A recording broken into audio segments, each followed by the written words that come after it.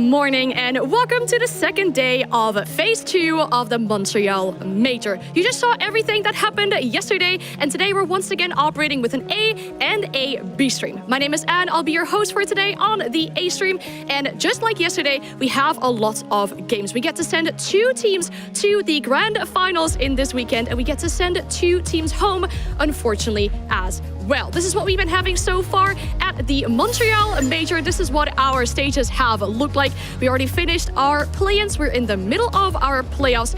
Of course, our players are looking to go to those finals next weekend with that live audience. This is what the bracket is looking like as well. And you see those red highlighted games on the 1-in-1 matches because those are the ones that we'll be starting with today. We'll start with our teams who have won 1 game, but also lost 1 of their games yesterday. And like we said, we have those elimination and qualification games. This is what it's looking like for our schedule. Let me mind you, all of our elimination games will be on the A stream. All of our qualification games towards those grand finals will be on the B stream. Unfortunately, we don't always get to talk to the B stream casters. We chat with the A stream casters all the time, but I'm glad we have to get a bit of a check-in with the B stream casters. We're joined by Intero and Jesse. Guys, good morning. How are we feeling about your matches today? I feel great, just in general. Not even about the matches, I just feel really good. I got a good sleep last night, ate a nice breakfast. Catering has Nanaimo bars, that's really nice. Happy today. Yeah, it's a good day. It's a good day for some Rainbow Six Siege. We got a lot of APAC teams competing here, and we might figure out who the top APAC team is. Scarz are in an important 1-1 game. We got Elevate versus Chiefs coming up later on. I managed to see the Chiefs guy at breakfast this morning, so I think it's going to be a fantastic day. All right, we have some teams, of course, on APAC, like you mentioned, but also some other teams. Who do you think has the most to prove today? I mean, North America. 100%. Yeah. 2 teams right now facing elimination. Either G2 or Sonics goes home, and maybe D+ or DZ. You could end up with Sonics and DZ going home right off the rip. North America has yet to beat a single other region. The only win NA has was SSG over Sonics, which is NA versus NA. So we're hoping for some NA victories over the rest of the world today. Fingers crossed. I can't lie, guys. I feel the pain in your voices when you're talking about your region not doing so well at this major, but hopefully there is more in stake for them today. One more question before I let you 2 go. Who do you think is going to show off the most? I mean, Brazil as a region has been doing the best. That's an easy answer. Right? Yeah. There's 3 teams in Brazil that are 2-0. I'm looking at Liquid the most. They're up against W7M, I think, today, which is going to be a really good game all about Brazil. W7M are looking very, very good, but for me, Team Liquid looked like one of the best teams in the event. Yeah, I agree with that. All right, well, we get to see what they do later today as well. For now, thank you guys for your time, and I hope you have the greatest of games today. But we go and focus back on towards the... All right, so as far as we're aware, that's it for the wonderful introduction. It's now our turn to take over the broadcast. Absolutely. It's our stream now. 2 Canadians on Canadian soil to talk about a team with no Canadians on it. Scarz and Secret will do battle with each other, and we're just waiting for them to get in the lobby, so it's going to take a little bit time. So sit tight, maybe go grab a coffee or a water or some level of hydration. You and I actually discussed this, just a small little tidbit before we get into the game. There are no French-Canadian players competing at this event. No. There's one French-Canadian who will be here later, and that's FaZe, who will be on the desk. But usually there's at least one French-Canadian, or at least one overall Canadian playing. We still do have a Canadian. It's literally Canadian of all of them, the Canadian. Yeah. But yeah, no French Canadians competing, no Quebecois. Pretty sad. Yeah, it was unusual. Usually, back in the day, was Fox always playing, and then Spirits obviously was the last major. There's been a couple events now. Helby as a coach. Yes, Helby is usually here as well. Pojo Man is from Ottawa, which is like a 3-minute walk from the Quebec border. So I mean, that kind of counts. Yeah, that's like half. Yeah, there was a whole team of Canadians at one point. There were that old Parabellum squad. We got more squads, of course, still playing at this event. Parabellum. Even if they're not representing Canada, of course. These 2 teams coming up today, it's going to be Secret versus Scarz, Parker. And obviously, these are 2 teams that have had some ups and some downs throughout the tournament. 1-1, that's where we're starting. These are still best of ones as well. Scarz beat G2. Yeah, which was kind of crazy. I like how your initial response is to just laugh. You just Scarz beat G2 and you just burst out into laughter. It's classic G2, isn't it? I mean, now G2 could be going home after their triumphant run through the play-ins. You and I got to cast the first game that Scarz played, in which they didn't have the greatest of performances. They ended up losing their initial matchup, and a big part of that was Nina going completely absent, only getting 1 kill in their very initial game. But you'll see now, 13-7. Nina turned it back on to beat 17. G2. 13-17, you're right. Still had some deaths. He had 9 deaths in the first game, so somehow if he had 7, Jesse, he would have somehow lost 2 deaths in his second game. Could you imagine being so good? That makes sense, because he played very well. You lose deaths. He played very well against G2, so managed to turn it on the second game of the day. That was a big turnaround for Nina and for Scarz as a whole. If they can continue that pace, guys like Nina, guys like Rek will absolutely step up to any opponents they come across, and they're going to be a very scary team. Yeah, I mean, it also hinges on Rek having a life game. From those numbers that you see, Rek was tremendously good in that matchup against Chiefs. But sure. Just based on those numbers, you see a little bit underwater against G2, despite the fact that they prevailed. You want to know who they're playing, though? Well, you've heard of them before. They're no secret. Just kidding. Yes, they are. Team Secret yesterday. Unfortunately for them, they did not have their support player of Adrian showing up. On the Skyscraper matchup that you and I watched, Adrian was not playing those safe, passive roles. He was actually quite active. When you see a player playing on that type of role, you expect them to at least get a few kills. Adrian was only good enough for 1. The rest of the team needs to pick it up if they want to be successful today. Yeah, Europe's premier shield team have come out, and they've really had some struggles, particularly on the attack. This has been a squad that was praised for their attacks all throughout Stage 2, and yet so far at this event, they've got just a 38% attacking win rate. It has been dreadful in their opening day of games, so we need to see that improving now against Scarz. Yeah, really quite a head-scratcher given how formidable they were on attack in the EU League, and just not being able to find that same success, admittedly through just 2 best-of-1s. Here at the Montreal Major. I mean, it's not a lot of time for you to get settled and to feel comfortable. And you're also playing up against teams that you might not have a ton of experience playing against. This Team Secret roster has not been a presence at every single international event. They've been around the block, but they certainly lag behind a lot of other European teams when it comes to experience. They're less experienced than G2, BDS, and Virtus Pro, despite the fact that they have played at international events before. One place Secret have plenty of experience on is Border. This is one of those maps that is somewhat famous. Team Secret versus BDS earlier in this season, one of the most memorable games in all of the EUL this stage. That was where the Shields came alive, and they got a massive upset win to beat BDS on this map. Scarz as well, it is a favorite of theirs. So let's jump right into it. We've got nothing else to wait for. Secret versus Scarz, 1-1. The winner will move up to the 2-1 bracket inside of Swiss. The loser is then on their tournament life. Only 3 lives here in the Swiss phase. We'll jump into the operator bans now as these 2 squads are going head-to-head. And right off the bat, it'll be a Ying ban coming out. Not super surprising from Secret. The question for me is, what do Scarz ban out? Because Secret, they love shields on this map in particular. I'd expect a blitz. It'll be Monty instead. I can respect that just as much. Scarz do like their shields too. This is a team that can absolutely play shields, but against Secret on Border, you can't let that go through. This could even be a clash. They've done it before on Border. It's not. It's 2Brow. I think that's a better ban overall. But the last time Scarz played Border, it was against Cyclops, another big shield team. Yep. They banned Blitz Clash. So I thought, are we running that again? The answer will be no. Sometimes Secret like a Legion ban, especially when they want to be running a bunch of shields, but it's going to be Mira today instead. We saw some great Mira setups coming up from the Sonics yesterday on this map. There's been some really cool stuff on Border with the Mira at this tournament. So definitely a powerful operator now being taken off of the board for these 2 squads. An extremely important game, as all the matches are here in Montreal. Scarz, for their part, haven't lost to a European team in over a year, beating 2 EU teams over the last little while, over the last 365 days, beating out G2 yesterday and beating Wolves over the offseason. So we've seen a lot of good stuff from Scarz against this region in particular, but I think Secret are going to put up a bit more of a fight than what we saw from Wolves, and I think if they don't show up, just like G2 didn't, then, I mean, this will be a tough game. Yeah. No, I mean, and Border's a matchup where you have nowhere to hide. This is a very tight-knit map, just like the Rainbow Six community, very tight-knit. No, this Border matchup is going to happen on a very small surface. It is one of the smaller maps in the map pool now, largely because we have seen some of the smaller maps either get reworked or get moved out of the map pool. And we've also seen maps just get a little bit larger. A lot of these maps, maybe they need to go on a diet. I don't know. I'm not Atkins. I don't make these rules. But because of this, Border will be a lot of direct head-to-head engagements. Tons of soft destruction will be brought by the attackers because not every single wall can be reinforced. Look at what we're looking at right now.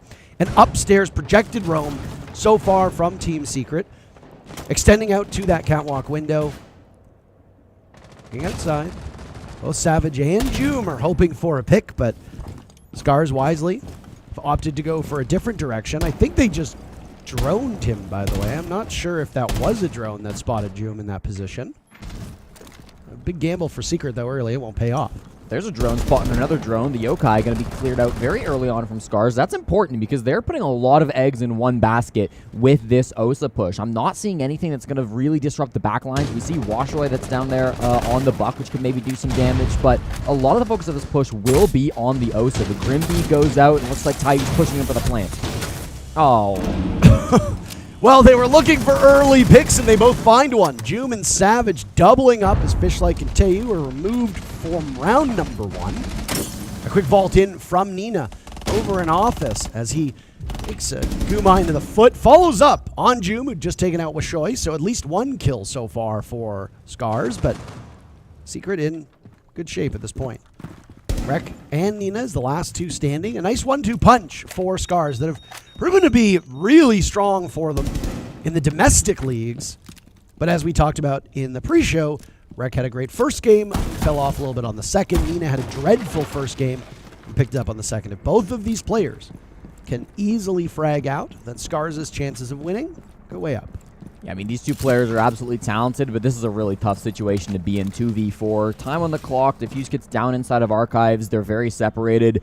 They're going to need some real overswings from Team Secret if they want to win this, or just hit some beauty shots. All the util seemingly favoring Secret, though. We've got an Azami inside of security. That's Savage who's hunting for that pick. Other side of the map, Rack will pick up the kill onto Adrian, starting to get those man counts a little bit more even, and there's the swing from Savage. Not well advised, but he does take it and will lose that. Now we're down to a 2v2 and another gunfight coming out favoring Groovy, but he loses it as well. The 2v4 is being clutched back. It's all on Virtue. Oh, how the turntables, Jesse. And now Virtue taking some damage from the side. Nina securing it. What a collapse from Team Secret. Yes, obviously. A tip of the hat to what we saw out of Scarz, but repeated 1v1 isolated engagements for Secret against the two best performing players of Scarz historically. Maybe not at this event right now, but historically they are. It's going to come back to bite you. And Scarz win the round despite seeming like it was all but lost at the 1.5-minute mark. Yeah, a bit of a calamity of errors in that one. So to start off, Scarz go for an Osa Archives plant. I hate this plant. I just got to say it. One of the lowest win rate pushes that we see in Rainbow Six Siege. Usually when that plant succeeds, it's because the Osa dies. The Osa's always going to die there. Getting a plant is so unlikely. But usually you succeed on that push when you've got chaos going on around lockers. You've got a Ying, you've got an Amaru, you've got players working off the distraction of the Osa to get kills. We saw that just the other day, I think from Sonics. Yeah, it was definitely from Sonics yesterday as well. Right? It can work. There's ways to work around it. When you're focused on the plant, it very, very rarely succeeds, and we saw that coming out from Scarz. But Secret taking so many 1v1s, so many ill-advised swings. We saw Savage in particular trying to move out of security, go for that 1v1 up against Rek. I gotta say, a little bit of disrespect coming out from Team Secret. Nina and Rek are two incredibly talented players, and if you give them those ones, they're gonna walk away with quite a few kills, as they did there. It was not a round that Secret should have been losing. I get that it's early, it's the first thing in the morning, but that's gonna be one that Secret will want back. You can't be underestimating these APAC teams. Scarz have shown that they are a very formidable force here in Montreal. And that's one that Secret are going to need to sharpen up if they want to be winning these rounds. APAC has consistently overperformed a lot of expectations that people had so far at this event. NA has done the opposite, underperforming just about every single step of the way. What was their record yesterday? 1-8? Something like that? Yeah, something like 7. And as you pointed out, the only NA victory coming against another North American team where both of them were incapable of losing. Oh my, that's nice. Rek gets picked up by Savage, but it's answered back immediately by Fishlike. But still, losing Rek, losing the Dokkaebi with over 2 minutes left in the round is particularly debilitating. You've got a Blitz, you've got a Line, you've got a Dokkaebi. There was a plan for all three of them to work together. That's not going to come to fruition now. With Scarz losing Rek, and most importantly, losing one of your best players. Hold on a second, an air jab goes off. Tayu's got the diffuser in a position. You said you didn't like this plant, but it works out perfectly. The barrel out from Secret does not work out, but suddenly they've come back in the lead in terms of players. Puzzling back and forth between the two. Adrian on the jump out. Virtue attempting to stick that diffuser, but now he needs Groovy to cover. Down goes Nina, and it's all up to Wishoy to clutch out. Upstairs, playing those vertical angles. Virtue and Groovy still down below. All Wishoy needs to do is play time, but Groovy advances upstairs, gets the pick, and Virtue trusted in his teammates, and it pays off. A nice rush by Scarz, and a hectic transition out of the post plant. Secret comes out ahead. To clear the air, I said I didn't like the archives plants coming out from Scarz in round 1. The workshop plant, or the ventilations plant round 2, I actually don't mind, but you really need to be holding down that top floor control. And I guess they did have top floor. Washer is up there, but the man advantage was just too great for Secret. Really like that flank to push back to the top floor, take down Washoy. Then it's, of course, a 2v0 free disable after that point. This is a bomb site where obviously rushing is very popular, right? There's every single bomb site on this map has an open door or window or wall that you can run into from outside the map. You need 0 map control in theory to get plants down. Now the defense will do a lot to stop those plants, and taking map control can obviously make your life a lot easier. But on the side of Team Secret, they did a really good job of recognizing what was going on very quickly. Savage, even just playing inside of supply, inside of storage, I should say. The fact that he immediately recognized, I need to be on this window because there's going to be a lot of direct pressure to the bomb site, and I can get a free pick, shows that Secret are aware of what Scarz want to do on a site like that. It shows that they know how Scarz want to push, and even though they did concede the top floor, they were able to retake. They always had a plan to be getting back that map control. So, yes, good stuff from Secret overall. Scarz, I just don't think dedicated enough of their resources to locking down that top floor. And Washoy, I think, was in a very winnable spot in the 1v2, but just wasn't aware of the guy who pushed up top metal for him. So, good attempt coming through from the Scarz, but still 1-1 game. And we see some aggression from June. Team Secret have been very active in the first 15 to 30 seconds in all of these rounds so far. I mean, if you're worried about Scarz settling in and getting run over by very mechanically gifted players, then you've got to knock them off of their stride. An early pick or two can definitely do that. Rek has made his way now inside of the building very quickly. Wandering around inside of Customs all by his lonesome. The backup from Nina's Rotero drone as you hear the sound of the little gadget blowing itself up. I don't know if they've droned this out. The Blitzatayu is just a little bit behind Rek. 4-1 for Nina, by the way. This is more like what we're used to seeing. The highest rated player in any league in Stage 2. Yesterday there was some chatter that Nina had a tooth infection or some kind of illness that was afflicting his performance. Obviously you hope that they'll recover from a personal standpoint, but I'm sure the team is happy from a professional standpoint as well. Rek looking the wrong way. Savage with the very first kill, tucked into the corner. Tayu amidst the smoke will get the diffuser down. He's at the halfway point now. Nina with a kill on to Joom as well. Oh, a rush in from the Warden will stop Tayu. Down goes Adrian to Nina. A 4v3, but technically a 3v3 as Tayu is bleeding out. Groovy has been very good the last 2 rounds, proving his worth, taking out Wishoy. Another kill from Nina. Now Tayu finally bleeds out the hands of Groovy. Virtue taking care of Fishlike, and Nina needs to clutch with 7 kills at this point. A really spectacular number. 1 minute to go. Diffuser not in hands. Flashes himself, looking in the wrong direction. He has absolutely no information on these last 2 players from Team Secret, so instead thinks that somebody is sitting inside of the bomb site. The moment he emerges, there might be a cross being held. The Legion not too far back. The Frost has the small opening. There's a rotate that can be had through bathroom here, Jesse. But a very tense moment.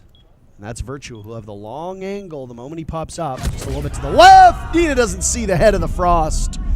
And all it takes is that small angle for Virtue to get the final kill and give Secret the victory. All right, Secret have locked in, right? You compared that round to round 1, okay? Round 1 should have been a free, easy round for Team Secret. They had a 4v2 advantage. What do? They swung needlessly over and over and over again. They took multiple 1v1s. They let Scarz get back into that round. Round 3, what happens? Very similar situation. Not a 4v2, but a 1v2. Do Secret swing? No. They sit still. They hold their angles. They understand that their lives are valuable, and they win that one. They give zero room for Nina to clutch that round, and that's exactly what you've got to be doing. Secret clearly learning from the mistakes of that first round. I really did appreciate that. I also want to give huge credit to Savage in that last round, playing on the Warden, stopping the plant going down at the very last second. That's a big move from the young IGL of Team Secret. For Savage to be able to push forward and stop that plant, that's the game-winning play, right? If he doesn't stop the Blitz from getting the fuse kit onto the ground, it's over. And it's hard to do that if you're not on the Warden, of course, because he was in the smoke.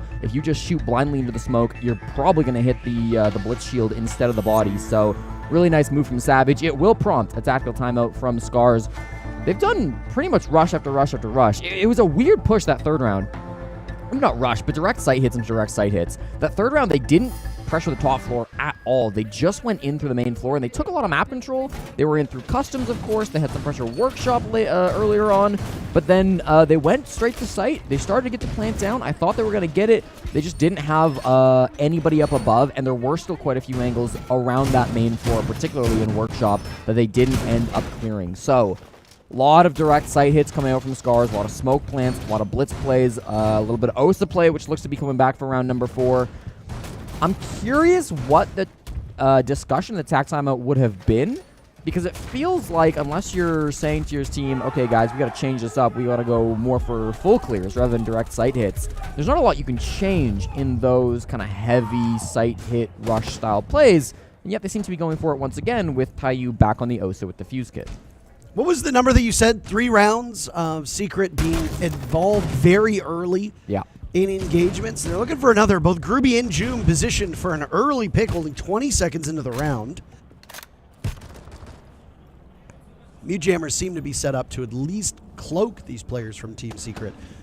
Adrian as well, in a position that would be ill-advised were he to go for a jump out. There's 2 Claymores underneath that window, awaiting him.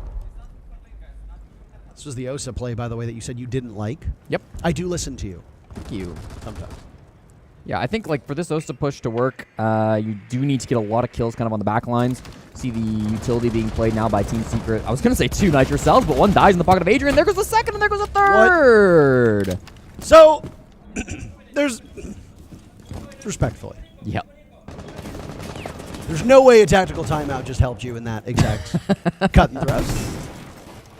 There's no way a tactical timeout helped you in those circumstances. That was Team Secret deciding to go out of windows and doors. Yep. Logic Bomb will go off. A nice pre-fire from Groovy, expecting Nina to swing the window. Polish Wonder Kid. The nice play. And now from below, also trying to do some damage to the OSAs. Groovy has conceded this point. To be very careful, because vertical play will be the name of the game for Secret moving forward. They've still got 1 player up top, and that's Virtue, who's now dead, though, with Shoy pummeling him. And Groovy, with noise coming from his pockets, will need to retake, and Washoy ensures there is no chance for Secret to have a single moment of a comeback. Both these teams back and forth, and it's a tie game. Secret just seem very insistent on playing aggressive on that top floor Armory Lockers Archives bomb site. We saw in the 4v2 in round 1. Now in round 4, they start with 3 players largely outside the building. Rek gets a couple of huge picks, and Rek, all the credit in the world to him to be ready for those swings, but Team Secret absolutely wanted to get into those early gunfights. We've noticed it as a trend over the last couple of rounds. Team Secret, they very much want to get active. They don't want to let Scarz push 5v5. I think that feels like the biggest thing, right? They want to disrupt the push before it can really get going, and that can absolutely be a good strategy. But that round, it just did not pay off for them, of course. We saw what Scarz were able to do against that, shutting down all of it. And even if I don't love the push, when you start off the round in a 5v2, it's hard not to convert those, and Scarz did a great job with it. So, now with a 2-2 scoreline, we'll go back down to Ventilation Workshop. The last time we were here, it was a very direct hit from Scarz where they just jumped in the workshop, or the ventilation window, I should say, to try to get the defuse kit onto the ground. This time, just looking at the op lineup, I'm seeing pretty well no smokes. We'll see what they end up bringing as secondaries. Nina, maybe. but very little utility to actually go for one of those rushes. Okay, smoke's on Nina, but otherwise, they're probably going to go for more of a full clear. Those 2 rounds where smokes were hugely influential for Scarz. They didn't win one of those rounds, but came awfully close. That was when Nina was left to his devices and punished by Virtue. I like that Secret is so active in these early rounds. I think it's a great way to blunt the momentum of Scarz, and I'm not saying that worse teams would or better teams would punish you, but oh my. There's certainly something to be said about matching up to your opponents, and Team Secret's got Twister as their coach. He's been around the block a long time. There are a few players that know the game to the level that he does. It seems like Secret have been prepped and ready for the Scarz team. Yeah, they clearly came into this match with a game plan, and that is what you want to be seeing, especially at this level of game. We see a couple of players still locking down the top floor. In fact, it's everybody except for Savage. You see the lone anchor, Groovy, one of those top floor players, finds Rek, one of the better players coming out from Scarz this matchup, just behind Nina, who is, of course, the MVP so far from the Japanese team. Rek being taken down on the IQ means that Savage's life is going to be a little bit safer. Of course, playing there on the Solus can no longer be tracked by that IQ scanner. They're very close to the bomb site. Scarz just don't seem to want to take the top floor this game. Certainly when Rek's getting opening death like that, it's tough. Unless they really use the smokes well here and they can distract the Warden and the Solus, it's going to be tough to sneak a plant. You can see all 4 of these players on Scarz are more or less around the main floor of the site. They're like, nobody's up above, which means they're going to try to sneak a plant onto the bomb site. But you can always be denied from above here, and a smoke plant is great, but ultimately with a Warden on the board, it's going to be so difficult. It's Virtue, too, who so far through the entirety of this matchup has played very, very safe. With Shoy first kill, Fishlike walks in, eliminating Jume. Adrian is dead as well. Savage, the only kill at this point for Team Secret. Reka died earlier on. Tayu getting Diffuser down, still yet to find a kill. Fishlike and Nina to cover over top of that. Some work being done from above. And Tayu rightly trusts in his teammates. It costs both him and Fishlike his life, and now Nina will need to clutch out in a 1v3, but Savage shuts him down. Savage, who got those first 2 picks, and we'll get yet another. And hey, there's the Chaos SMG-11 gun skin that we were talking about yesterday. Team Secret answer back. These 2 teams very evenly matched so far on what is a bit of an oddly paced series between these 2 teams. Big moments seemingly coming at the very start of the rounds, and then a big lull until the execute at the tail end of the round. A very methodical play by Scarz on a map that usually doesn't see it. I rock that SMG-11 skin. Very good. Sometimes I rotate between it and the BDS skin. In that round, it felt very similar to round number 2, where again, Scarz are in control of the bottom floor. They plant, but they never had top floor. I guess in round 2 they did take it for a while, but it was retaken by Secret. This time, Secret just never had to give up top floor. It was only Rek that ever tried to challenge for it. I like that Scarz were able to get a couple of picks, but they never had positioning. I'm not even sure that they should have been able to get a plant done because there was, of course, a Solus right above, and I'd certainly credit to the Buck player that round from Scarz that was able to apply pressure and allow the plant to happen, but then Groovy steps up anyways and manages to deny all of that good play. Groovy 6-2 at the moment, having a fantastic one. He's been the best player on the team so far this stage, this tournament, putting up 21 kills and only 17 deaths. Just 21 years old, having a really big impact for Team Secret. So we like to see that coming out of him. Now Team Secret will take an advantage in the half, and some more early round aggression will look for a big man advantage in round number 6. Any biters? Look at this. They're so committed to these early picks. Despite all of that, I will admire and I will appreciate how Scarz just is not giving them anything. I don't know if you could say it's good drone work from Scarz, though. I have noticed Scarz have not really had a great degree of difficulty getting their drones in. Secret has been harassed off-site consistently by those little devices. Yeah, border's really hard to find drones sometimes. Just because the map is so small, it's easy for the drones to get in and just 5 seconds you're from outside the building to a very important spot. So you don't have to traverse through the map with your drones very often. You've kind of got good entry points in, so that does typically tend to happen. Might be part of the reason why we're seeing Team Secret run so much Solus.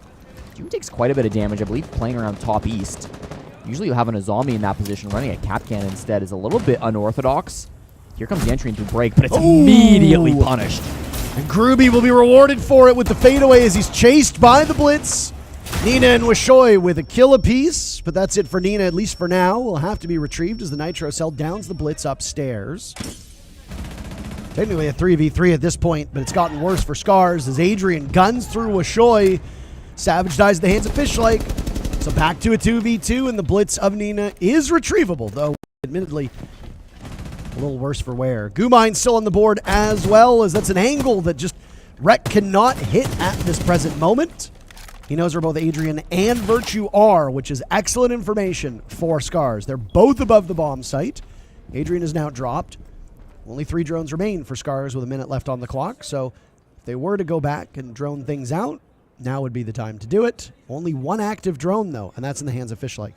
Yeah, this is the time to reset for sure, okay? They've got full top floor control. They've got decent soft breach as well coming out, at least from the Ashe. Actually, Ashe not bringing soft breach charges, bringing the Claymores instead, so a little bit less.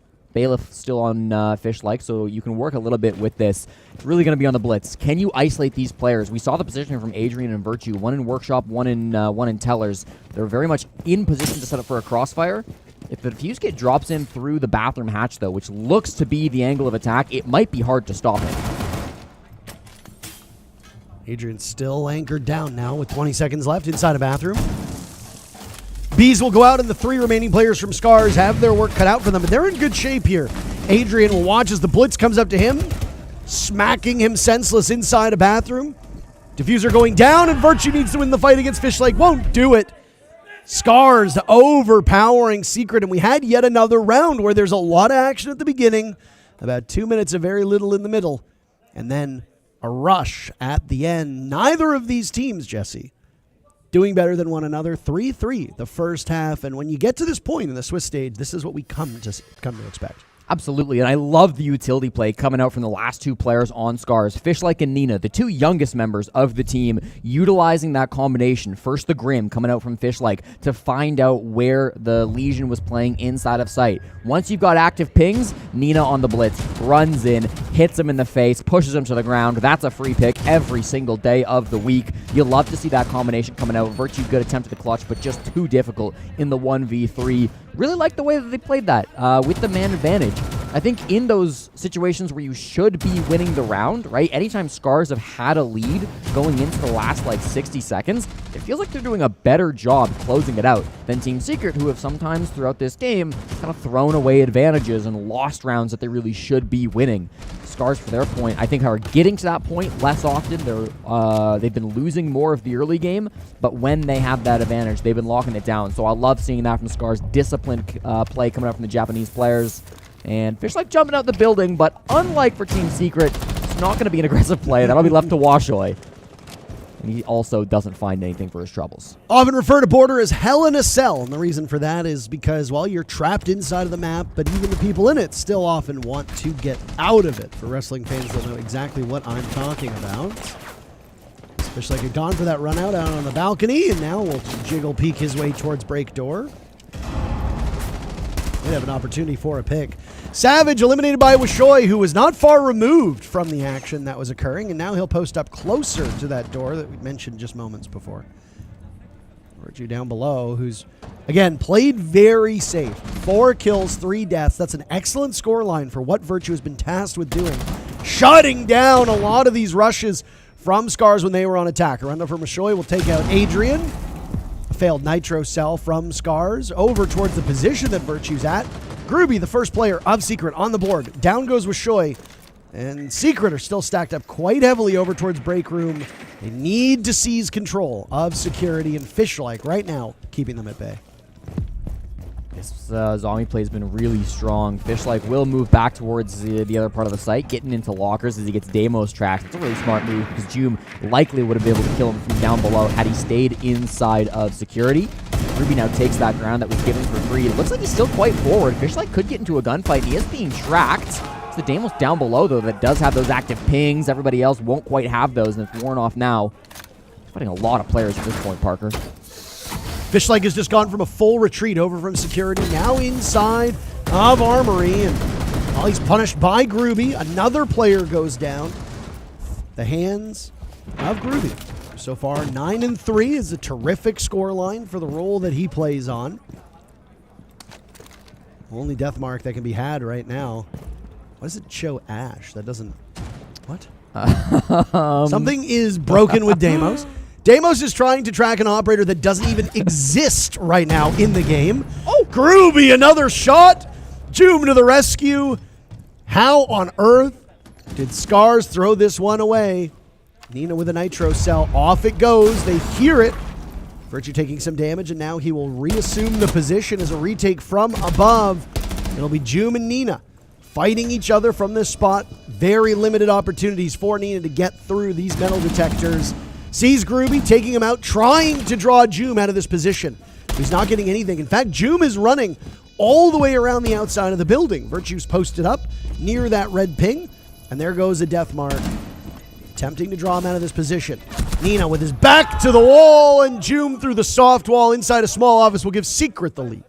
If you get Deimos tracked in like a 1v2 or a 1v3 or even like a 2v3, it's pretty much round over. Deimos probably the best operator in the game for securing those man advantages, especially in a post plant. So really good stuff. We got to talk about Groovy though, of course. 10-4, I believe, at this point, putting up ridiculous stats. He has been so good for Team Secret, the best player undoubtedly throughout this stage. I think you can see the experience coming through from Groovy. Hasn't always been playing at the highest level, but he's the only one in this lobby that's been playing Rainbow Six Siege since the beta, all the way back in 2015. You know he's got thousands of hours in this game, and you can see it coming through the server today. All of that experience hitting heads coming true right now. 10 kills, 4 deaths, only just below Nina for top frag of the lobby, but his team is contributing a bit more as well. You look at some of these players on Scarz, most notably Tayu, yet to find a kill in round number 8. Dangerously close from achieving special agent status. Certainly we want to see him getting a little bit more active in this next round. The defense yet to be successful for Scarz. Of course, it was a 3-3 half, but now that we are in round number 8, plenty of opportunities still to bounce back. It felt like they had that with Washroy starting off so strong for Scarz in the previous round. But sometimes even a 2K entry is not enough. The similar standover inside of security and break room that we saw from the Azami is really just aided by that one operator. It is possible to pull off an extended hold outside of the bomb site, but with the amount of services that are out there, having an Azami being able to throw up those Kiva barriers is so critical for the defenders, and it can be really tough to deal with. Rotero drones are an excellent way to tackle that. That's why you've seen Flores be brought a number of times here on this map. It'll be Savage running that suppressed AR-33 in the hands of the Portuguese operator. Portuguese operator for the Portuguese player. Very good point. Yes, that is correct. That's extra synergy. That means he gets +2 to aim. I don't think that's... What is the scale for aim? Well, everybody starts off with 10 aim. And so +2 is actually quite big. That's a 20% boost. Yeah, it's a 20% boost. Some people naturally do have more, like Shaiko's aim's at 15. Oh. Right? That's because he's built diff. Okay. Yeah. Yours would be at like 6. Virtue, quite high, finds Wreck as well, and Washroy answers on back. Maybe that's higher than I thought it would be. Yeah, I mean, that's not bad. That's not bad. Ooh. Looking for those angles. They saw the Warden for just a moment. That's Fish-like inside of sight. Groovy now going to be holding this angle. Trying to prompt some movements, and they'll find it. Nina pushes into security and does get that punish. They're starting to use these tracks to just force movements on the side of Scarz, and then they're holding the angles. This is really disciplined from Secret. Fish-like holding the same spot. A bit of a missed opportunity for Groovy to get the follow-up. Instead, he'll rush on in. Fish-like with one. Groovy trades it back.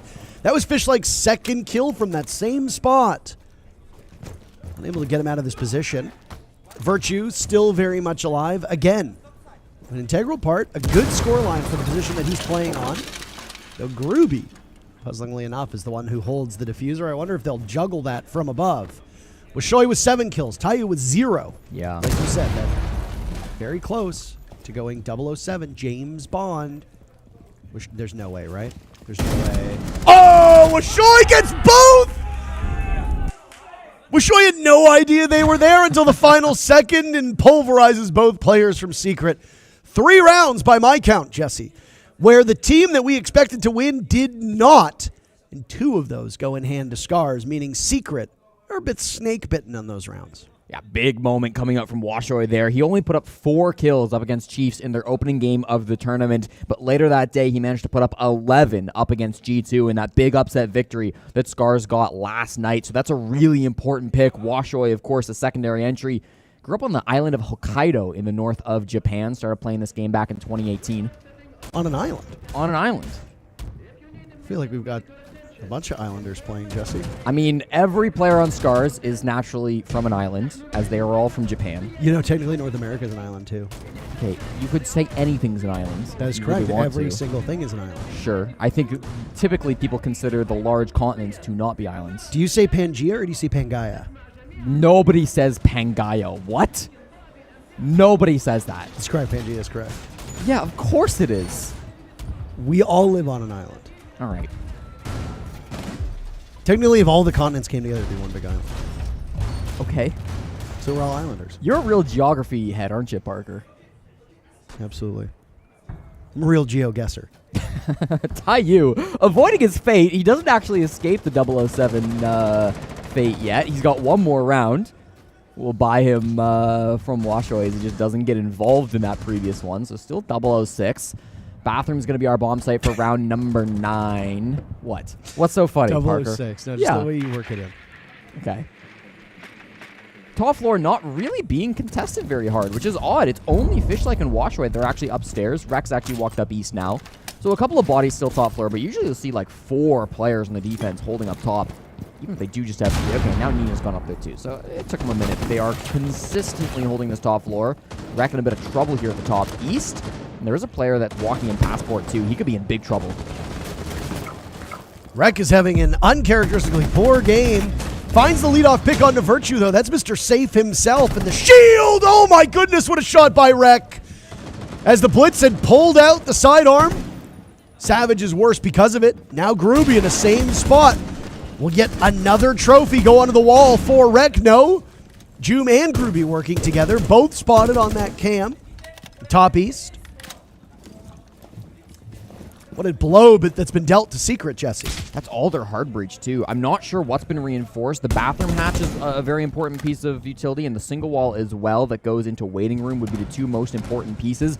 Ooh, reinforced and electrified. So bathroom hatch will be closed the entirety of this round. That wall will be soft, so they will have an entry point in through waiting room, but this is going to be very telegraphed. It'll be very obvious where Secret need to push from this. The Scarz will be very much aware of that. Look at all the nitro cells they have, 2 of them too, that can come over those bookshelves and go for a pick. I do like the way they are situated. Nina padding the stats, and Washoy with the final 2. Hell in a Cell, a great title so far to describe this map in particular. Scarz with a round of their own, and I imagine it's a tactical timeout being called by Secret. Yes, it is. Scarz taking the lead 5-4. They are without their tactical timeout as well, but because Secret have called it, because Twister will speak to this Team Secret team, Scarz will be given an opportunity to do the same. Prior to that round, Rek had really been struggling. We talked about his stat line, maybe uncharacteristically not putting up the same numbers we expect. But one phenomenon that seems to affect Scarz is that only one of Nina and Rek seem to show up every game. In our first game of the tournament, Nina was absolutely quiet. He went 2-11, but Rek put up 16 against the Chiefs. Yep. One of them was showing up, one of them was not there. In their next game against G2, the script was flipped. It was Nina that was putting up 11 kills against G2, their best player, their top fragger.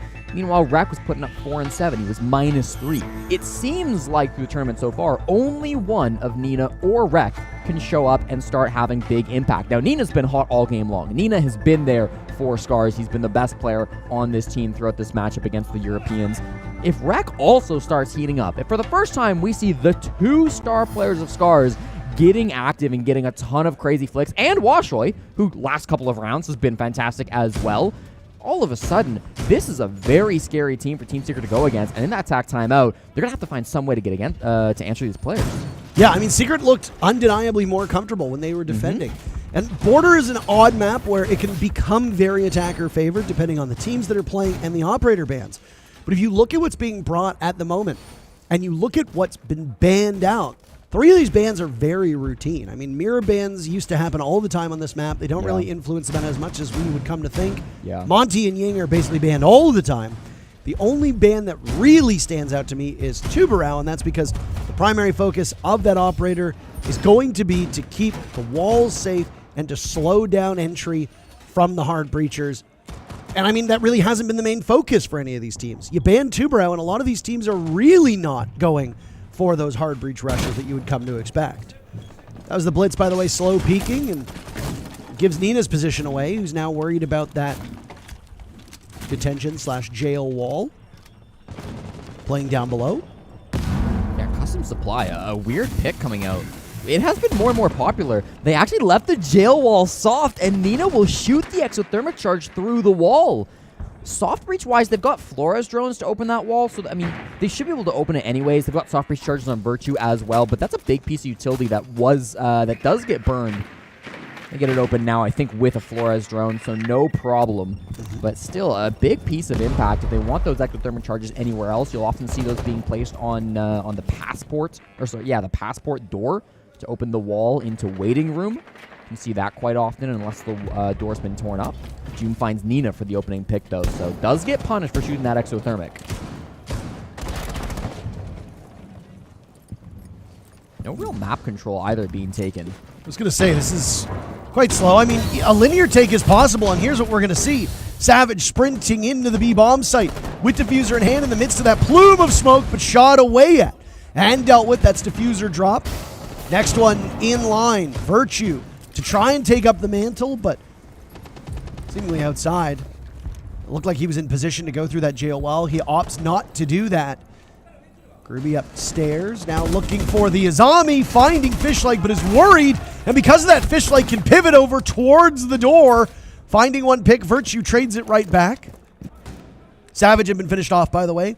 So that Diffuser is now in a terrible spot for Team Secret. Scarz should be favored to win this round, but as we've seen multiple times so far, that doesn't mean anything in this match between these two teams. No, you're absolutely right. And also, with that pick, they've got vertical control, and Virtue uses it. Now it's a man advantage as well for Team Secret. They've got a couple of players up above, Wreck inside of servers, Wash away inside of customs. They are spread apart a little bit, but they're still in good position to get trades, set up a crossfire over on that front door. Won't save Wreck, though, if these players above him get an angle, and yes, they will. Wreck also cleared out by Virtue. Really good pivot, though, from Team Secret to take a path less traveled, I guess you could call it, Jesse. You said that it was going to be a relatively linear take. A dry peek by Wishoy with information, and Joom just wins the gunfight, and neither of these teams can get away without committing some small mistakes. Though that round in particular, you have to give credit to Secret to realize that maybe failing to take that top floor control was our undoing. If we'd spent a little bit more time to do it, we might have been in a better spot. We lost the diffuser. We lost our shield play. Let's pivot upstairs. Let's clear them out. Let's take engagements. And if we can work together in lockstep, then we can easily narrow those numbers. That's exactly what they did. If plan A fails, there's no shame in having a good plan B. And Secret, that was a great plan B, okay? Yeah, maybe running in with the blitz without applying any pressure to security wasn't the best play. Maybe they were still able to deny the plant from up above. But that's okay. You can still retake that top floor. Fishlike was building a bit of a fortress with those Kiva barriers inside of security, but that didn't stop you from getting the pick. Then you had full top floor control. Then Virtue went to work on those vertical angles. Loved that play coming out from Virtue. So really good stuff. This is what we wanted to see from Team Secret. The adaptations always being thought about. And of course, it's going to come from the massive experience of these players. We talked about Savage being the IGL of this squad, but Virtue, of course, the world champion, also brings so much experience to this team. Virtue, this is, I believe, his 15th international event. Woo! Played 4 way back in the day with Fnatic, 10 events with G2. Now this is his first on Team Secret. And was not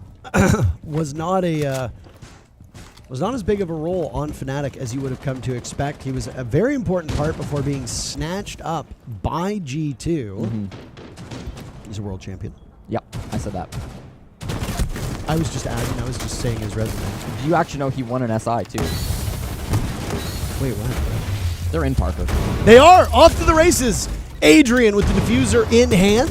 Nina dies. This is a terrible time for Nina to be getting so hard countered. And Secret have looked for the knockout punch. They're looking to deliver it very quickly, but Fishlike and Wishoy rebuffing Joom and Adrian. A 5v5, we're now, or 5-5 scoreline. That numbers favor Scarz.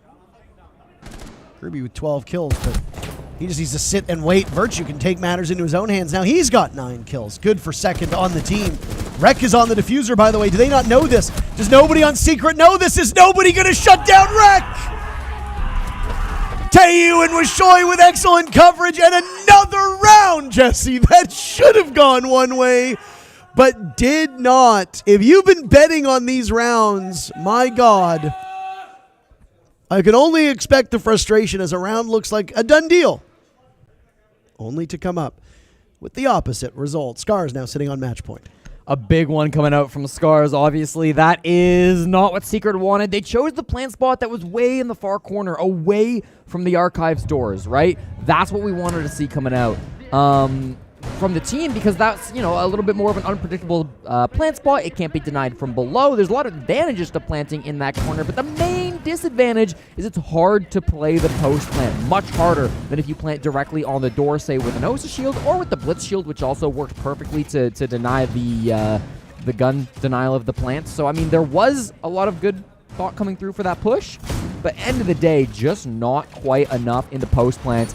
Scarz now 1 round away from going up 2-1 here in Swiss. It's starting to feel a little bit like Copenhagen the last time that they made that run to the top 8. It's a big moment. I think that was the last time APAC has made it to the main stage. If Scarz could repeat that, that certainly would be big for their fans. No, absolutely. And honestly, it's what's good for APAC tends to be good for Rainbow Six, having regions outside of the quote-unquote main 3 that have won every single international event in the entire history of this game, by the way. Yeah. It would be quite nice to see APAC or MENA or any of the other regions, but none remain at this point. It's just the old APAC region, a.k.a. Southeast Asia and Japan. And Australia. Well, okay, yes. They still and MENA. exist. I don't And Korea. Okay, who's... D+, they're 0-2, but they're in the tournament still. At this current moment, I Technically. don't. At this current moment, I don't hold much hope for D+, admittedly. Oh my! Overtime now looking very likely with Savage striking first, taking out Nina. He's quickly in the building. That's what Namaru does. Savage and June struggling offensively for two players who are on those offense fragging roles. As I say that, June gets 2 kills. And speaking of 2, there's still 2 minutes left, and there's only 2 players remaining on Scarz. Funny how that works out. I believe the Brits would call that number way. Reckon Fishlike is the last 2 standing. Nina at one point I think was 12-5 or 11-4 or something like that. Now 12-9. Nina has gone ice cold over the last few rounds.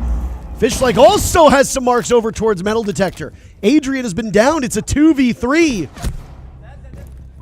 Make that a 3v1. Technically a 4v1 if Adrian can be recovered, but for the time being, it's all going to fall onto the shoulders of Rec. So awkward now, too, with the Deimos. They're going to have constant information. The Mute Jammer, actually, never mind, will deny the Deimos track, but at least for a moment, I mean, they know he's going to be stationary somewhere, likely on site, so that is still information. Usually in the 1v4 when Deimos is the enemy team, that's an immediate death sentence, but the Mute Jammers give him a little bit of safety. Even still, though, this is a really rocky situation. They can drop the hatch, go for a plant anytime they want. They just got to find one pick. Rec running over to that Mute Jammer, but he doesn't get there. Virtue shuts him down. Again, all of the action in this round tends to occur in the first minute and the last 20 seconds. We have that big, what would you call it? Just a pause in the middle. Where these teams agree, of all days, by the way, on Remembrance Day, an armistice between the two of them, where they pause out of respect for one another. I'm not sure if it was so much of a pause, more so just Secret didn't know where they were. Happy Remembrance Day, by the way, to all of those celebrating here in Canada and to the other ceremonies across the world on what is often a very emotional day for many people, for all the lives lost in the wars. Absolutely. In Canada, we wear the poppy. As a symbol to commemorate those whose lives were lost defending freedom, defending their countries across the globe. So that we can have fun things like video game tournaments. That's correct. It's very important. Not to make light of it. No. But obviously not to be solemn to talk about it either. So both of these teams, though, paying respect to each other. And if you look at the way these rounds have played out, realistically, I mean, at this point, we're far past the point where I can do some math and say, okay, well, 3 of those rounds should have gone to Secret, 2 of them should have gone to Scarz, etc. But there have been a number of opportunities for both of these teams to close out a round, and they have fumbled it. Not that their opponents have necessarily played worse or better, but they have been masters of their own domain, and they have bottled it. Scarz will stay on defense now for the very first round of overtime. And just as Team Secret did, and Scarz have done a few times, there looked to be an opening pick happening on the side of Scarz. Fish-like gambling, but instead sets down a Frostmat and walks away with his life still intact, and nobody from Secret takes any damage in the process. Nina quite aggro, but I don't think he's going to find anybody right off the rip. This is an interesting op lineup with the side of Secret. They brought Osa and Blitz. Usually it's one or the other, but neither of them have Diffuse Kit. That's actually in the hands of Virtue. That makes me think maybe it's a distraction from Joom. Savage going to run in and get the kills, and the plant might be a bit more of an afterthought from Team Secret. I'm really interested to see what this means for them when they get for the execute. They are currently lined up over and around Archives as they've started to build up a presence outside these doors. Nina has backed off, so no longer in the Archives corner. They've also got some good pressure, including with the kit, over around top east, over around mezzanine. Leaves a bit of an opportunity for Washaway if he can find an angle. Backs off now into break, though. Got to say that Nina going quiet and being hard countered by Secret has been part of the undoing for Scarz, though Fishlake and Washoy have both really picked it up to the point now where Washoy is leading the way in terms of kills. Tayu 1-8, Adrian 2-11. But again, these are players that are not usually involved with killing. Adrian's been playing safer roles so far on border than what we saw from him yesterday on that Skyscraper matchup that you and I covered. Savage taking out Washoy. He's the big bad on the side of Scarz as of late. That is a great first pick for Secret. Huge, especially with the Blitz. Groovy, another right on a fish like. That's the 2 top players over the last couple of rounds. Massive now a 3-man versus 5. They've got to find some way to claw back the advantage. Rek is hunting for a pick, but nobody's giving him anything. Watch Nina get a 3K here and they win the round. Calling it. I think that's not going to happen. Well, of course you'd say that. You want to be my foil, Jesse. I'm a contrarian. Yes, you are. 45 seconds. Tayu standing at top metal detector. Nobody from Secret in the ground yet, though. 3. Quite injured. Savage popping off. Nina with 1 kill. Savage with 3. And Nina will need to go even bigger than a 3K to win the round. Finished off by Virtue. No 3K. You were correct. And I have to give you your flowers for that one. I really took the safe bet on that, to be fair. You sure did. A 3K when your team is losing players left and right is not exactly the type of thing that you come to expect. Secret now sitting on match point, and they will go on to defense, of which both teams finished 3-3. No side better than one another, at least not from what we can see. Yeah, I mean, that was a cool push, too. They really did, full clear of the map. They wanted to get that big man advantage by pressuring in towards break. It didn't feel like that with their initial lineup, with their initial positioning, but they still managed to work those picks, and when they were in the man advantage, and they capitalized off of that beautifully on the side of Team Secret, making the most out of every second in that round. These are the moments in games where experience really starts to shine through, where we get to see who chokes and who's the real deal. When you're down 6-7 in an incredibly important BO1, I'll remind the viewers, there's no map after this. You win this or you lose it. It's your last game of the day. You're just looking forward to your next game tomorrow. For Scarz, obviously, this is one of those matchups that felt very winnable at one point. Now it feels a little bit farther away. 6-7. They need to win the next 2 rounds in a row. Where does their mental go from here? They're an experienced team. They've been to a lot of international events, okay? They've been to every single Blast R6 major since we started moving over to the new major system. Them and FearX are the only APAC teams who can say that, so they've clearly got quite a bit of history. Can they draw on that now to be absolutely their best team in the last 2 rounds? They certainly got their work cut out for them, don't they? Yeah, they do. Scarz, though, as a team, shown some resiliency. Obviously, the result against Chiefs is not something they're going to look back on with great pride. If Nina hadn't been quite so sick, as was said on social media, I do wonder if that would have been a different result. That could have been. Well, I mean, obviously, they wouldn't have played G2 in the next matchup, so who knows who their opponent would have been. But not hard to conceive of Scarz starting off 2-0, and it could be in a best of 3 to determine whether they go to the main stage or not. 2 Nitro Cells, 2 Osa Shields. One takes out the other. Now there's one of each on both sides. And 2 for 2.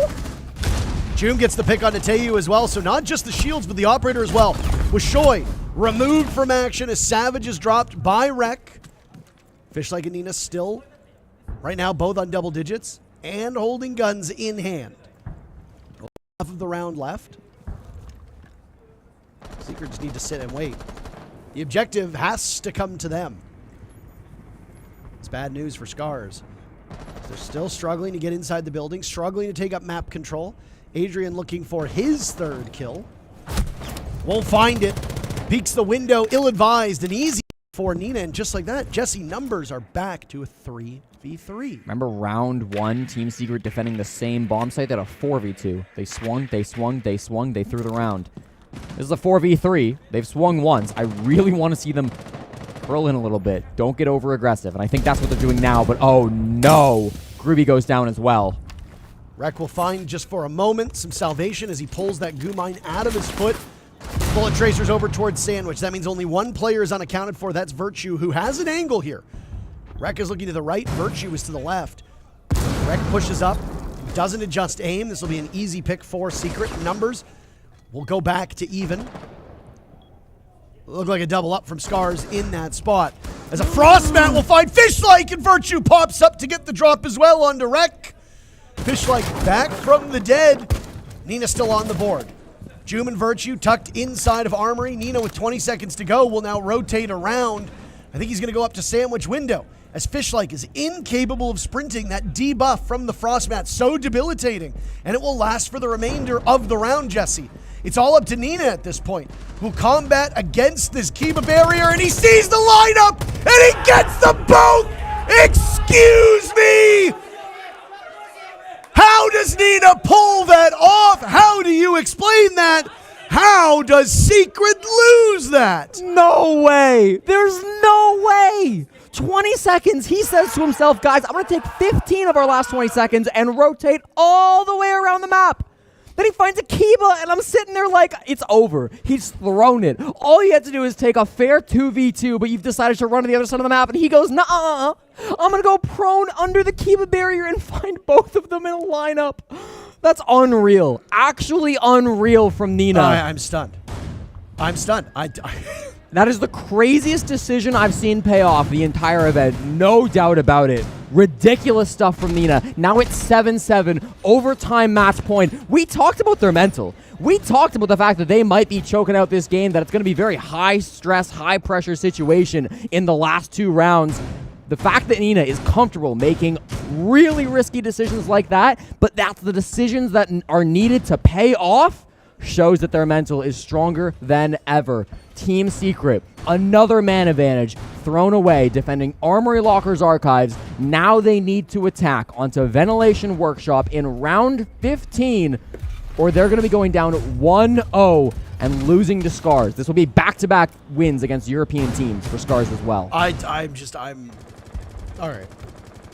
I've seen a lot of things in my time. This game is certainly one that I will keep in top of mind for a long time, Jesse. The amount of rounds that did not go as we scripted them. We literally sat down with the teams before this match and we said, this is what the result is going to be. Here's how you play it. You know, we determine who wins what before these matches even get started, Jesse. I can't believe that these teams are not following the script. Wishoy walks in and he's punished by Joom right away. Team Secret obviously very angry with the previous result, but they are making up for lost time now as 40 seconds are gone from the clock. And Taeyu and Wishoy are both removed from action. Joom on the rotate, caught out by Rek. He's playing over by Tellers and had gone unspotted, undetected. Gets droned out of top east. He knows somebody's over towards customs. He will re-aggress. Why not? You're also a Legion. You can slow down their advance. Toss out the goo mines. This could be a good spot for Scarz to be in. Secret right now in a 4v3 with 2 minutes to go. That surely means Scarz will win the round. It feels that way, certainly. Fishlike, the only player up above. Nina's on a bit of a mission, though. They seem to have no clue he's here. There is a sledge right above him, so if the sledge knew, that's a free pick, although sledge is still out on the balcony. There is a player downstairs they might be able to find outside, but instead it's above. Fish-like hits the shot onto Savage and immediately drops down. Now they've equalized the man count 3-3, but they've all fallen back to site. So much positioning has been conceded to Team Secret as they will retake this top floor. They've not got a ton of soft reach. They don't find Fish-like there. Will there be a flank later on? Nina, again, was creeping around Customs as well. Oh my god, look at the angle he's holding here. Could go for an aggressive swing. If he gets a pick, that would be round winning. Selma started to go off, but it's shot away at by the Warden at Fish-like. So even though he's on 8 HP, still got a gun in hand, at least for now. Groovy with 1. Rex still playing in this same spot, far enough away. At T5, a menace. Plowing through the Secret players. Virtue and Groovy have looked like the 2 best in the clutch for Secret, and it's all up to them. Rek and Nina on the side of Scarz. You really are putting your biggest stars on display in the closing moments of this matchup. This is the final round. Groovy removing the head of Rek. And now it's Nina to keep his own head as Groovy goes for the slow pick. Virtue in the same spot. The old man can still shoot. Virtue against his former region with the pick. And it's Secret to emerge with an 8-7 score line. My God, was that a hard fight for both of these teams. A great performance, obviously. Congratulations to Team Secret. Virtue in the 1v1, getting the job done. Nina did everything that he could. 17 kills and 11 deaths, but it just wasn't enough. 18 would have been enough to win the matchup, but that's not what they get. Respect being shown now as the fist bumps come out. Both of these squads played so hard. That'll be the only game that they played today. Of course, BO1s, they'll both be moving on to tomorrow. Nobody is out, but still an incredibly tense matchup and a much better position from Team Secret going forward. Wake up, game, spend the rest of the day prepping for tomorrow. Virtue, by the way, finished with 6 deaths. Wow. 6 deaths. Wow. 15 rounds were played. Virtue died in fewer than half. They lost 7. And he only died in 6. Correct. Crazy. Isn't that wild? That is wild. No, what an unpredictable matchup. What an unpredictable series. Unpredictable in regards to who popped off. Unpredictable into the way the rounds went. Unpredictable in regards to whether a team would throw an advantage or not. Virtue actually topping the stats in terms of EPS. Not the most kills, but just going to show you that playing those safer, sheltered minutes, playing on your support-oriented roles, you can have huge value. As for Secret, again, questionable deployment of Adrian. Teu, same thing can be said over on the side of Scarz, but let's not kid ourselves. This was anybody's matchup. Scarz could very easily have walked away with a victory here. Yeah, nobody played a perfect game. We're not going to be saying that on this matchup, but regardless, when things were at the highest pressure, players stepped up. Of course, we saw it from Nina. We saw it from Rek early on. Wash away and Fish-like too. On the side of Team Secret, you could say just the same. Savage 4th in the scoreboard, but I remember big clutches coming out, anchoring on Bathroom and Tellers, for example. Groovy, June, Virtue. You know, Virtue over a 2.0 KD ratio at that point, more than doubling his kills to death. Had a fantastic time. Not always the first one into the gunfights. Only 1 entry kill, but that's his role. He wants to play back lines. He wants to step up when it matters most, and he did that today. No, a huge first matchup and one that goes the full distance as we come to expect. Lots of OT have been needed so far through the Swiss stage. We might not have as long of a day today as we did yesterday, but we want to get you through these matches as quickly as possible so as to not have a late night for you and for the players. We've got plenty more to come, and the best of 3s are just a few matches away. 1 match, in fact. We'll be back with more here on the B Stream.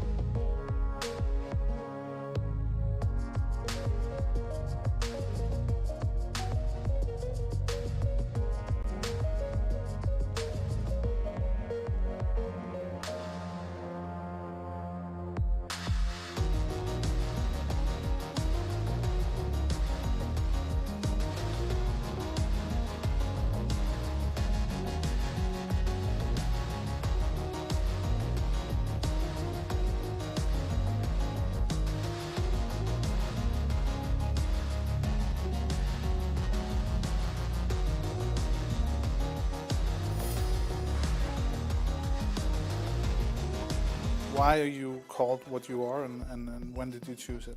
I was like 8 years old with my friend, and we were trying to come up with just gamer tags. And we looked up Latin root dictionary, and I saw Ambi. So I just made it. I thought the name looked cool, so I picked Ambi, and then I put Corporal in front of it. So my first gamer tag was Corporal Ambi. I just got rid of the Corporal, so now I'm just Ambi. And do you know the meaning of ambi? Does it have a meaning? I think it's just ambidextrous. I'm pretty sure. There's like this short version of it. But yeah. And if you were forced into choosing a new gamer tag, I know that you're still young and you haven't had it for 10 years maybe, but have you ever thought about, what you would be called if you could choose again? Yeah, I'd probably just pick BZ. And why? It's like another variation of Ambi, but like just B's. BZ, yeah. You think you'll ever do the switch? No. The greatest Siege player of all time, if you had to pick one, who would that be? I would say Pengu. Yeah. He's the person that got me wanting to get into Siege on PC. I started playing on console, then I seen him compete in tournaments, and I'm like, I want to be playing with that guy. I want to be on that guy's team. I'll be there one day. And basically, he started my passion to get where I am now. So I'll say Pengu. I mean, the greatest is probably got to be Canadian, because what he did, like going to 3 different teams and winning a chip every time, that's obviously a very big deal. But obviously, I feel like there's a difference between greatest in achievements and just the best. Like the best, quote unquote, for me is Shaiko, obviously, like just consistency and being the best player at the game. But yeah, greatest Canadian for his doings, and you could obviously put Bengo and Fabian next to him.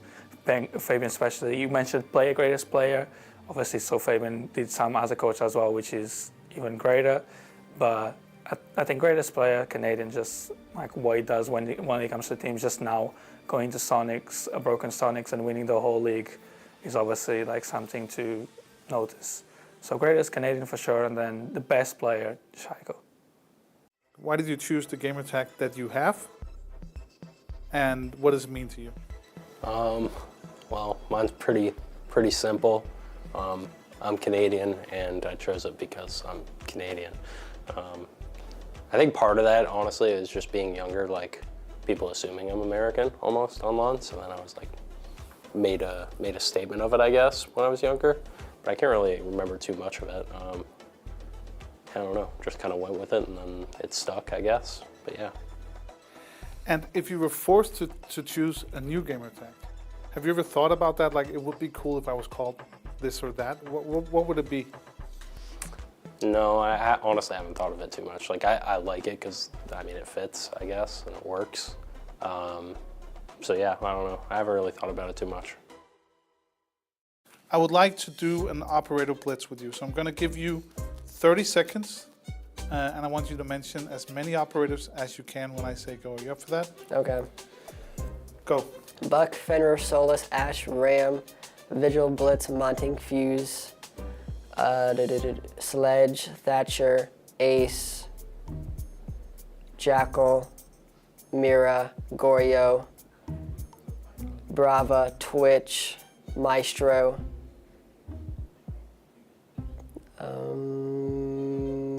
Dokkaebi, Lion. Stop. Yeah. 23, 24. Dang. About that. Are you satisfied? No, it's okay though. Go. Tachanka.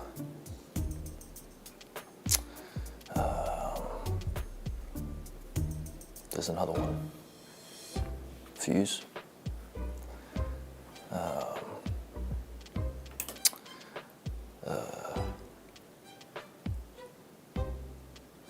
Hold on, wait. What's that operator? Recruit? I mean, striker? Yeah. Okay, stop. Okay. Okay, that was 4. Oh, man, that's great. Come on.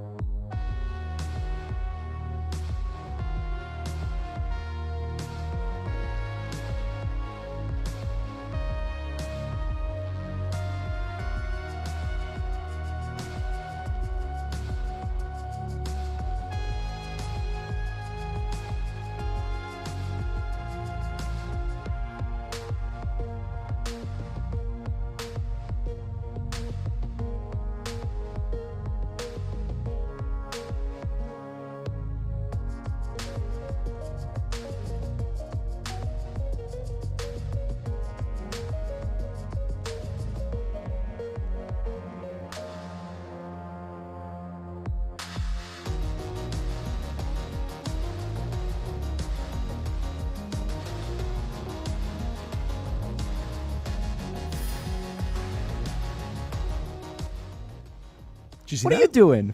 We got a game to cast, Parker. Hold on. You're fooling around with cutlery. Hold on. I almost got it. Oh. You're not even good at this. Hey, Jesse, you want a spoon? No. That's for later.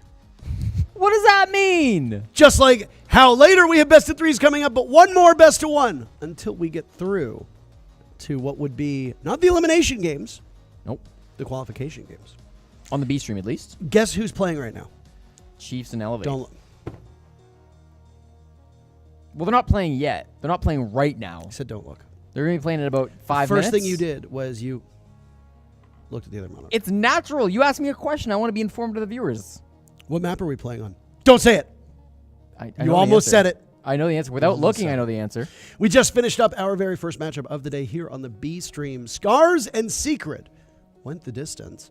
We have Chiefs versus Elevate because for some reason, all the APAC teams seem to be over here on this stream, except for D plus Kia, which is going to be on the A stream coming up later today. You and I tend to cast the same teams throughout the entirety of these first two phases, which is cool because you get to burrow in. Yeah. And for Jesse, who does a lot of data work, it makes your life a little bit easier.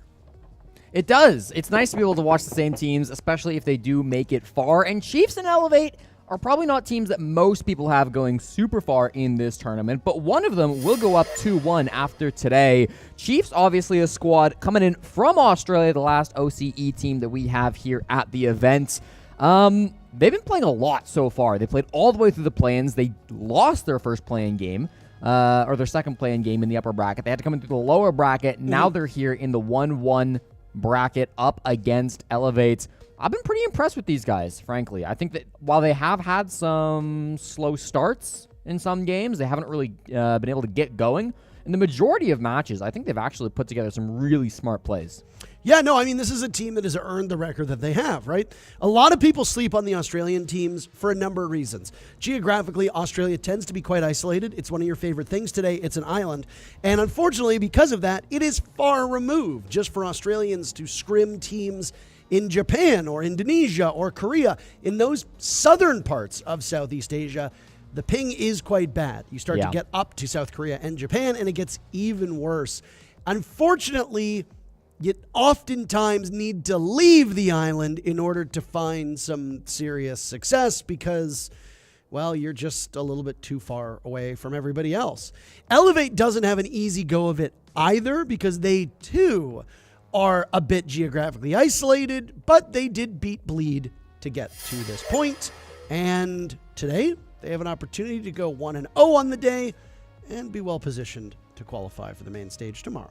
Elevate bringing in players from all around the world, but primarily Southeast Asia to compete here at the Major. They didn't have to play through the first phase. Obviously, they got that bye as Southeast Asia got an immediate spot to Phase 2 here in the Swiss bracket. They started off with a very close loss to Team Secret, who we just watched playing in our match before this, who also played another extremely close 15-round game. They lost 8-7 to Secret, and then they went down to the losers bracket where they got a pretty big upset, I would argue, against Dark Zero. That game ended 7-5, but they were off to a massive lead. DZ really didn't look like they were able to put up much of a fight against this Southeast Asian squad. Admittedly, North America has kind of fallen to pieces at this entire event.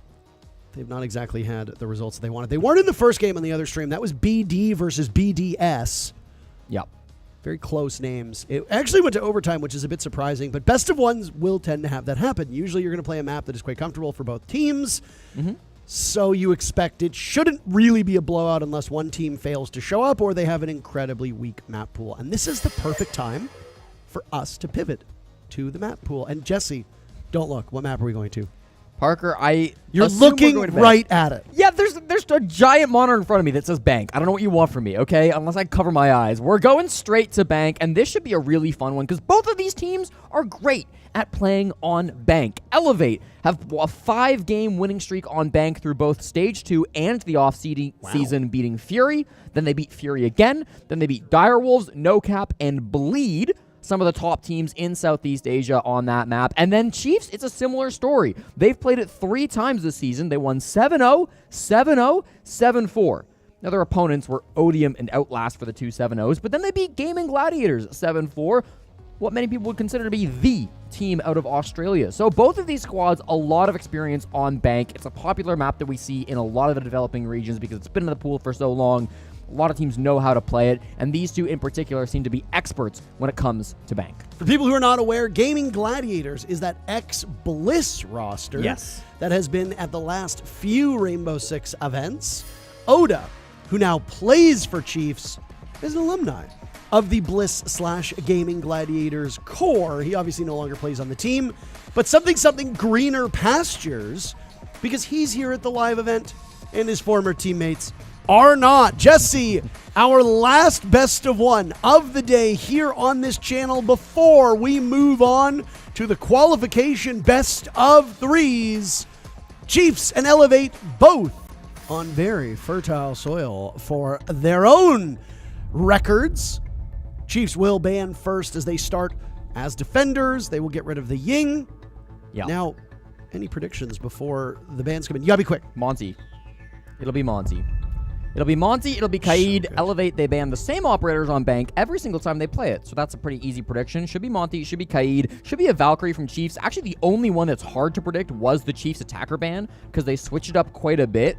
The Ying, I think, is new. I thought maybe we'd see like a Habana coming out from Chiefs or something on the attack. They actually do ban a lot of Monty themselves, but because it's the perma ban for Elevate, I didn't expect to see it here in this game. This should be a Valkyrie, unless they're going crazy with it. It does leave a zombie up on the board. There we go. Very predictable map ban phase with the sole exception of Ying. That was the wild card. I wasn't sure where it was going to go. I think Ying's a very reasonable ban. One of the strongest operators that we have on attack. Really can define the round around her. So makes sense to take that out of the pool. Valkyrie's expected. Leave some powerful operators up. We're going to see quite a few of them, I would say, in this first round. It's going to leave Goyo up, who's very good on that basement floor. It's going to leave Mira up, who's very good on the top floor and the basement floor. And it's going to leave a Clash up, which we don't see very often on Bank. You'll see it sometimes on the basement, which is where we'll see it in our very first round. I'm actually not a huge fan of this setup with the Clash. I find often the Clash sits in server, stalls for a little bit of time, and then immediately dies without getting a whole lot of value out of it. I'll be interested to see how Chiefs deploy Cairo on this Clash, because that absolutely could be something worth watching for. The other combo of operators, of course, will be Aruni and Tuberau. Aruni is particularly cool on this basement bomb site because if you put a Surya Gate on the server hatch, you can go down below and you can stand on the little table that's inside of server on the top right part of your screen, and it will temporarily... Did they already destroy a Goyo canister? How did that happen? Okay. It's not good. No. Anyways, if you want to put a Surya Gate on the server hatch, you can stand on that desk right there. It will turn the Surya Gate off, and then the attackers can't burn it until they put, say, an X-Kairos on it, and then you can hop off, and it'll burn the X-Kairos. Quiz eliminating Shed early on, and there goes Nyquil as well. Both to Quiz. All right. Well, I guess that's a funny one. Speakeasy is a name that many will know as long as you've been watching top-level Rainbow Six for so long. He was a member of that original Aerowolf core roster that would later become Giants Gaming, and then I think they were Invictus briefly, and they went back and forth and back and forth. Down goes Speakeasy. A single point of damage has been done from Chiefs. They've eliminated 3 players on the side of Elevate in the first 45 seconds. This is one of the best openings that we have seen from a defending team all stage long. And it's not like Elevate went for a rush play here. They were just trying to get in the building, and they got slaughtered on the way there. Yeah, not a bad start from Quiz. It's going to get even harder, of course, with this Clash. Managed to do with the Surya Gate that I was talking about earlier. At the end of the day, Rainbow Six is a fun game because it's like you can have all the coolest strategies in the world for holding down the bomb site, but if one guy just goes and gets like a double kill and a third right after, it's like all this util that they put towards server, all the cool ideas they had probably won't matter. They're going to win the round regardless unless a miracle comes out from Macy or Ape. Admittedly, I don't love the man. No. But there's always a Mike Tyson quote that jumps to mind whenever we're talking about a situation like this, and he says, everybody's got a plan until they get punched in the mouth. And that's really what it is. You can have the best strategy in the world, but at the end of the day, if you lose one of your most important pieces to a spawn peak, you are in serious trouble. Ape last alive in a 1v4, and Tex finishes that off. Tex did really little that. Nobody needed to. Quiz starting off with the great round that really did puncture whatever hopes Elevate had in round 1. And Chiefs off to a screaming start. You know, being from Australia, one of the warmest continents that we have here on planet Earth, and coming to Montreal, it felt like the cold maybe stunted Quiz a little bit. In the very first phase, Quiz was -3 overall. He really did not find a lot of success when they were playing through the play-ins, but so far, yesterday in phase 2, he was +9, the best player in both of the BO1s that Chiefs played earlier yesterday against both Scarz and Liquid. Been one of the really strong players that has brought them to this point in the tournament. Maybe wasn't quite there at the beginning, but is getting adjusted to the climate, and I really appreciate that coming out from Quiz, having those big moments, settling a little bit. Of course, his first international event. The 22-year-old's been playing around OCE for quite a while on lower-level teams, but this will be his first time now on Chiefs to make it to a major, so we're hoping to see some good stuff out of him, and I think so far he's delivered. I will trip myself up on Enhyquil's name, by the way. And I call. I will trip myself up on it. It's N-I-Call and it's Ape. It's not Ape. Yes, I know. I said Ape. I said Ape, so apologize for that. Thank you for apologizing. I really appreciate that. Well, it happened again, but this time the other way. Oda dying means that there goes your smoke. Both of these teams are having an awful lot of fun in the chat. I'm sure that you're all taking note of it as well. The chat is actually live at this moment, and there's a run out from Quiz. Can he make it back alive? Yes, he can. He missed opportunity there from Enhyquil to get that final hit onto him as he faded into the sewers and now back down towards server. But there's only really one way to go at this point, so at least Elevate are aware of his general location. Still outside of the building, and despite getting that opening pick, losing. One of your two hard breachers can usually be quite damning on this bomb site. Thermites will be using their exothermic charges on the square walls more often than not. If you're bringing a Hibana or an Ace, it's to get the double panel wall, often referred to as Kanto spot, which is by the elevators on that top floor, or over here towards stock/trading. Ape with a pick onto Quiz. So that was the jump out that, as he was trying to get back to the bomb site, gets caught by Elevate, and the Southeast Asian team has an advantage. You like to see that. Good utility work coming out, of course, from the Zero as well. Got 2 extra cameras not too long ago. Goes from 4 to 6 Argus cams now. They're kind of ridiculous. Speakeasy not actually getting any use out of those 2 extra cams, as they are still sitting in his pocket, but later in the round could try to utilize some of those. Text for a flank, but it's immediately shut down. He missed his first couple of shots, and that was answered. Jigsaw found one as well. They're in the site, wanting to go for this push. It's all up to Jigsaw, who's doing some talking in chat and now has to do his talking inside the server. Shed collapsing on him, the shield staring him down, and there were very limited ways for Amazi to get out of that position in a positive direction. Elevate answering back in that second round. Both rounds so far being very different from one another. I don't want to say sloppy, but certainly very messy, very loose. We have a tech pause now as there seems to be an issue on the side of Elevate. It's a bit aggressive. Yes. A lot of early fighting. I would say so far this game, if this does keep up, this will be the fastest game of Siege, at least if it goes to a short number of rounds. The rounds themselves have been very, very quick in terms of how quickly we're getting into these gunfights. Historically, it's been, APAC's been a region that has maybe suffered with some of this, with over-aggression at times. I think it's gotten a lot better over the time, and I think the stereotype is often not as true as it used to be.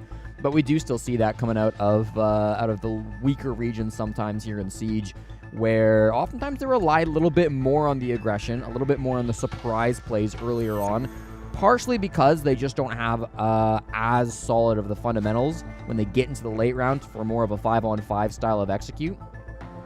Not to say that that is the case with these teams, because again, I really think that the APAC's improved quite a bit to this point, and I expect to see some great late round stuff coming out from these teams, but so far that's not the style that has been brought, and mostly it's been Chiefs who have been deciding to run with this playstyle. They're the ones who are jumping out of windows. They're the ones who are going for these aggressive peaks. Obviously, Quiz has been a big part of that. He's been so effective so far, and so it'll really be on him and the rest of his team to kind of make the decision on when and if they ever want to rein that in. Looks like there's issues with 3 players on the side of Elevate right now, as 2.5 players are in the lobby. Shed is in the lobby, but is not loaded in. Yep. As for Ape, he's not in it. It sounds like he's restarting his client at the moment. Something's going wrong in-game. I'm not sure, but the admins are more than capable of going through this. I have a fun fact for you, Parker, while we're in this tech pause. Oh boy, I love your fun facts. They're As so I told you, great. before we got into this game, 9 of the 10 players in our lobby come from islands. Not including, we're not getting this conversation, okay? Afro-Eurasia and the Americas are not counting as islands. But the 9 players that do come from islands hail from 5 different islands. Parker, do you know, can you guess what those islands might be? The 5 islands. Australia's an island. Yep, that's one. The UK's an island. Correct. Shed is from Great Britain. I mean, Singapore is not an island, but it's on an island. Yes. Right? The Singapore island. I don't know what the island itself is actually called, but you're right. Singapore is one. Singapore's like a city-state. Yes, but it's on an island. A couple of Um, islands, I believe. and then I see a flag of, is that Hong Kong or Taiwan? That is Hong Kong, Is it Hong Kong? but Hong Kong's not an island. It's I a know peninsula. it's not. I'm Okay. aware of what Hong Kong is. Okay. Is there, I'm missing one? You're missing 2. I'm missing 2. 2 islands. They're tricky ones. I want to see what the flags are. I want to see if I can guess it based off the flags. I can give you the flags. Here you go. This is Elevate's flags. I assume you know Chiefs flags. Okay, so that's Singapore. Yep. That one should be Hong Kong, but yes. That one should be Hong Kong. These 2 are. Is that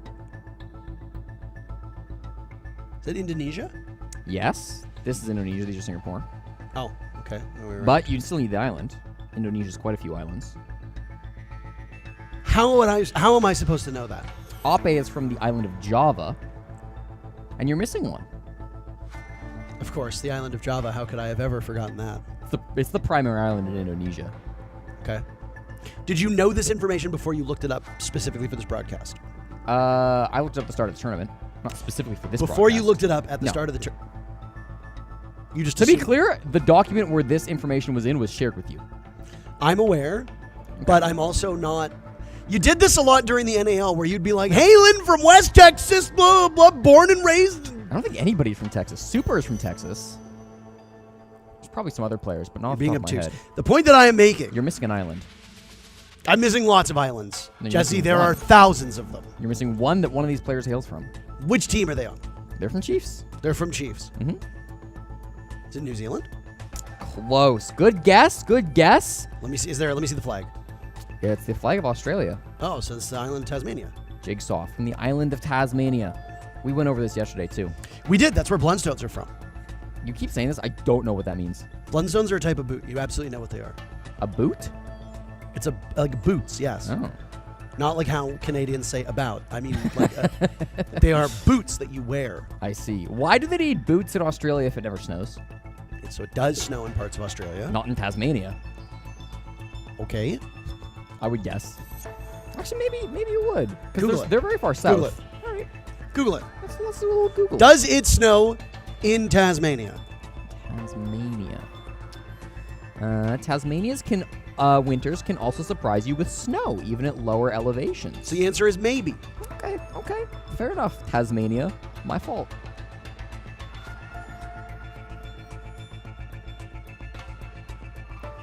Record low in Tasmania is minus 14 degrees Celsius. Doesn't get very cold there. No, not compared to So it Canada. probably doesn't snow there. No, it does, though. We went over this. We just went over this. What are you on about? I really do think that the people of Tasmania need more representation. We don't see a lot of that come out of these squads. But I think it's nice to get to know some of the history of these players, where they're hailing from. Maybe there are some Tasmanian viewers right now who have a new favorite player. I hope you understand that you jinxed this, by the way. I did say this. You're like, this is going to be one of the fastest matches we ever had, and now we've been in a tech pause for almost 10 minutes. Yeah, sorry about that. That one's on me, chat. I apologize.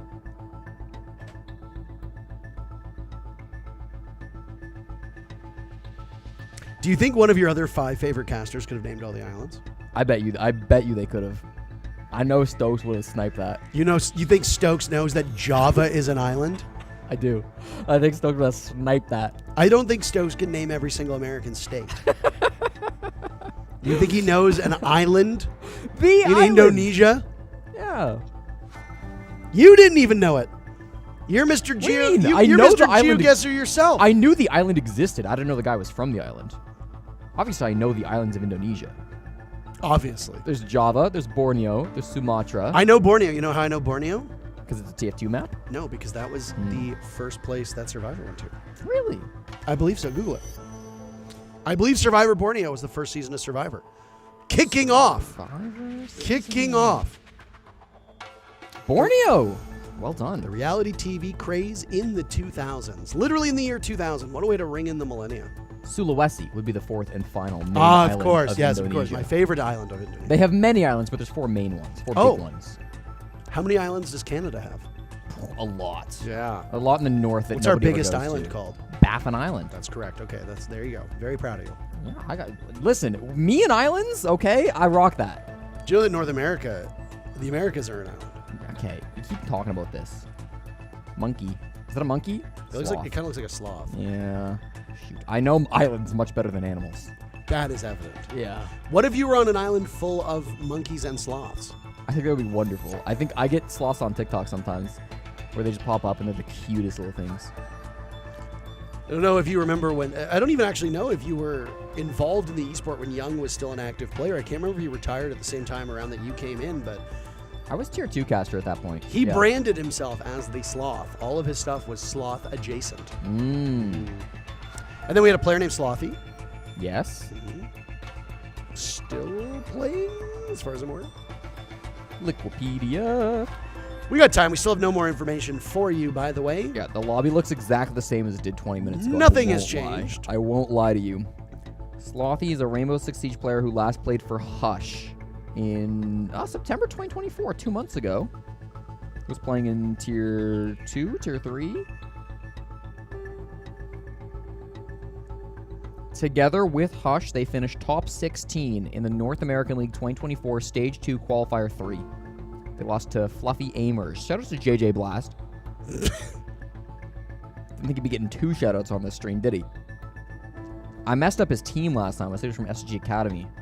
Roasted for that on Twitter. I apologized.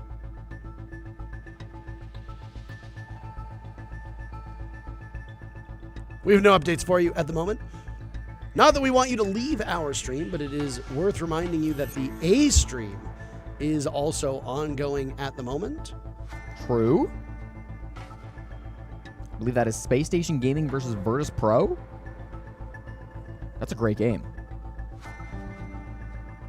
It would be actually a very good game. I'm picturing in my mind Ashen screaming across the field and all the players on Virtus Pro just sitting there with blank expressions because they're a very calm team. With the exception of Pasha, I don't think any of those guys have ever raised their voices in their lives. I mean, they do definitely get animated, that's for sure. Sure. I just have many, many memories of Joystick hitting like ridiculous 4Ks and 5Ks, and then we flick to his camera and he's just fist bumping. He's just like, yes, I clutched.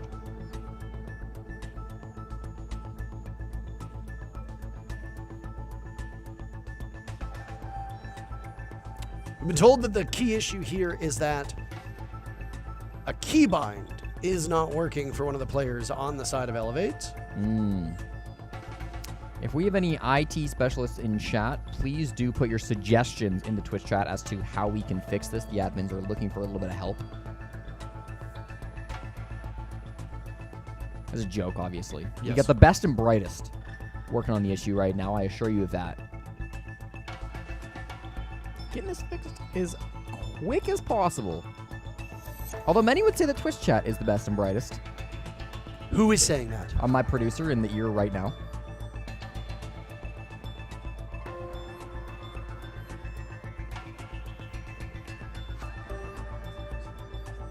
Still, though, we are getting into it. Chiefs and Elevate, I mean, this is kind of a battle to be the best in APAC. It's not quite because Scarz will be 2-1. It would be fun if Scarz ended up playing the winner of this. It would depend on the whole Swiss seeding system, which I'm not going to pretend to understand. But I know that we're going to be able to get another matchup between this team and, well, the next couple of teams that we see tomorrow for round 3 of Swiss. Round 4, I should say. This is round 3. But obviously, if we got Scarz versus the winner of this, that would, I guess it couldn't be the winner. Scarz lost. With no end in sight at the moment and no real update as to the timing on this fix, I have bad news, and it's that we are going to go to a break until this is all sorted. As the admins and Elevate talk through this, we will await a resolution and come back, hopefully sooner rather than later, with round 3 and onwards of Chiefs and Elevate. See you in a few minutes.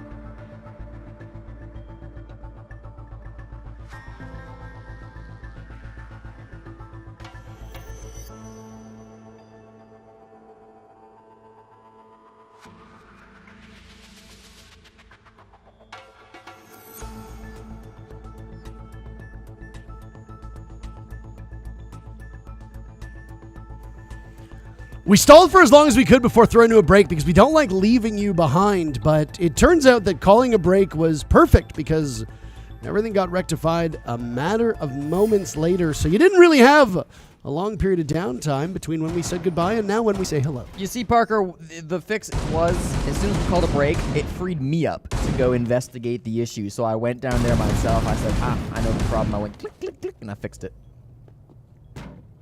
Why didn't you do that sooner? I just enjoyed talking about islands with you. I enjoyed the time we spent together. I think the more that we get, the happier I will be.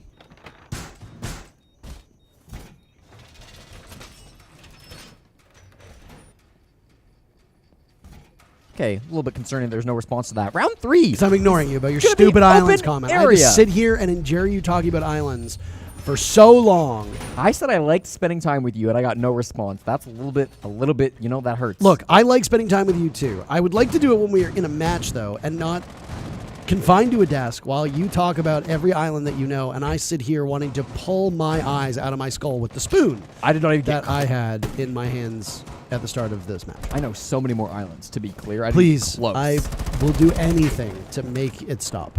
Okay, well, the game's playing, so unless there's another tech pause, which there's no way, I won't name any more islands. We've got Speakeasy, of course, here on the Ace. They've already made some great angles coming out from the Habana on the side of Macy, of course, opening up the Kanto wall up there through lobby into elevator. A couple of players holding top floor. It's mostly just going to be Jigsaw and Cairo, who are located around Janitor and the hallway behind it. These are the two players that are lightly holding on to the top floor. If they could get a pick and fall back, they'd feel really, really good. But I think their primary objective at this point is staying alive. They're not wanting to jump out the windows, not playing hyper-aggressive. That's what we saw for a lot of the first couple of rounds. Jigsaw likely has the hatch open. He does, and he sees a blitz and gets the hell out of there. Absolutely doesn't want any part of the shed on this operator. Now that the mute camera's been cleared out, he could flash somebody up there, but with nobody to find, he will just take the map control. Ape on the Buck is going to be able to do a lot of great work now that they have full top floor control. They got it pretty quickly. Again, not held very hard by Chiefs, so pretty free. They just had to threaten him with a little bit of blitz play. Now the blitz is going to be making his way in through Archive, and he will likely be pushing kind of into open area when this push actually gets underway. They've got intel on a player. This would be a big 1v1 for Shed to find. No, though. Oda takes down Shed, traded back immediately. Speakeasy dies at the hands of the AA-12 by Tex. Numbers favoring the Chiefs. As this round has gone by very quickly, Jesse. They will do battle with open area, trying to open the small wall in the small office, or maybe the big wall in the small office, depending on how you look at it. That's Macy at the moment, bunkered down inside of Tellers. NyQuil is there too. Hunting for the Azami at this point. They seem to know where Azami's at. That's text on the op. If Ape could sneak around and find a pick, that would be massive, but still doesn't see it. There's one for free. Goodbye to Jigsaw. Ape with a single kill. Tech swinging out. Down goes Nahiqual. Ape follows at the hands of Cairo. Now it's Macy. Macy. Going shopping for some kills. No, Cairo finishing things off. A long delay. All for Elevate to get back into the server and get given not a swift exit, but a relatively easy exit on behalf of the Chiefs. The Australian team goes up by 1 round. Not a great execute coming up from Elevator, unfortunately. Top floor control looked really good. I thought maybe they'd turn that into an open area drop, perhaps, through the stock hatch, but it didn't end up going that way. They instead wanted to clear out through archives and push that direction instead. And Chiefs just had really good angles. There was no way for them to find any player positions. They wanted to be pushing in with the blitz and making the space that way, but since the blitz was the opening death, they couldn't really do much of that. And so they didn't know where a lot of those player positions were. They ended up just staring at the bomb site for a long time, hoping for picks. Got a couple, but not enough. The trade's much better for Chiefs. So, turns out to be the right call from Chiefs to rein things in and play a little bit more passive. Obviously, the players cannot be discussing their strategy during the technical pause, right? They cannot be sitting there thinking about what they want to be doing for the next round. Well, they can think about it, but they can't be talking about it. And so I imagine while that was happening, all players were individually thinking about the game state and what they wanted to be doing in the next couple of rounds. And maybe they said to themselves, let's play it a little bit more passive. We've been jumping out of windows. We've been playing a little aggressive. Maybe we rein it in a little bit. After they had that time to think, I'm sure they definitely did discuss it once the round got unpaused. And so they went for that now. I love this Goyo that's on the server hatch that was just placed down and shown by our wonderful observer. It's being paired with a Surya gate as well coming out from Oda. It's a really awkward Goyo canister because you kind of have to pop it before you open the hatch, and then you've got to wait for it to burn out. Then you got to open the hatch. If you open the hatch without popping the Goyo canister, which you could do with Habana, it's impossible to do really with any other operator. Can openers are kind of clunky. You often can't get a good angle on it with the Goyo canister on top. Then all of a sudden, even after the hatch gets popped, you still have to wait extra time. The name of the game for this basement bomb site on bank is always about stalling out the clock. You want these 3 minutes to go by as fast as possible if you are the Chiefs. And so if they manage to delay extra time with that Goyo canister, it can be really, really valuable. Sometimes those Goyos that get popped by Twitch drones, they don't really get much value. But if you put it on a hatch, it's pretty much guaranteed to stall it a good bit of time. It's a valiant effort to get rid of some of those railings, by the way. Nahiqual walks down the stairs. Goodbye to Tex. First pick for Elevate, and they almost get another. Ape tearing strips through Quiz, but not doing enough. Actually, might have been Oda who took some damage there. Hard to tell based on the HPs and the silhouettes of the players. There's fire from above. And there goes that Goyo canister, and now the hatch inside of small office will be opened up. Speakeasy using those X-Kairos so sufficiently. Cannot get over how many can openers are here. Like, you're not using them for the hatches. Like, what are you doing? I thought that's why teams usually bring them, but no, instead. Soft destruction can be done by hard destruction gadgets. That's what you got the X-Kairos for. That's what you've got the hard breach gadget for. Obviously, in a mirror window, will be great fodder for those X-Kairos. Speakeasy's a shotgun, by the way, on Hibana. That is, I'm assuming that is not a mistake. Yeah, we see it sometimes. Especially in APAC, by the way. Yeah. You're not going to be able to take this mirror window down without clearing out gold, and that's the position that Cairo sits in.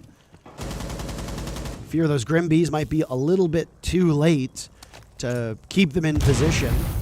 Goyo canister goes with 35 seconds. That means 15 seconds to pull off the execute without taking any damage for Elevate. Plant starting now from Speakeasy, and Wall in the main stairs does get taken out, so that's the back pressure immediately alleviated, but these hatch players are still strong. They get the hatch down. The Goyo canister wasn't able to stop it. The Nitro Cell is late, but it does find Speakeasy. Now it's a 2v3 as Jigsaw's been downed inside the site, meaning just these last two players have to hold the post plant. One of the strongest post plants in the game at the same time. 4 players, 2 of them extremely weak. They need to press up and get these kills. If they try to just sit on the disable, it will likely be denied from the hatch up above inside of server. That's the job of Shed. Macy's the one who needs to be holding this horizontal angle. He's likely going to die, but can he get some kills with him? They actually don't know where he is. This will be a free first kill through the mirror window 1, and then he does get punished by Jigsaw. Up above, the Capitao just didn't fire up the bolt fast enough. He pulled out a secondary hard breach gadget. Oh. I don't know if he thought maybe he might have nades or flashes or what kind of gadgetry, but I'm confused by the way that Elevate played that given the numbers. All told, good defense from Chiefs. Keeping that mirror window in red, leading to that Lockers bomb site intact, was crucial. It allowed them to sit there and not be forced out of that spot. It gave them an extra angle of protection for Chiefs. And then, of course, you had that crouched mirror window that's going to be ejected inside a server, but just as holes go one way, they go the other way as well. So when Elevate had Macy, I believe it was, playing in that position at bottom blue, can very easily refrag the moment that they move out of position and into the line of fire, and that's exactly what Chiefs did, and then they just long-armed it enough that nobody could get to the Mira as she counter-disabled. Chiefs up 3-1 on Bank. Move to the top floor now. Zombie is unbanned, but also unplayed. Very odd for this bomb site. We also see no Mira. Instead, you're looking at a Vigil, you're looking at a Mozzie, you're looking at a very aggressive lineup. Cairo and the Castle can often do very similar things to what an Azami wants to accomplish. Most teams will prefer the Azami. It's a little bit more of that, just a little bit more of ability to block things. And you can also be reactive, of course, but oftentimes we see teams bring both at the same time, too. Not today, though. Instead, it's two-man roam down on the main floor and basement. Quiz and Jigsaw both playing below the site. Neither of them, I guess they both have impacts, so there is a little bit of an ability to deny the plant from below. Quiz has already used both of his, but Jigsaw will have the opportunity to stop a plant from below if they have that intel. On the side of the attack, Macy has brought out the Kali to try to deal with some of these castle barricades. This is something that we see quite a bit from Kino in North America, who loves the Kali Sniper on this bomb site. He's not being shy with it. He is shooting open these windows. He is happy to let the Chiefs know exactly what operator he's playing. That sound cue will be really important for Chiefs to try to adapt onto this lineup. It's going to make quick work of those castle barricades. And now the stock player as well of Tech starting to be pushed out by this Habana as the util work continues. How many times has Kali been played so far? Do you have that data in front of you? You're going to have to give me a sec, but yes. Yes, I mean, I know you have this information. You are nerd boy / numbers boy. Kali is really not seen all that frequently. Glaz's pick rate has gone up, but 5 wins, 3 losses. Kali so far at this event. that means 8. Yep. Good math. It's a higher win rate than I would have come to suspect, but I will also say that you're usually not bringing a Kali unless you have a very good idea of how to use her. Yeah. She is not an operator that you just plug and play. You have to build a strategy around her. Kali actually had the highest win rate of any attacker in Stage 2. Obviously, you know, you're looking at a smaller sample size, and she is being brought for very specific reasons, but can be good in the right situation. And will be the opening death in this round. Cairo with a long angle, actually, from front desk, but it's a vert answer from Speakeasy, who finds Oda inside a janitor. Watch out, though. Remember these roamers that are down on the main floor. Not sure if Chiefs are aware of this. At the same time, Macy's able to find a big pick on attacks, playing on that rappel from the window. Answers after answers as that roam did work out for Quiz. They're still not able to get inside the site. It feels like all the angles are being held strong by Chiefs. Cairo now is unfortunately blocked out by the same castle barricades he put down earlier on. What an impressive match so far for Cairo, sitting at 7-1. Macy with 1 kill on the Kali, and out comes one of the best sidearms in the game, as this will do it, seeing the Mozzie, and now it's up to Cairo to clutch out a missed opportunity as he hunts down the pings. A great run right now from the castle as Cairo just needs to play keep away long enough and does so successfully. Another round for Chiefs. They're up 4-1. 5 wins, 4 losses now.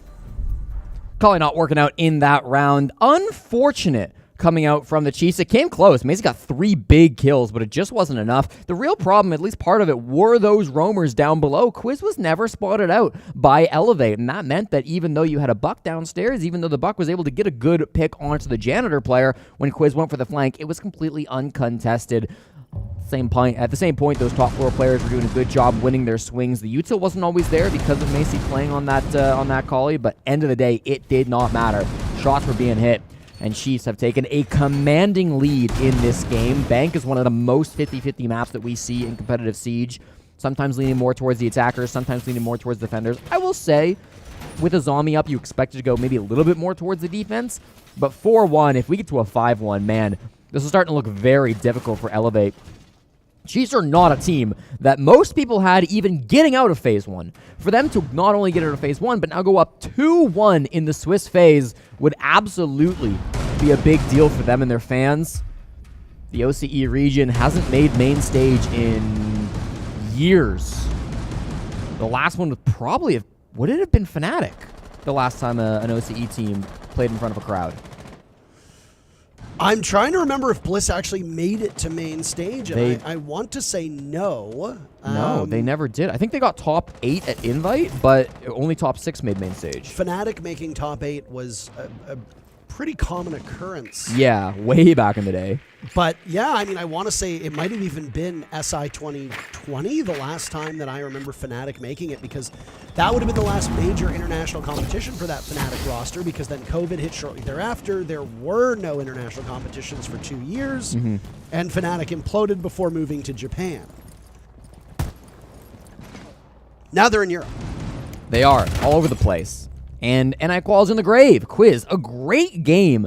We didn't get a stat reset for the rehost, which was very nice, which means that we can still see the Quiz is putting up 6 and 2 through the first 6 rounds, maintaining a 1.00 kill per round stat. Very rare that we see team players hit over a 1.0 KPR. Certainly in the long run. In individual games, it does happen from time to time. That'll take the striker off the board. A lot of that secondary utility being removed. Quiz is not out of the weeds just yet, though. He's being droned, but what a shot! Ope deleted from the server, and he's hunting for more. Doesn't find the last pick on the speakeasy, but you gotta imagine. Job done from Quiz. 7 frags now in the first 6 rounds, and they've been looking so nice. Always playing on that aggressive roam and always getting good value. Rotero drones now opening up some of that ceiling above the bomb sites in open area. Call it phantom pressure if you want, because the defenders have to move out of that spot. You never know if an attacker is going to reposition themselves upstairs in a way that can do further damage. Chiefs have the numbers advantage, and a 5-1 half is quite likely at the moment. This is a very different matchup from what we saw in Scarz versus Secret, where there was an abundance of rounds that did not go the way we thought. Things have played out far more standard between these two teams. That's bad news for Elevate at the current point in time. It certainly is. I mean, Quiz has been a big driving factor of that, but the rest of his team will need to be here to close this one out. In the 4v3, they're starting to get good explosive works. They got 2 guys up above, I should say. Likely to be pushing square for this execute. If Mace can find an opening pick, that would be big, but I don't think he knows where Jigsaw just rotated towards. No, and that's the thing. When your down numbers as Elevate is, you got nobody to watch, a dedicated flank watch. And Jigsaw is going to pay off tremendously with 1 player. Shed with 10 seconds left is wary of a play over towards Blue. He's being watched by the Evil Eye as the fire in front of him dissipates. He's last alive and last to die. As Tex and Oda get the final 2 kills. Tex playing very conservatively, getting picks when needed, though not being a significant part of the early to mid round for Chiefs. What a performance through these first 6 rounds. Bank might hold the distinction of being favorable to the defenders, but certainly not so much so that a team does a 5-1 half starting on defense. Yeah, we really need to see some better stuff coming out from Elevate. These early rounds constantly getting away from them. The man advantage is always favoring Chiefs, the early rounds being dominated by them, and that's largely due to Quiz. Cairo's been huge as well, kind of in the early to mid round alongside Quiz. So that's got to be a big focus for Elevate, winning some of those more entry engagements. Typically on Elevate, that job will fall to NI Qual. NI Qual's 18-year-old rookie coming in onto this team. It's his very first time ever playing at a Tier 1 level this year, and he is their primary entry. He's supposed to be the main one to get aggressive and get those kills. See Ope getting involved sometimes in the opening pick as well for this squad. Typically more often on the defense we see that, but even still, I mean, these are the players that we really need to be looking towards to make the big moves, to make the impact plays. NI Qual currently negative. Ope currently just 1 kill to his name. Find some way to shut down Quiz. He's been so good today. Cairo as well, but Quiz and the entries have had very impactful picks. If they can do that, there's hope. But if not, this one feels like it's starting to get over.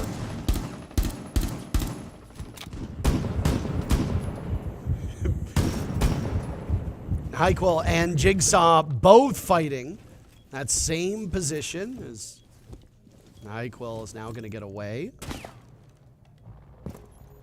He's on his back. He wasn't alone inside of open area. It did cost an adrenal surge from the Chiefs, but they've got 2 more in pocket, or I suppose in hand. Yep. Great one. You get the whole squad laughing at that. Look, the 43 people watching this stream right now are all very enthused with what we're saying. What do you mean? It's a major game, Parker. Think about how many got to hear you talk about islands. Boy, what a feather in your cap. People are educated, okay? Yes, we're educating Twitch chat. 1 island quote at a time. A little fun fact, a little FF for everybody, and I'm not talking about warframing. Chiefs have seized map control relatively quickly here.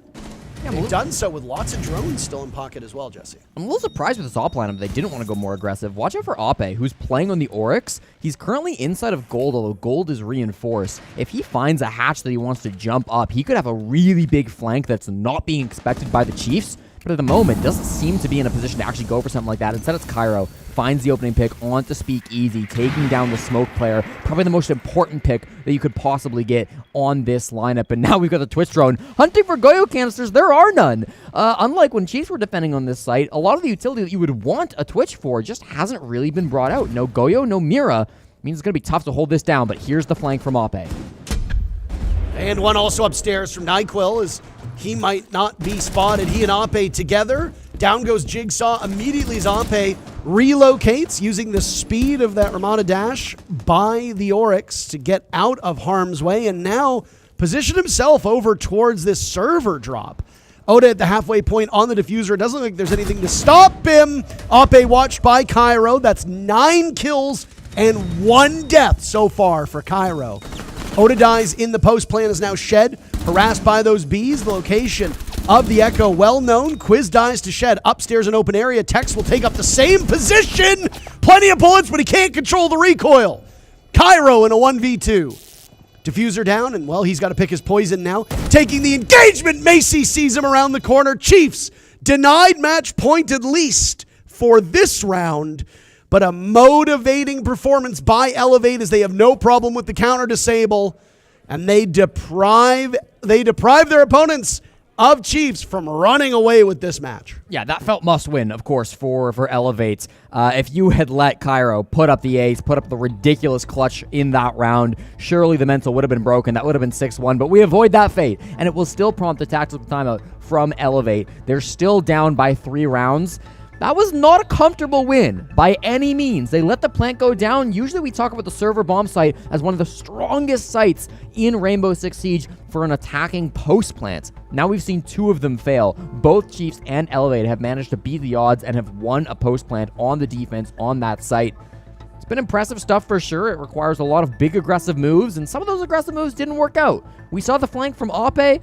Wandered into the angle near the hatch and got his head blown off. That was looking like the end of the round as they had nothing else to stop the plant with, but it didn't matter because they pushed up. They got some really good picks. You got to give credit to Macy. He's been absolutely the MVP of Elevate so far in this game. He went 1-9 against Dark Zero yesterday. They won that game against DZ, but it certainly wasn't easy. And you've got to imagine if Macy was able to put up a few more frags, that would have been a bigger impact. But in this game, Macy's been great. Through this tournament, he's the only player on Elevate with a negative KD. He's 11-19 coming into this matchup. But the fact that he's putting up so many good numbers now, the fact that he is the top frag of his squad and almost of the server, 2 away from Cairo, means that stat is going to trend more and more towards positive. All that's important is that you show up when your team needs you. And so far, Macy has been this game. Very eager to hear the scoreline, by the way, of that SSG VP matchup happening on the other stream right now. This one has been a bit of a cakewalk so far for Chiefs. Again, not running away with it, but certainly in a very favorable spot. But 1 or 2 more rounds, and this is a completely different matchup. I was just told from our production team that the match over on the other stream is still going. It's 5-5 right now between VP and SSG. I do love the level of parity that we are seeing between these teams at all levels. Even though, like, our home region of North America isn't winning, they're still at least keeping it very close by winning 4 or 5 rounds in almost every single matchup. Yeah. That keeps them competitive, even if it ultimately doesn't net them to win. I'm sure many of those teams will still take that, but that SSG VP matchup is a 1-1 game, just like this. So neither of those teams will advance, and neither of those teams will go home. 5-5 scoreline on the A stream. Elevate would love to have a similar scoreline on the B stream. It's not going to get any easier, though, as Shed is the opening death, dying on to the player on Repel.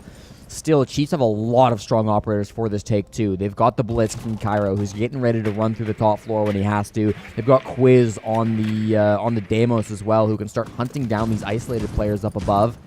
It's actually 3 players still working near the top floor. Ape, one of them who takes so much damage. That's the problem. The hatch wasn't open, so he goes down.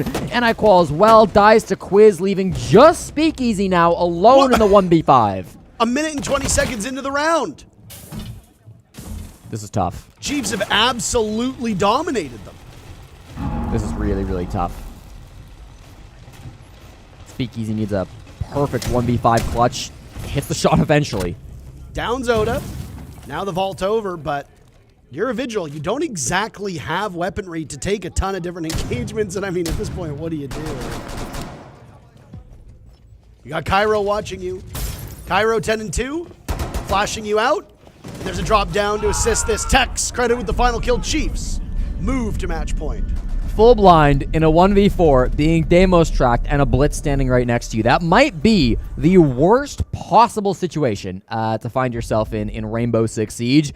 And if you don't clutch out that situation, of course your enemy goes up to match point. That's 6-2 for Chiefs. They have been absolutely crushing this game so far. Elevate struggling to show signs of life in this matchup. You hate to say it, but it's just the truth.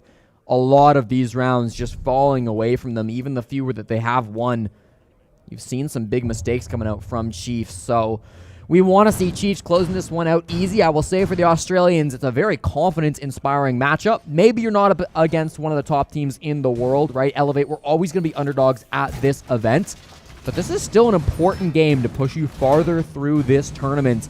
If you win this game, you go up 2-1, then you're playing all of a sudden for promotion to top 8, which means all of your next games will be best of 3s. I suppose if you lose this, all your next games are BO3s as well, because you'd be going down to elimination matches, which are also BO3s. But for Chiefs, you'd be much happier to be seeing the BO3s in the promotion bracket tomorrow, which is when those games will be played. They just need one more round in the next 4. They will be attacking here on Bank. Bringing out the Blitz one more time from Cairo. It worked so well for them last time. Elevate have struggled sometimes against this Blitz to have appropriate routes back to the bomb site to fall off when they see this the shield, which has been such a problem for so many teams this stage. We've got Macy J on the mind, by the way, which is why I keep accidentally mispronouncing Macy's name. It's pronounced MC, and I should have corrected myself earlier on. I mean, Elevate is certainly a team that does not make it easy, as all of the names look like they would be pronounced differently than they actually come across. Shout out to Shed, though. Shed's just Shed. You really can't screw that one up. No. No, you can't. I mean, you just friendly. see it's Shed. That's it. Yeah. Bit of a disappointing start for Speakeasy so far today. I mean, this will be the start and the end. We have very fond memories of Speakeasy and Hysterics taking over games on that old Invictus Aerowolf Giants roster. Jigsaw was on that Invictus roster with Speakeasy. Don't forget, they teamed together for about 6 months towards the start of 2022. They ended up getting top 4 in APAC South. That was their best result as a team before, I believe, Speakeasy left that team first. Was on it for a little bit before. Bit of a rivalry here. I'm sure both players would like to get one up over their former teammates, but at this point for Speakeasy, he's going to have to put up a miraculous performance if he wants to see that result. Jigsaw back on his favorite operator, the Lion. Played that pretty much exclusively throughout phase 1 of this tournament. A small spoiler for you, by the way, from the A streams. Cover your ears for the next 5 seconds if you don't want to hear about it. VP defeated SSG. Yet another loss for North America. I don't really know what's going wrong with this region, but everything is completely fallen apart for them. Just as Shed and Elevate are at risk of falling apart this round too. Chiefs quick to enter, not as quick as the previous round. Already eliminating one. Tex being deployed a bit more aggressively on attack than what we saw out of him when he was a defender. Elevate have positioned themselves to greet that double door, and now also see those quarter panel walls opening up. Speakeasy had an opportunity onto the shield, and he gets Cairo. I don't know why they didn't account for this Black Mirror being in this position. Ape dies at the hands of Quiz as Nyquil sits inside a Printer, still watching that same angle. Speakeasy has the cross. Where is MC? On the Warden. Jigsaw dying. There he is. MC watching the double door panel. He should be able to get a pick here onto the Ace of Oda. It was actually the Bravo of Quiz that first lined up. Tex dealing some damage, getting a pick, but that's all she wrote for that round. Very chaotic end to open area. But Elevate comes out on top. They're still staring down match point. If Cairo wasn't putting up 10 kills, I would say that that was one of the worst blitz plays I've ever seen. But because he's doing so well this game, I will not go too hard in criticizing him. Certainly, though, that push could have been a lot better coming out from Chiefs. The blitz struggling at those longer ranges. They had the smoke grenades to try to go for a plant, but chose not to run that, instead trying to get deep into the site. Shut down by a mirror window, and Speakeasy, who we were just talking about in that round, putting up 2 really impactful kills alongside an Nyquil who has been very good inside the site. He will equalize his KDR to 7-7, meaning that he's going even now in this game. If they can keep up that strong site presence, that could be enough to bounce back. One of the things about being in a high-pressure situation, which you wouldn't expect 6-2 to be particularly high pressure, but at a major, it can be sometimes, is attacking is often somewhat difficult. Your former co-caster Pengu talks about this quite a lot, how oftentimes in these high-pressure situations at a LAN event, attacking is a lot more difficult than online because you've got to be the ones to make the movements. If you're nervous and you're on defense, you got to sit still and hold an angle. You can kind of do that, right? If you're freezing a little bit out of nervousness, it's kind of okay on the defense. It's an auto lose on the attack. So for Chiefs, they got to make sure that they keep on pushing with this. If they can push together and have a little bit better angles when they go for these attacks, if they keep running the blitz or if they run any other sort of strategy that could find more success. Cairo's moved over to the Osa. This is probably Osa's best site. And Nyquil as well, trying to take some fights here in open area. Often you'll see the Osa push towards Garage rather than being in server for the plant like you might see in Ranked. But a cutoff in Garage with the Osa can be extremely effective. Clearly not the initial focus, though. They want to clear out these players in open area, but it's proving to be a more difficult task. Of course, that is Zombie inside.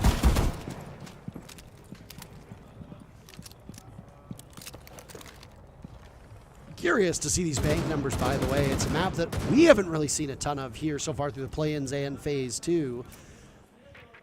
I'm wondering, is it just a very defender-sided map so far, or is it just the way that these teams have played? Chiefs looking more confident through most of this series. We'll have our answer likely at the end of the day or even tomorrow as we continue to get more information on these bomb sites. The first minute and 20 seconds of action. Chiefs finding an opening upstairs inside of what I assume was open area. This Tex does some serious damage. There's a drop and Jigsaw gets shed as well. 2 members of Elevate holding that middle floor. Attempting to get away, it does not work. Both logic bombs used at this point. Still got one EE, 1D in back pocket as well. Chiefs are very well situated as now they get the flash onto MC at top of blue. He has to throw out a Toxic Babe and now back away to slow down the Chiefs' advance. More flashbangs too coming in. This is he needs to get a kill here. If MC doesn't find at least one pick, you've got to imagine the round is going to end. They're setting up to isolate him for the time being. Grim upstairs. Don't let the silhouettes fool you. That is an enemy. Ape's been dropped. MC and Speakeasy are the last 2 standing. Speakeasy likely inside of the site. 2 quick kills. And now it's all up to MC in that position. He'll be tracked away by the bees. Wait, down goes Ape. What's he doing still alive? It's up to MC. The silhouettes were incorrect for but a second. And it threw our brain for a loop. The game not making it easy for us, Jesse, certainly. 7-3, the victory as Chiefs pick up another win. Seemed to look easy for them. Chiefs dominating in this matchup. I saw them at breakfast this morning. I asked them if they were going to win this one. They seemed confident then, and they seem confident now. This was one where they really did seem to shine as the top APAC team. They'll be the only team coming to the former APAC region who will now go 2-1 in our Swiss phase. Still opportunities. A lot of those teams still will be in the tournament. Scarz, who lost earlier today, and Elevate, who have just lost here now, will have a chance to still fight and make it to top 8, but the road will be long. A lot of play still to come from all of these teams tomorrow when they get to the BO3s. But for today, the job is done from Chiefs. They can rest very easy. Clearly, their 3-0 streak on bank looking like a real legit streak here. They're looking very good on this map. They'll push the record to 4-0 with another win against a top team. Both these teams good on bank, but obviously, yeah, Chiefs edging them out just a little bit. Elevate seemed to be in good spirits despite the loss, and they took this matchup in stride. You saw the jovial nature at which they were engaging with Chiefs in chat, especially at the start of this map. Both these teams know each other, former teammates on the side of both Chiefs and on this Elevate squad. They've played each other at international events before. There's camaraderie there. And honestly, it's not the end of the world for either of these teams. They both still live to see another day. Absolutely, and there's still opportunity for Elevate to look at that game and try to improve. Felt like a lot of times they had players that were being on the defense left out on an island a little bit, you could say, where they were struggling sometimes to get back to the team when a blitz would run through their site. And when you're talking about Parker, a blitz would run through. They would find picks onto isolated players. They just couldn't return back to their teammates fast enough. That's something that maybe Elevate can look at going forward. Obviously, neither the attack nor the defense really standing up for them this game. Support players on the side of from Australia doing quite well today. Virtue in the very first matchup was the top player for Secret. Tex playing a lot of those high-value, high-risk situations. His EPS wasn't particularly great, but still going 8-6 on his role is something that is very, very tough to do. The other support player of Oda at the position that we come to expect. Nobody really stood out one way or another on the side of Elevate, and I think that is the big issue with their roster. A rough go of it, and honestly one of the most lopsided BO1s that we've seen so far in the last 2 days of action. Tough game from Ape, I will say, 3-9. Prior to this matchup, he was positive in every single game that Elevate had played here in Montreal. He went 17-11 up against Team Secret yesterday, but for him now 3-9, obviously just not the game that he wanted to be finding. It happens. Everybody has bad games. Nobody can be positive in every match that they play. We're hoping to see Ape bounce back tomorrow when they get into those BO3s. That'll be an elimination game, so needs to do well in that one or they'll be going home. Yeah, I mean, we'll see what the matchups tomorrow are like. You and I will be covering some of those. We're not covering any elimination games today. Those are all happening over on the other stream. The qualification matches, the good news matches, they're here on the B stream, baby. And we got our very first best of 3 coming up next. Jesse, the teams? FaZe Clan and Falcons. Battle of the Fs. And only one of them will prevail, meaning the other team will be pressing F to pay respects, as that team that loses will still have another shot. But which will be the first team to make it to the main stage on Friday here in Montreal? We'll be back with the start of our first qualification match in just a couple minutes.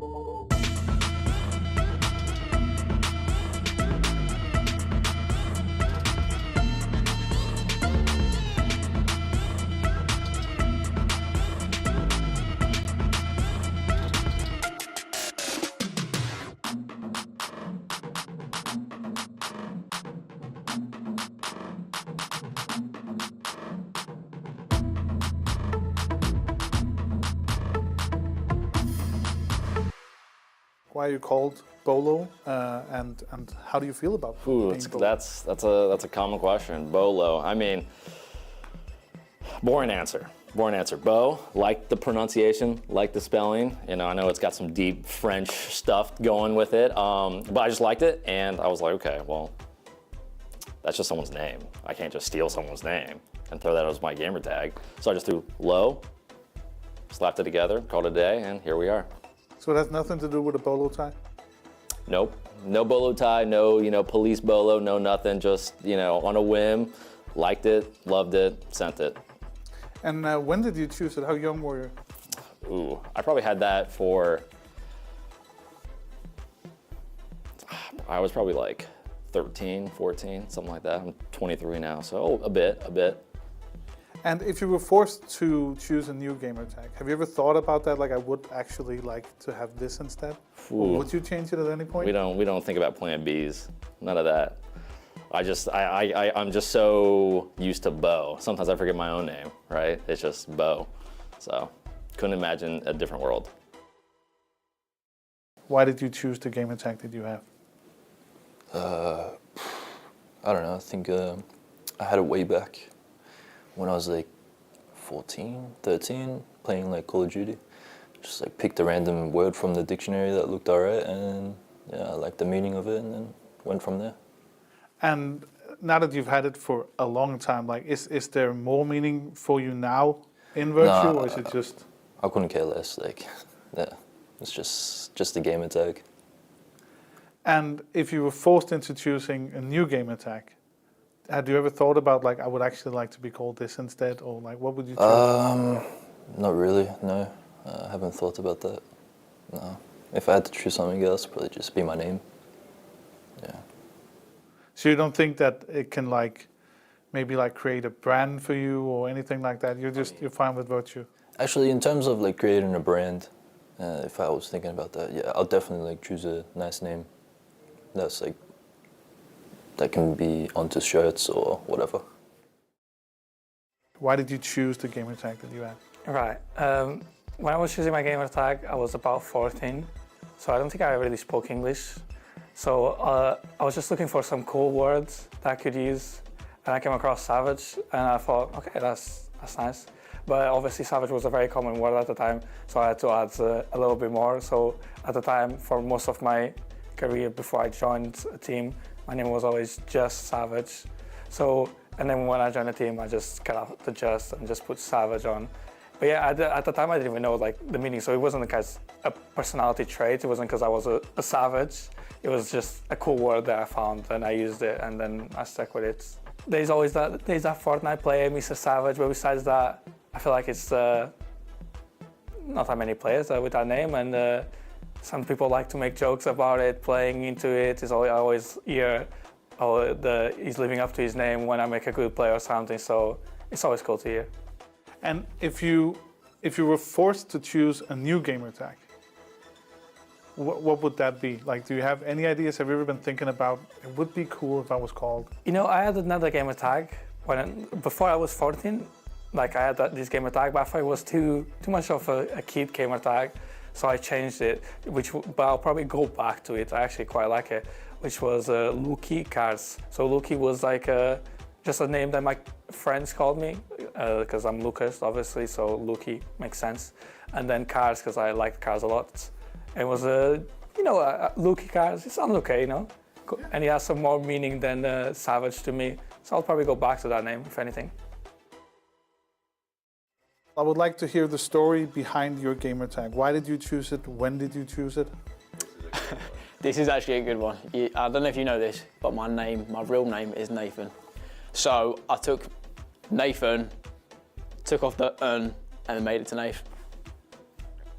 Or to be fair, when I played football throughout growing up, everyone used to call me Nath anyways, as a nickname. So I've just stuck with it. So it wasn't really chosen by you, it was more the friends around you that started calling you Nath? I mean, it's quite common in the UK, if your name is actually Nathan, you just get called Nath. So yeah, it just looks better. And if you were forced into changing it, where would you go? What would you do? If I was forced to change my name? Yeah. I would definitely not call myself Bolo. I don't even know. I'm the least creative guy when it comes to stuff like that. So, Are there any like books or something like that that you're into, like any universes that you would draw from? Or would you just say, I'm not changing it? I wouldn't change it. No, short and sweet. Nath.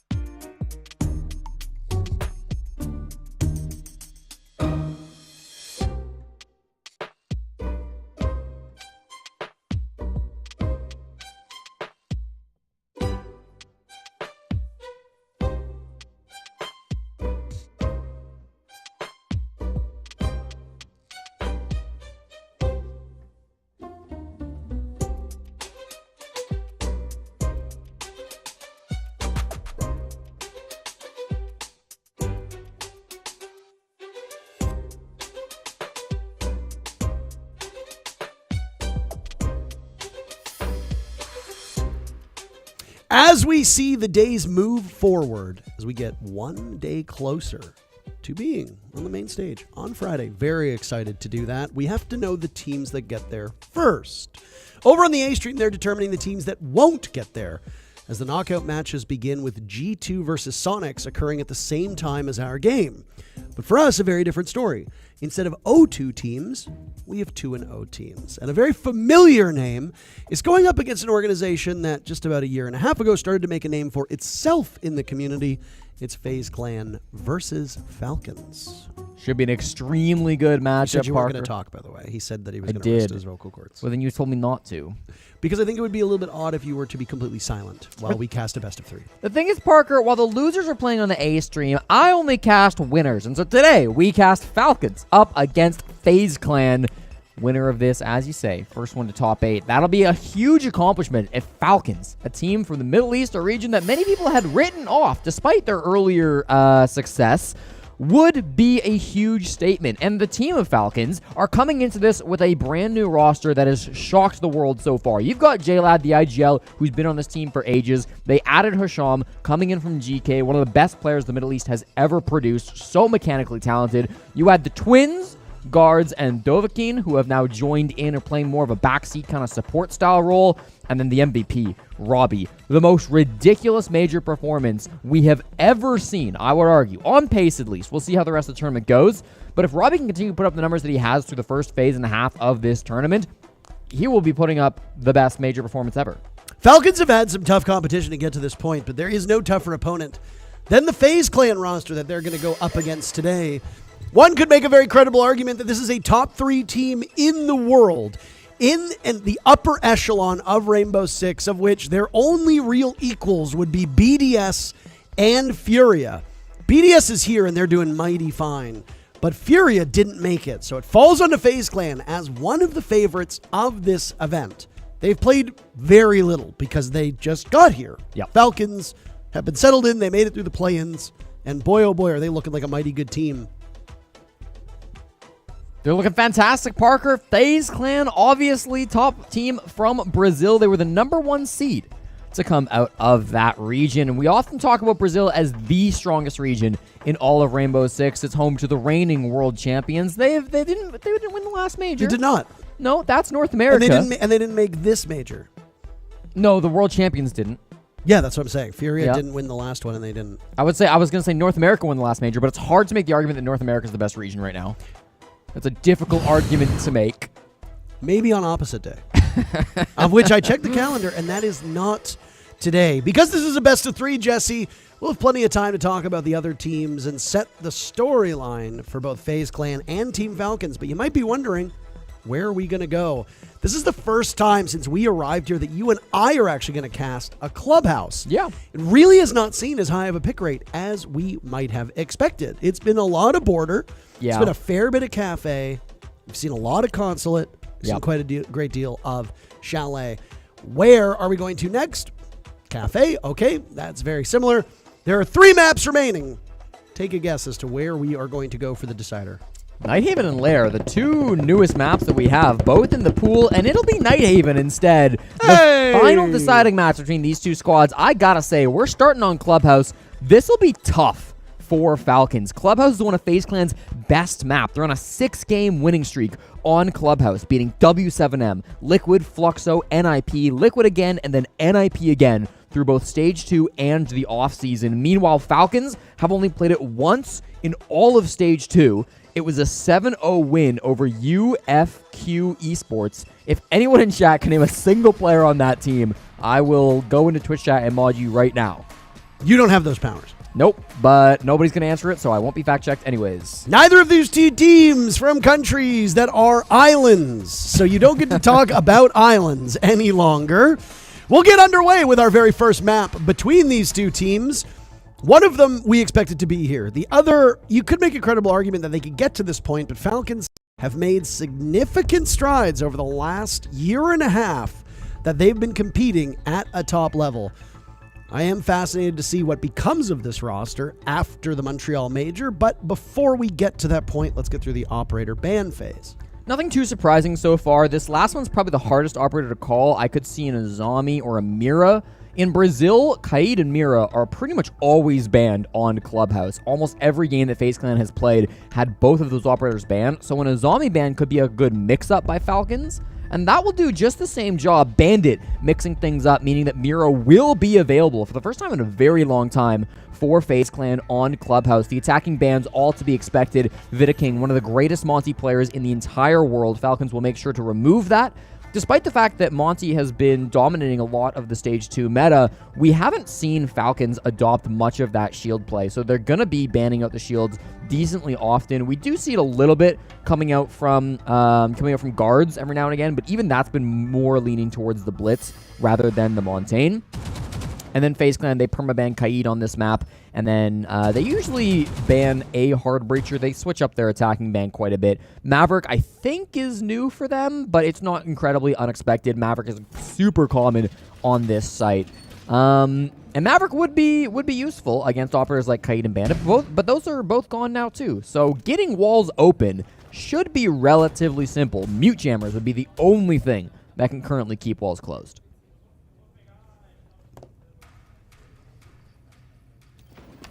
A bit of an oddity to see them both removed from action. I'm admittedly a very big Bandit fan, so I get very excited whenever he's available. Unfortunately, can't have him. Tubarao will also be on the board to help slow things down if required.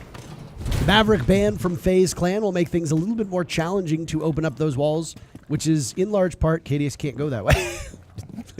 That is not a part of the map. Listen, KDS, he's still getting used to this game. He's like, a little bit new. It's like Wile E. Coyote in the Roadrunner when Wile E. Coyote runs full speed at the tunnel that's been drawn into the wall and just slams right into it. So anybody over the age of, 25 is probably understanding my reference. Everybody younger than that's like, what on earth are you talking about?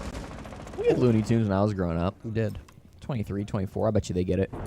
You're not that much younger than me either way. Well, I wouldn't say that. You think you're much younger than me? Yeah, you're old. Oh! Cyber with the Assassin's Creed leap off the top tower to take out Dove. So long, farewell. Falcons surrendering the very first pick. Clubhouse, oftentimes among the most defender-sided maps at any given point in time in any region in any stage. Cyber also quite old and putting off some acrobatics in that round. It's not about... Oh! Wow. Souls and Cyber both upstairs. The youthful reflexes of Guards as J-Lad is now on the board as well.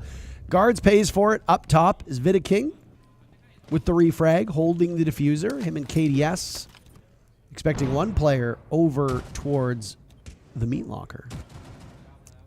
Lots of good things happen in the meat locker. A little bit of revenge, I'm going to ignore that, coming out of Guards as his twin brother Dove ended up dying as the opening death in this one, but they have surely answered back. This is a really interesting hold by Hisham.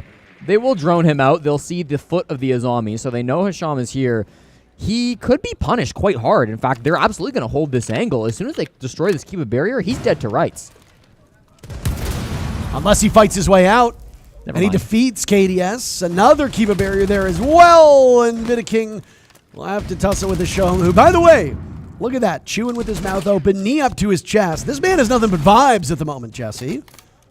You simply cannot defeat somebody who is that chill. Now Vidaking will likely drop from Moto. Tries to square himself off to a fight inside a church, and guess what? Robbie retakes from above. He had a very quiet matchup, but Robbie is just... Look at Robbie doesn't even move. Yeah. Look, doesn't need to. Hurts your aim when you move. Get extra style points for standing still. Falcons take the first round despite surrendering the first pick. A lot of the positioning I felt was better from FaZe Clan. We saw some weird stuff coming up from Falcons, most notably Hisham setting up a bunker inside of a stock. But I will say, the thing with Falcons is they've got such ridiculous talent on their team that they will often be able to win in those awkward situations regardless. Hisham, known to be one of the most impressive players mechanically in the entire world. He's got a whole peak named after him. Been really defining the game. Despite coming from a relatively unknown region as of a few years ago, he has been a huge star. Undoubtedly the most famous player coming out of the Middle East. So nice to see that from Hisham. Also Guards. What I really like to see out of maybe younger players like guards who don't have very much competitive experience is smart game sense.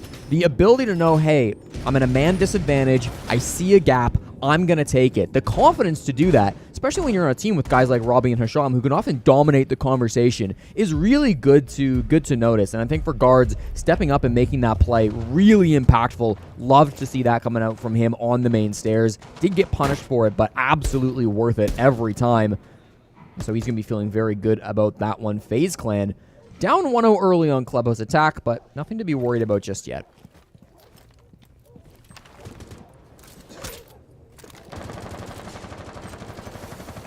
Best player to come out of the Middle East, you said.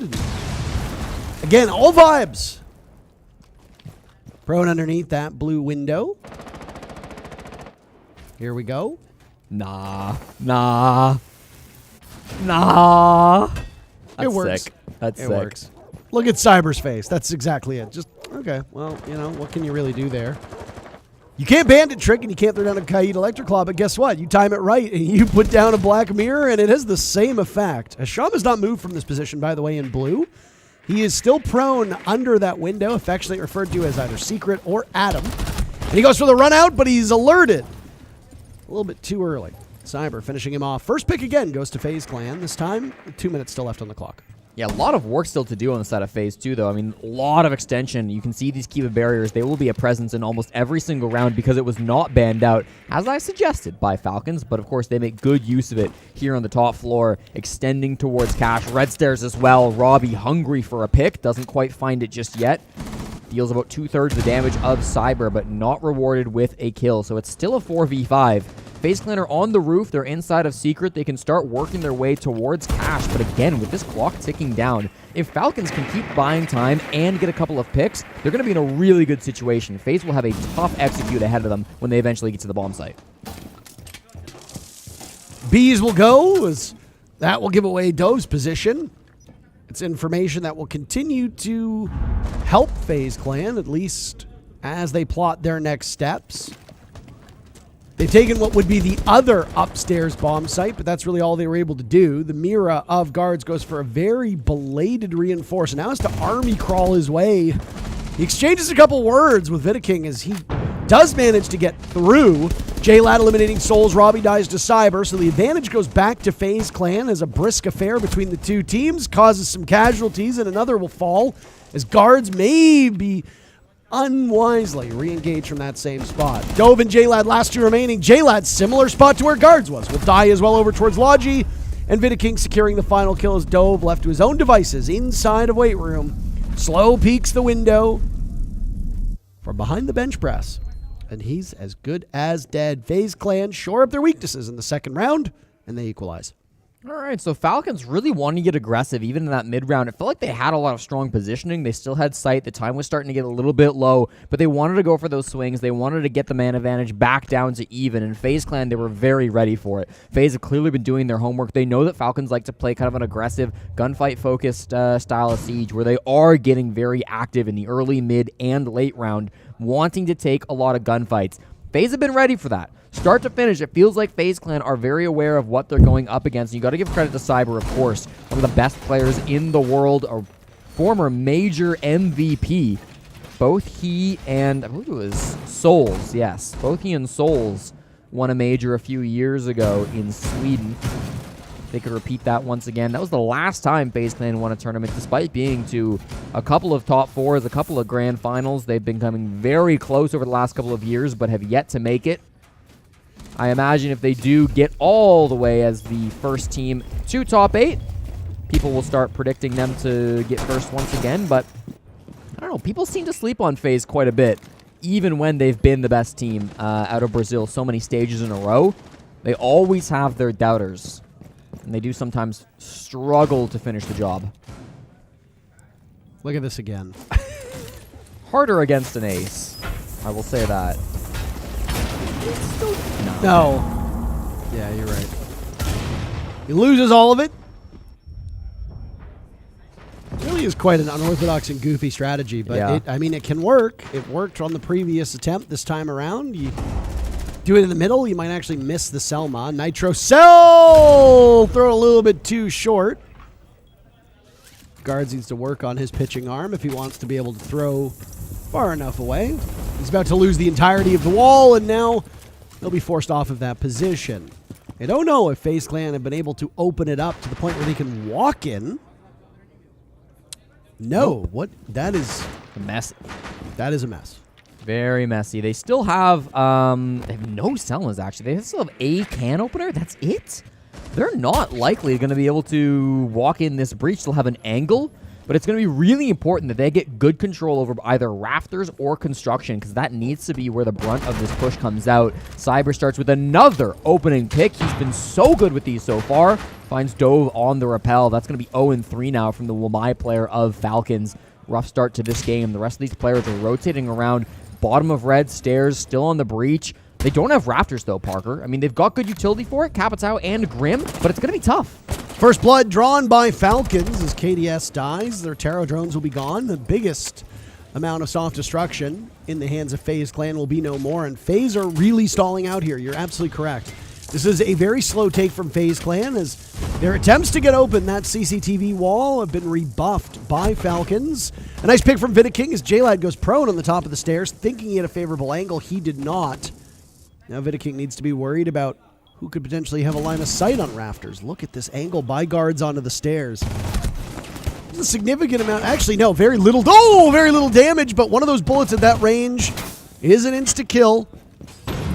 Guards is beaten up after that, now dropped by Souls, who will follow up from that position. Hasham with a very quick revive in the final 30 seconds. Trying to get a plant down now from Garage. One guy still on a rappel. That's likely to be Cyber. They start to get in, but a vault over will keep Hasham alive. They're in the plant spot now. Down below, there will be impacts if Hasham wants to make the move. It's Robbie actually downstairs. As the red pings come out, they pull off the plant, and here's the super shorty from the castle. Hasham takes down Handy, but it doesn't matter if you can't plant. Still nobody's going down below. Cyber's also finding picks on the rappel too. They'll go for a plant inside of Cash. Robbie runs up the stairs and stops it though. Never was Robbie addressed down to the bottom floor, and that comes back to punish them hard. That's like the worst place for you to plant as well. You're fully exposed to red stairs, and they were expecting Robbie to rush up red much sooner on. That's why you saw Souls go directly for the fight instead of getting into the bomb site and finding a safer place to play. There's a way for you to get in there, hop up on the one table that's inside a cache, and then you are largely immune from nitro cells, explosives, and most gunfire.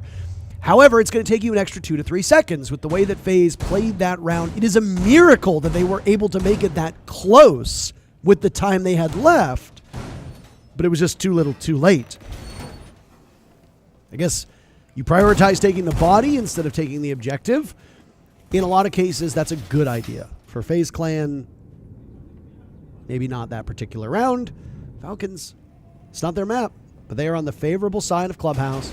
2-1, plenty of match still to play, and no real worrying signs, I would say, for FaZe Clan. They just became a victim of a very active and very good upstairs hold. For sure. I mean, both teams have been hitting some ridiculous shots so far today, so I expect that to continue throughout this map, and whoever's hitting more is likely going to be in the spot where they will walk away with this victory. Hasham, he's peeked this window like 3 times now, and is finally being pre-fired, so I have to imagine he's going to pull off of it and stop playing it, but you never know. Hasham likes to be a little risky sometimes. He's an aggressive player for sure. Nothing wrong with that. He doesn't get anything, but also takes no damage in that round, so no harm, no foul. Has a retreat quickly back to the site, too, if he needs to, playing on that Azami. Actively on a drone, so a little bit concerning. He's got J-Lad with him down here inside of Secret. None of his teammates are roaming either. There's a full 5-man anchor play. The moment they're just shooting drones. If they actually take a gunfight here, that feels really risky, given that you're playing for a 5-man anchor, but, I mean, they know what they're doing here. They're not trying to over-aggress. They're going to play it relatively safe. Robbie over by the main stairs as well. Doesn't want to take any gunfights. It's just Hasham who is, I don't know, still refusing to leave. If a blitz runs at this, you're terrified. You probably lose one, probably both. Just so you know. One exception to that, of course, is if the blitz tries to engage and gets, unfortunately, killed with a single shot. Sure. Right? Lots of times where we've seen a blitz rush at a player and they get punished very quickly on, and something either misaligns with the hitbox or maybe the player doesn't line up correctly to their opponents, and they end up dying. Blitz obviously not as strong as Monty. Constant Monty bans have forced teams onto this Blitz operator time and time again. We've also seen Fuse Shield pop up from time to time, and Osa's pick rate has not really actually had as much movement as I would have thought. I mean, Osa doesn't play anything like the other shields, unfortunately. She just can't move with that shield. Piloted that drone directly into the mute jammer that's inside of Escape Tunnel. So somebody on the side of FaZe will have to do that exploration with their own eyes instead of the aid of a drone. It's being a bottom 4 defense for Falcons. Usually going to want to put one person over in dirt. There's so much util in sight. Kibas, Goyos, still mirror windows. This is going to be a really difficult execute. You don't have any real soft destruction to deal with it either. What do you have? You have one set of nades in the pocket of IQ, of which one has already been used. That's basically all you have at your disposal. No Zofia, no Ash, no Rotero drones from a Flores. Souls will now rush in with Diffuser in hand. Robbie spots him, and somebody else will have to grab it. That case now goes to Cyber. He also dies to Robbie. Robbie and JLad will suffer at the hands of KDS, though. What a mess this is. Somebody overturned an entire cart of spaghetti, and it's everywhere, Jesse. Guards inside a church. Vidaking with the final 2 kills. A very active support player, taking a lot of that load off of Souls, who's become more prominent in their attacks. And FaZe Clan win the round, and again, tie the game. A nice little hold then coming out from Falcons, disassembled by FaZe Clan, just getting in quickly and causing that chaos. I thought Robbie had done enough at the start of that round, opening the can of spaghetti, you say, in blocking the push from FaZe Clan, but it just wasn't quite there. I really like the blitz play, and then Vidaking. Often you'll think of FaZe, you'll think Vidaking, he's going to be planting. He's going to be the guy on the shield. But oh, no. Instead, it was Handy, who is typically the guy who will bring out the blitz. Handy is a little bit more of an aggressive player, of course, to come out for FaZe Clan, and Vidaking is a very traditional shield player. He likes to be able to stand still, give information to his teammates. He's not as good, I would argue, at pushing up and pushing players over and getting aggressive with shields as so many of the best shield players are today. Guys like Lagonis, guys like Canadian. Instead, we're seeing a lot more passive play coming out from Vidaking traditionally. So it's not that crazy that we are seeing somebody else pick up the blitz play instead. But still, Vidaking is very plant-focused, right? He's very plant-minded. He was the guy that was playing around the kitchen hatch, dropping when it was smart to do so, covering his teammates exactly when he had to. Vidaking has had a fantastic tournament so far today. Now 6-2, is putting up big numbers for his team. The young captain is often a player that doesn't get enough credit, I would argue, on this FaZe Clan team, but he is so smart, so good at what he does. You got to imagine one day he's going to be hoisting a trophy.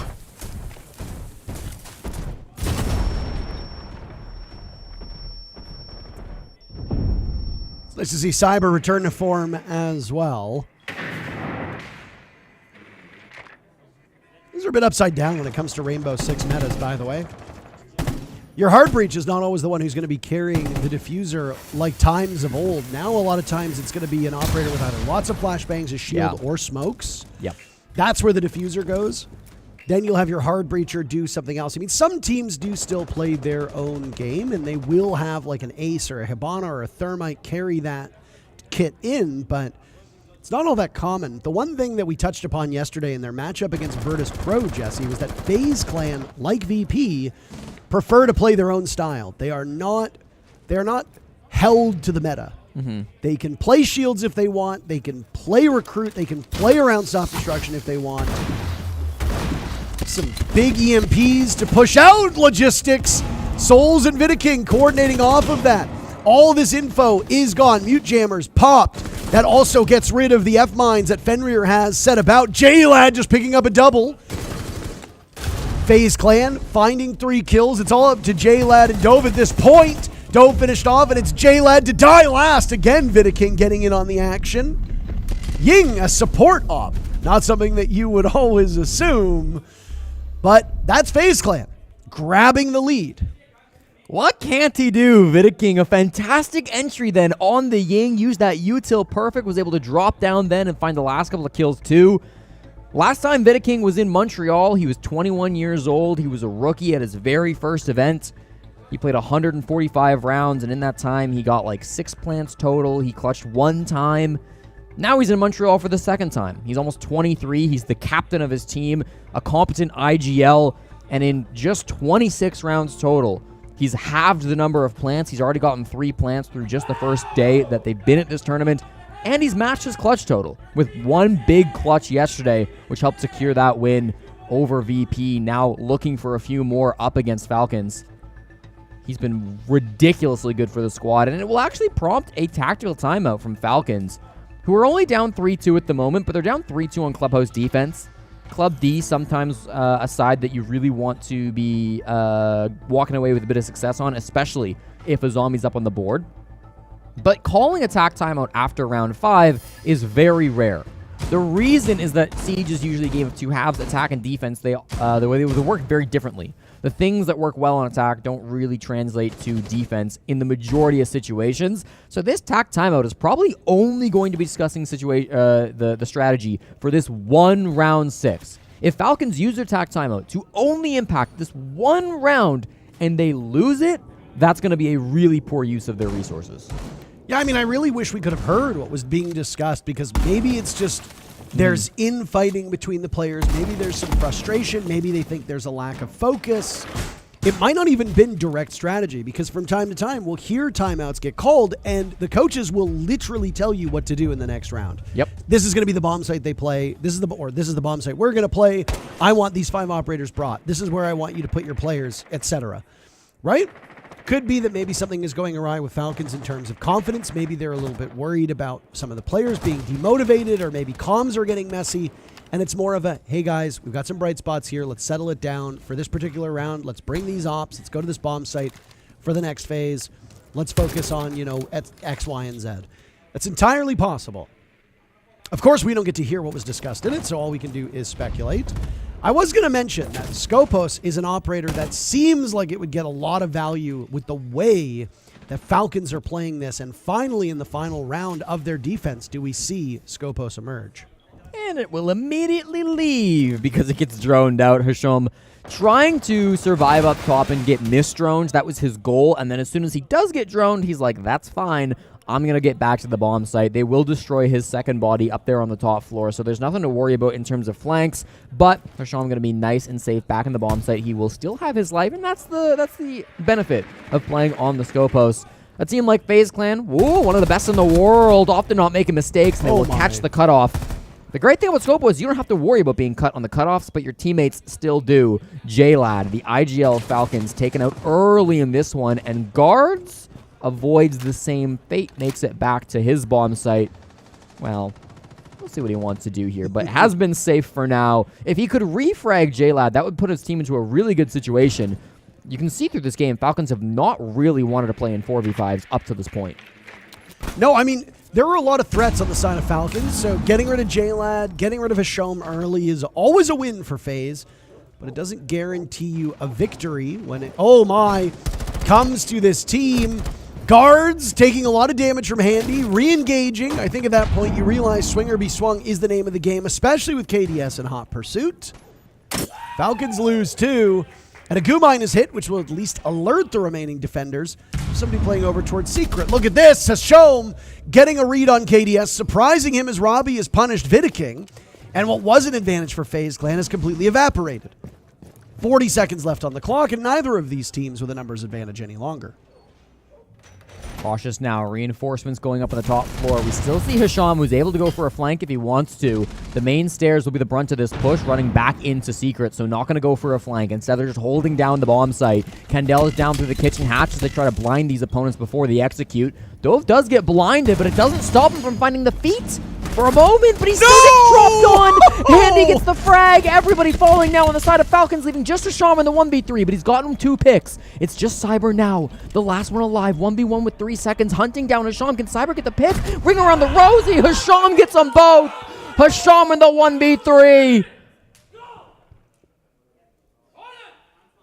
Unreal position from Hasham, and The mad scramble from FaZe Clan does not work out. The Scopos really was a great pick. The ability to flank and catch them off guard, which is one of the greatest benefits of the gadgetry that comes from Scopos on those Colossus and Talos, 2 bots. Retake. Nobody from FaZe Clan seemed to be aware of the fact that there was one player lurking off-site. And I gotta say, to flank when you are down numbers is really quite a gutsy choice, because most of the time, teams will have either an operator dedicated to flank watch, a gadget dedicated to flank watch, could be a Gridlock's Track Stingers, could be a Nomad's Air Jab, could be a Claymore, or they'll just have one player watching as the execute goes down. Somebody on the side of FaZe Clan should have been expecting a retake over towards blue, especially with a Scopos on the board. They droned the Scopos early. They knew that it was technically 2 operators that were available for Falcons, and yet FaZe Clan either just let it slip from their mind or felt confident enough that they can deal with it either way. Whether there was confidence there or whether it was just an oversight doesn't really matter, because the end result is the same, and it's that Falcons were able to use that operator to catch FaZe with their pants down and beat them in that round. In the first half, 3-3, which realistically is actually quite good for FaZe Clan, given that this is historically a defender-sided map. Yeah, I mean, especially with the bans, you expect this to lean more towards the D, but you never know with these games at the highest level. Things can go a little bit wonky at times, so still absolutely in it on the side of Falcons. We see the Sentry coming out from KDS, again, an operator that FaZe Clan have valued very highly since the introduction of the new recruits to Rainbow Six Siege. Most teams have played a lot of Striker, very little Sentry. FaZe Clan probably the only team that have really been running a lot of this op. C4 and Barbed Wire right now, I believe, to help out with the cache extension. They'll usually run that with a shield as well, but not this time.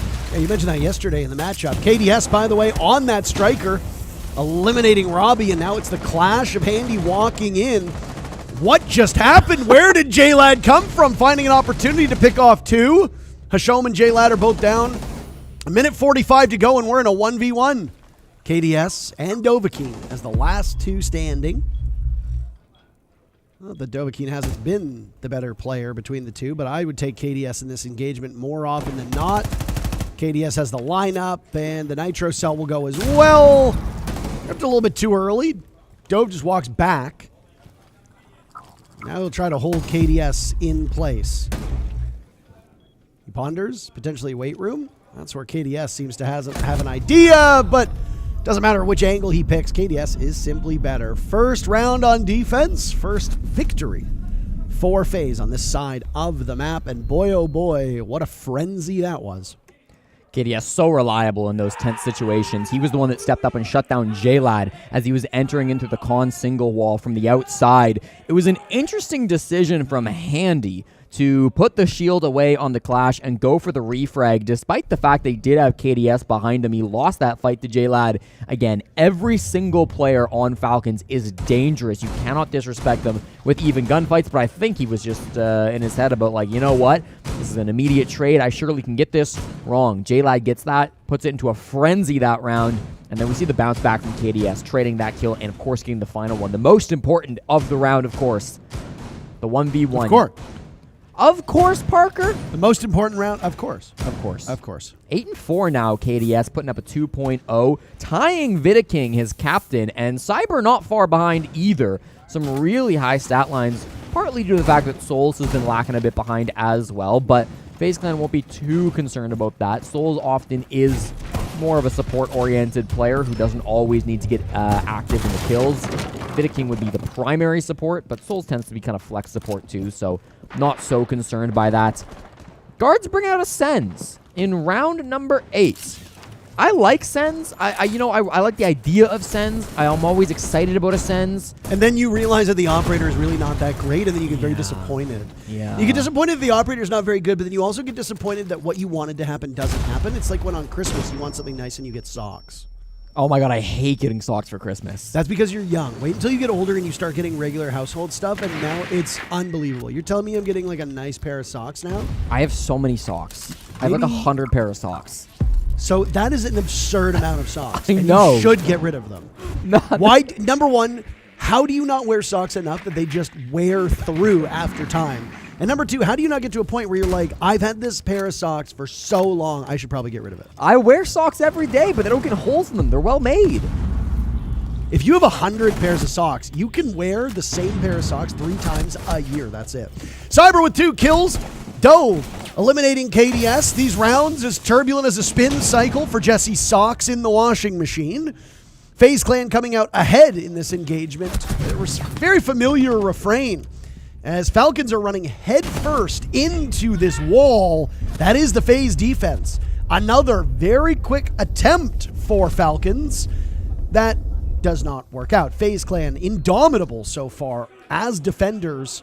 2 rounds really not looking like it's much of a challenge. And because Falcons called their timeout back in round number 3, Jesse, there's nothing to stop Falcons from bleeding out the remainder of this match. You can tell Cyber was wearing his socks in that round because of the excellent entry engagements that he was able to stop. Playing at the top of red stairs, found 2 players as they tried to rush in the main breach. Obviously, Falcons there were going for a bit of a rush strategy. They had the sends, they had the Dokkaebi calls all coming out. They wanted to go all as a unit, and they definitely did push together, but Cyber was right there and ready for it, catching them as they ran in the main breach. That was expertly played by him there. 10-4 from Vidaking and 10-5 from Cyber. They're really starting to step up in this game and showcase why they might just be the best team in the world. Absolutely up there in the conversation in top 4. They were top 8 back in Manchester, if you'll recall. So this is a team that want to be getting back to the main stage. They've been to the main stage the last 5 majors. So to miss it now would be a shock, but it doesn't look like we're headed that way. On their map pick, they've now taken a 5-3 lead. The most dominating position that they've been in all night. Robbie taking down Cyber, who was looking for an early pick. He saw another player from FaZe Clan also searching for one. I mean, I guess if you could knock Falcons down, clip their wings before they can even take flight, then I suppose that's a valiant effort and valiant strategy from FaZe, though did not work out. You do not want to let Falcons back into this matchup. They are a team that gets, I don't want to say underrated or disrespected, but they certainly are better than a lot of teams give them credit for. And time again, the traditionally good teams will try something that might work against weaker competition and fall flat. FaZe Clan cannot fall victim to that, or else they could very quickly lose their grip on this matchup. Vidaking, that's awkward, that's awkward, that's awkward. He gets the shot regardless. Can he get out? Inside of kitchen now, worried about the window, but it's the door frame from Robbie where he's pushing up. He's going to the staircase instead, takes time to shoot the drone, and still manages to escape. Vidaking, how is he alive after heroics like that? Finds Hasham on the trade and then manages to get out. No clue how he's alive here, but he's managed to do it. Now the buck will start to get to work. If these holes were here a little bit sooner, he would have been able to punish that, but no. Now we've gotten an equalized man count. Vidaking gets aggressive. The IGL inside of kitchen manages to find that. And now things are starting to get a little bit awkward for Falcons. They don't have their Dokkaebi anymore. They've cleared out the roam, so suppose the Dokkaebi's job is done, but there's still a lot of util in sight. These Kiva barriers will keep everyone on FaZe Clan safe and sound inside. They're starting to rip up these floorboards and starting to work on the dirt tunnel as well. And Robbie, a huge pick, finally finds Vidaking. Robbie's been a bit quiet today against this FaZe Clan team. Yeah. I mean, you saw the numbers. He was, 70-36 through the play-ins and now the playoffs. He's positive, at least in terms of KD, but for the role he plays on, the operators he plays on, and how much Falcons often rely on him, you need him to have a bigger day. He and Hasham are tied for the most kills on the team with 7 kills apiece through 9 rounds. That's not typically where they would usually stand.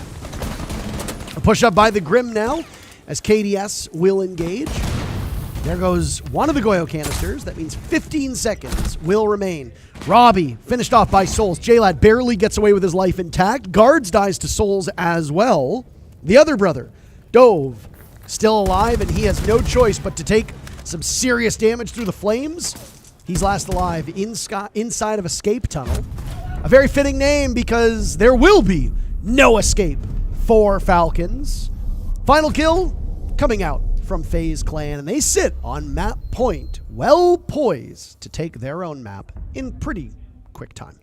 They've yet to lose a single defense to Falcons, and I guess that's not surprising. Throughout this tournament, FaZe Clan are 9-4 on defense. They're the best defensive team in Montreal so far. In Stage 2, they were the best defensive team out of the big 3 regions. No team in North America, Europe, or Brazil put up better defensive statistics than FaZe Clan in the Stage 2 regional leagues. On the side of Falcons, they've also been the best attacking team at this tournament, but of course Falcons have played through Phase 1, where the teams were a little bit weaker. They've yet to really play a team of FaZe Clan's quality. This is also a map that we didn't expect Falcons to have much success on. It's one they've rarely played and one that FaZe Clan have won 6 times in a row. 1 round away from making that lucky number 7 and trying to force us to a second map, and of course, then to the main stage after that. FaZe Clan's defenses have always been their stronger side. If Falcons don't want to go down 1-0, they're gonna need to find some way to push, but remember, they used their TAC timeout after round 5. Yeah, they got that 6th round. Technically, they got value out of that TAC timeout. But you gotta wonder, would it not be more valuable now that you're on attack and struggling to get anything going?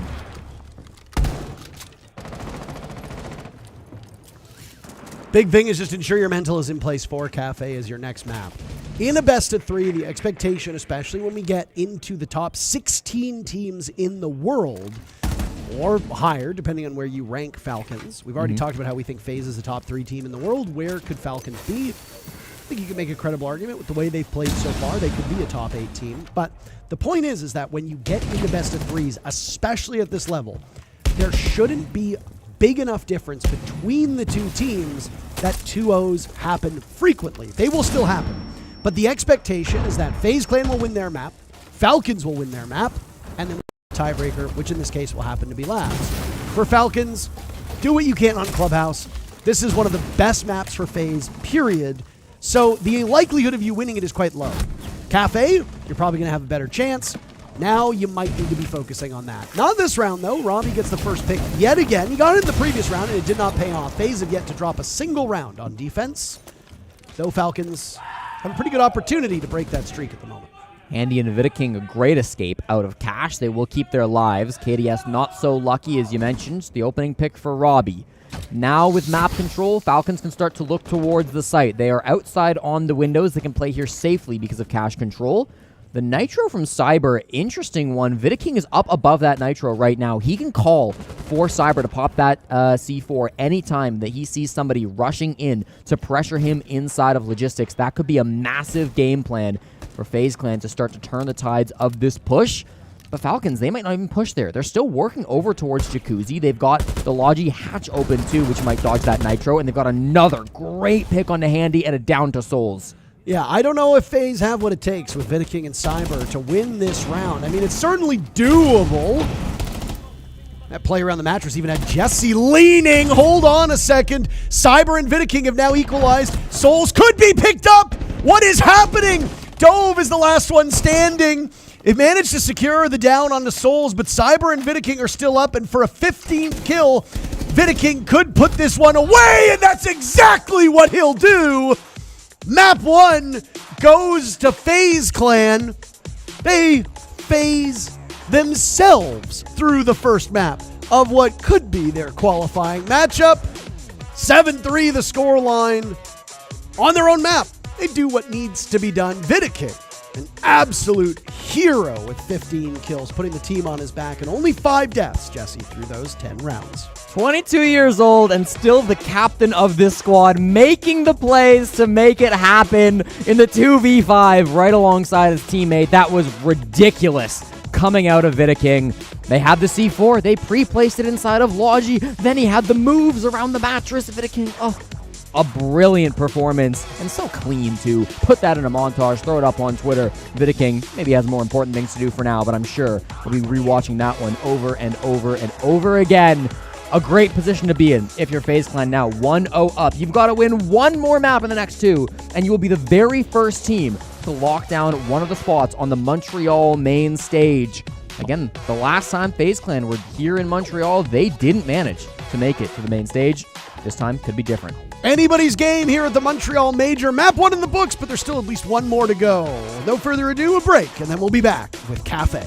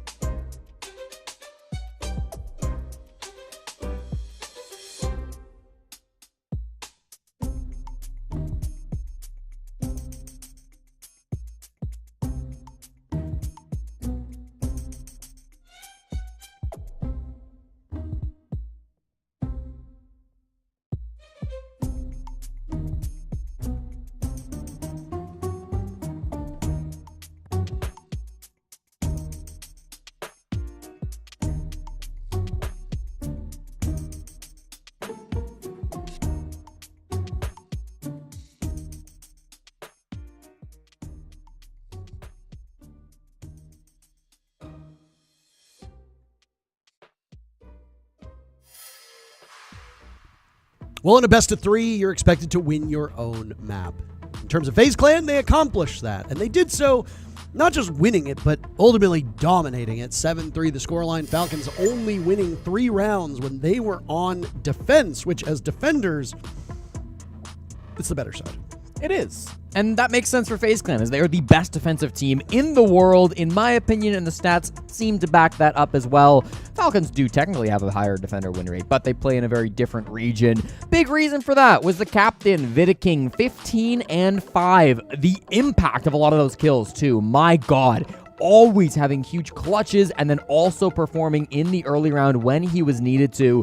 The biggest thing for me was when he wanted to get active in the early round, he was doing a great job of then retreating back and making sure he stayed alive. Vidiking, a big player here, but as you said, Parker, you expect FaZe Clan to be winning their map pick, and now we expect Falcons to be winning their map of Kafe. It's been over a year since Falcons took a map off of a Brazilian team, over 365 days. That is a year. That is correct. They beat NIP in July of 2023. Since then, they've yet to fight. They've yet to beat a Brazilian team. I believe they've played 2 of them since. So, will this be the time? Will this be where the streak breaks against probably the best team in Brazil? Do you mean beat them in a best of 3, or do you mean just beat them on a map? Beat them on a map. Wow. Yep. That is over a year. Yep.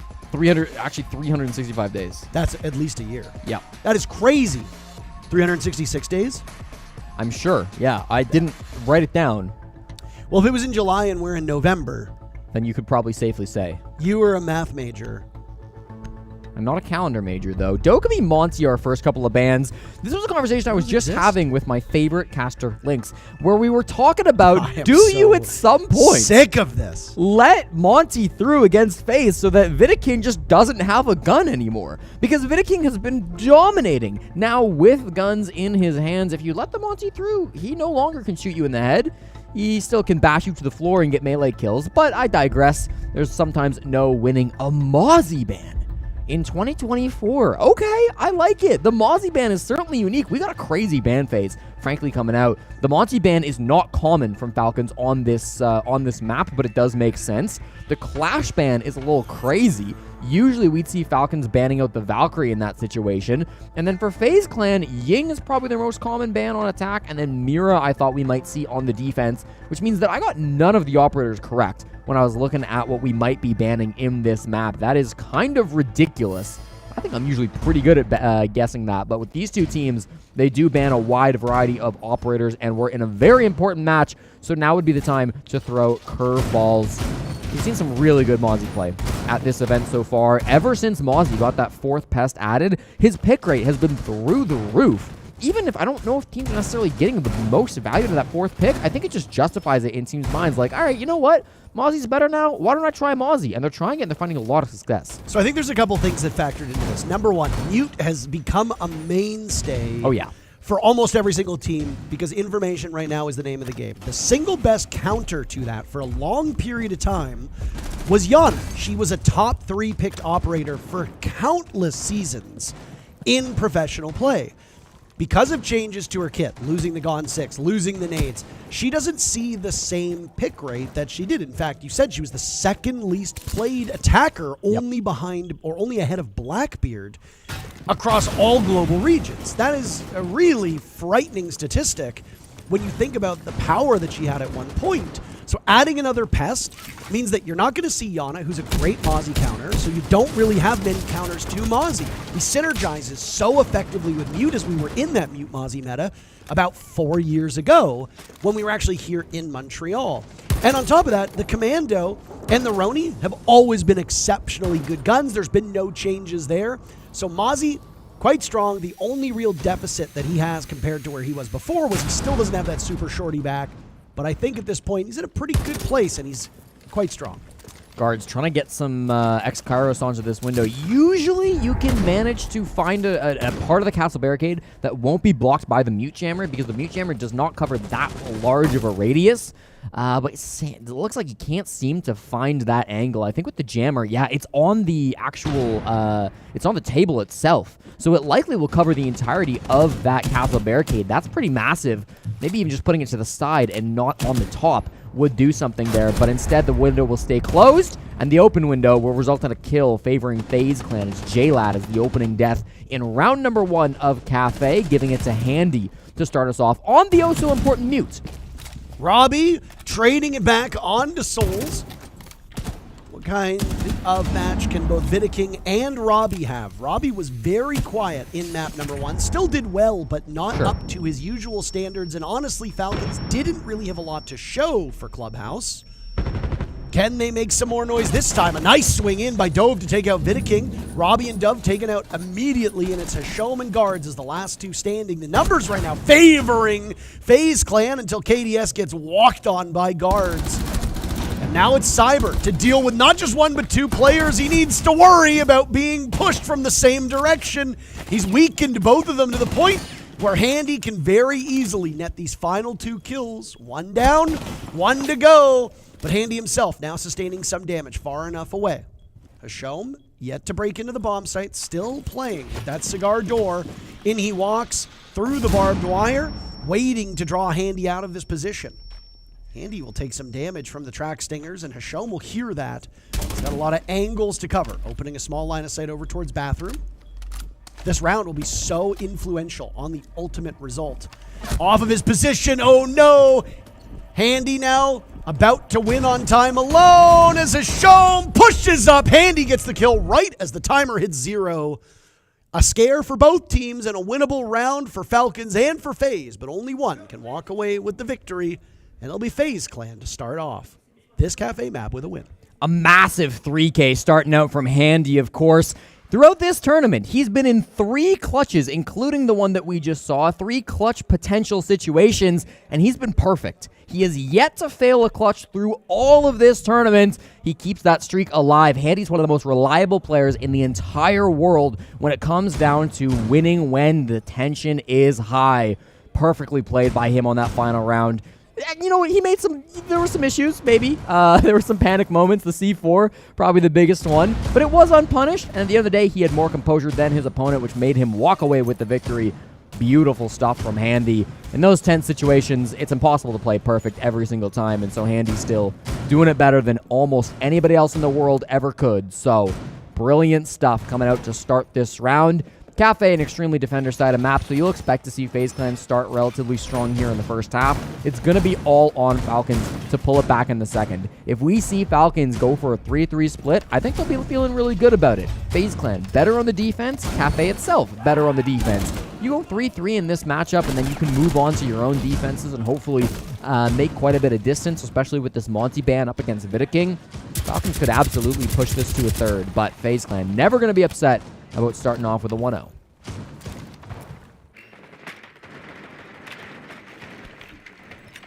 You didn't choose the map, you choose the side. FaZe Clan think that defending on Kafe's a better side to be on, and we will test that theory.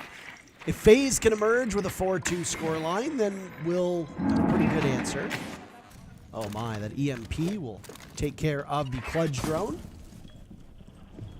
Handy gaining the effects of the drone sprint. Always nice to see that as the Naruto lines around him give him some additional speed. Lost a lot of your gadgetry in this B-bomb site, all thanks to this nuisance drone that's being piloted by Hashom. As there he goes to get more information. No, my! Cyber thought that he had something working on to Dove. He could not get it. J-Lad off of the window to Vidiking, and now Dove realizes that his position is slightly untenable. Down goes Robbie to Handy. FaZe Clan, just as they did on Clubhouse, stopping Falcons from taking flight on attack. Yeah, early rounds really favoring FaZe Clan in this series. A little bit of Finka Stim to help heal up some of these players. Are they going to make a move off of that? Still just sitting on the rappel. Don't want to run up. Hasham is still sitting on the red stairs as well, waiting for somebody to walk into his trap, but nobody's there just yet. Slowly starts to make his creep advance. He sees somebody in pillar. Can he get the frag? Surely. He does. Took Handy a while to realize where he was getting hit from. The suppressors actually in this situation, very helpful. Yeah. I could even say very handy because they don't tell you where you're getting shot from. So Handy has no idea that this was over towards red stairs, and I don't know if FaZe Clan will have that information for this final minute.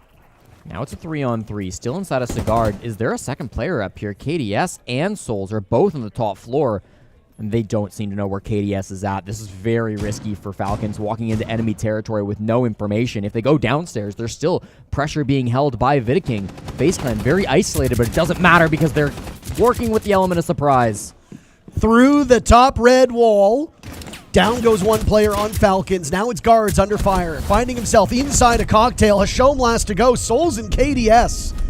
The two support players sitting over by Ticket, inside a back freezer, over top of the bomb site. And the deficiencies that Falcons showed on Clubhouse's attacks are still present on their own map. Nothing looks like it's changed, Jesse. There are still huge problems with Falcons gaining information, gaining a foothold in the map, and pressuring FaZe out of their spots. FaZe Clan are doing a terrific job of holding on to that map control and not letting it go. Falcons just do not have the tools, either on Clubhouse or now here on Kafe, to shove them out of their spots. And FaZe Clan, when they don't really need to break a sweat, are able to settle in and play their game, and it's very challenging for any team to beat them. Falcons have faced adversity before. In their very first game of the tournament, they played against Alpha in a BO3, and they ended up losing Map 2 in a brutal 8-7. They still bounced back from that, but it feels a little bit different playing a BO3 against Alpha with 2 subs versus the second best team in the world last year, FaZe Clan. This BO3 might be providing a little bit more pressure that Falcons are starting to struggle underneath. Their attacks just haven't seemed to be able to crack the code of FaZe Clan. 0 attacks all day won by Falcons as they got swept on Clubhouse, and now 0 for 2. That's 6 in a row, if my math is correct, that they have yet to find an attacking round win. So obviously now we go to the tertiary bomb site. That's going to be one that you expect to be a little bit easier for Falcons, but there's no bad bomb sites on Kafe. All 4 sites are typically considered good enough to run regularly for the defense. We're going downstairs to the kitchen for the final site here in the rotation. FaZe Clan won't be roaming, so we're going to have a pretty slow early game. There is a Jackal being brought by Robbie, so were there to be any roamers, they'd be able to find them pretty quickly. And there still might be some late flanks, you never know. Vidiking wants to make a bit of a move. He is down by red stairs, but realistically, you'd expect this to be a slower early round with the players on FaZe Clan settling in. Never mind, KDS immediately dies to JLAD. All right, well, I mean, why not? Again, as we saw in a few rounds for FaZe on defense, on Clubhouse, if they can find an early pick and knock Falcons off stride, they'll be in great shape. Vidiking was being watched from 2 separate players, by the way. That was his show, as well as the buck of Dovahkiin upstairs. Vidiking manages to get away, only taking 40 points of damage, which is frankly quite impressive. But now being hunted down by the Jackal of Robbie means that at one point, 3 separate players on Falcons were all trying to take care of Vidiking. Given what he did in map number 1, I think that's a pretty suitable amount of players to combat the best player so far in the lobby. Maybe not in this particular matchup. Through the smoke, Vidiking eliminating JLAD, and now it's Guards outside looking towards VIP. Cyber dropping him. Back inside, and now another over towards Whiskey. Cyber swiftly removing the heads of not 1 but 2 players on Falcons. Dovahkiin outside of the map. Where is Hashom as well? He was last seen upstairs. Now he will take up space on brown stairs, and Cyber has not relented from this position. Hashom careful now, right? Finds it. Cyber for the 3rd. 1 more to find still with a secondary shotgun. We'll get them all. Why not? Cyber. Big 4K coming out in round number 3. I was expecting you to clap. Oh. I'm going to do my best, Jeb Bush. Please clap. That'll probably attack timeout coming out. They're not clapping on the side of Falcons, I've noticed. No, but they are getting clapped, if I may use that. We are well ahead of schedule here. If this does end up being a very quick 2-0 for FaZe Clan, our next matchup, which, by the way, is not us. We don't cast it. We're done. We're done after this one. I wonder if we actually will keep the timeline in place, or if we'll go over to the A stream, which, by the way, spoilers inbound, if you are not watching the A stream, the former Susquehanna, now just the Sonics, going up against G2, the loser of that matchup goes home. So that will be one of our first teams eliminated here from the second phase. We've already said goodbye to teams during the play-in, so it's not the first team to go home, but it will be the first team in the second phase to go home. The first map, 7-0 Yeah. for Sonics. Yeah, map 1 was bad for Falcons. It was much worse for G2. Significantly worse. Yeah. End of the day, though, 7-3 or 7-0, you still go down 0-1 in the BO3, and you go into the second map with a fresh slate. FaZe Clan, though, continuing that trend, they could have their own 7-0 today if they keep up this pace. 3 defenses in a row, attack timeout from Falcons. They've just got to get a better handle on punishing this early aggression. You know, we saw Vidiking, for the second time this series, make a really aggressive move, this time over by Red Stairs, and somehow, against all odds, making it out alive. FaZe Clan are going for a lot of little swings that are not being punished on the side of Falcons. Multi-kills abound by FaZe Clan as we're seeing play after play after play. So many nice clips have been hit today.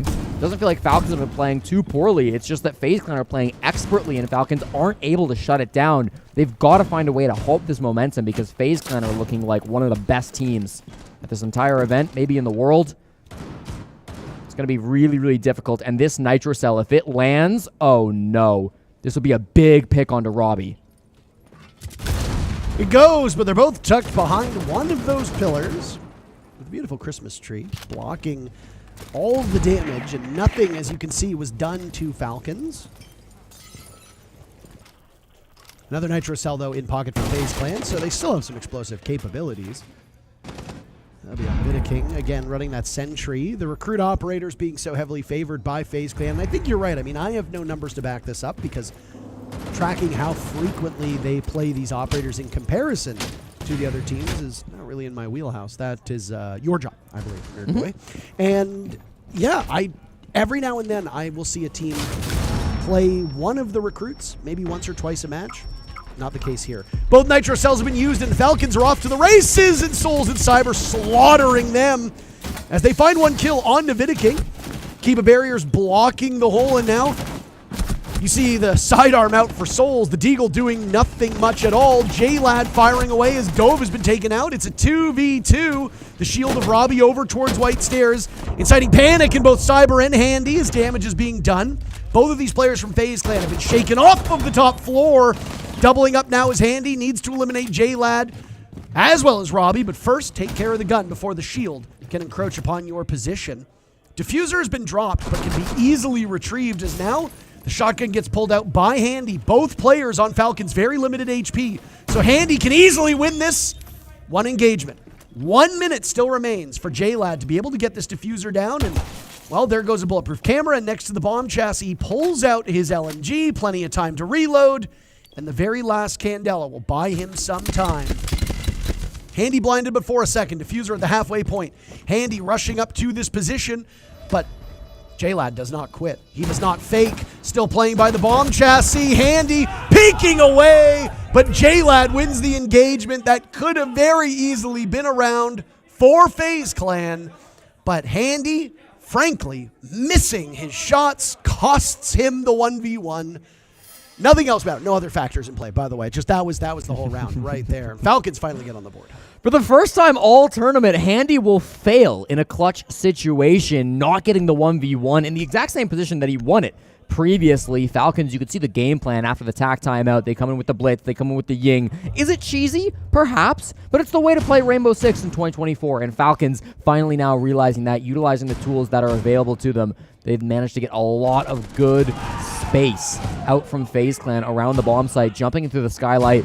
Caught us off guard even a little bit with how quickly they jumped into that, but FaZe Clan not quite ready for it. Losing a couple of bodies. Handy played as best as he could, but with the SMG-11 just could not land the shot.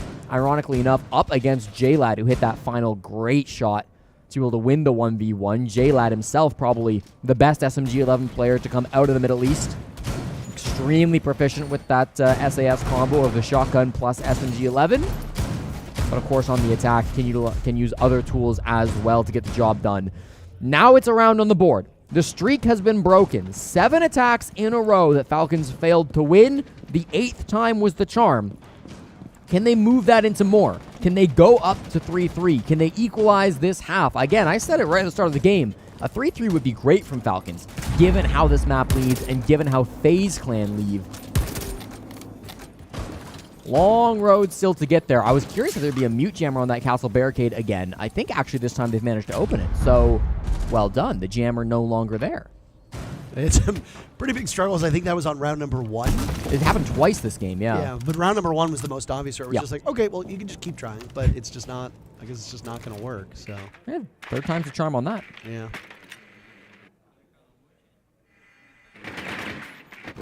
I saw the drone, so the jig is up. That particular part of the map, by the way, New Balk, or, well, Heaven, I suppose, as it's called, is the one that is often focused on by these attackers. Oh my, Cyber able to possibly get to them, but he's a little bit behind. Taking out the Hibon, and now the shield will likely pivot as it engages in a 1v1. Guards taking out Souls, looking for more Cyber with 1. Vidaking another. Robbie on the board 2. All of these rounds have been so quick for Falcons, but they haven't been as successful as they want. If this is their attacking strategy on Kafe, I do need to wonder what their defenses are going to look like. Hashom having an uncharacteristically bad start. He's only on 1 and 4. A single kill for Hashom through 4 rounds, 5 rounds almost at this point. Wants to make it 2. Actually just missed an opportunity for an easy pick, but I think he's going to get Robbie to get it instead. Plenty of time, though, because of the speed of Falcons, by the way. If things go awry, they've still got time to sort things out. Yeah, looking for this one. Robbie knows with the Nitro Cell there's one right below him, but Handy also playing very, very safe. Cyber set them up into a good position, but they've got a lot of time to try to dig themselves out of this hole. Wow, he knows exactly where he's at, but he can't quite get the kill. Handy takes a bit of damage, but still avoids it. The hatch, I don't believe they can open it unless there's still a shot in that Gone 6, but I assume there's not. They will start to repel into the top floor now, but watch out for this flank. That's super shorty there for backup. Could be used in a pinch, and while you're in a pinch right now, if you're Falcons, because of the numbers, FaZe clan can send somebody upstairs. FaZe fell to the tricks of a flank. Are we going to see that happen again? Robbie eliminated by Cyber. That's 3 kills for Cyber, and now it's Hashom upstairs to retrieve the case. The smoke has gone out as well, and he has no choice but to drop this hatch. He'll be very exposed, or maybe just sit and wait, and that's exactly what he's going to do. So, you don't need to give yourself away. You can sit, wait, maybe talk to your teammates, maybe get yourself a shorter timeout, knowing that the round at that point was done.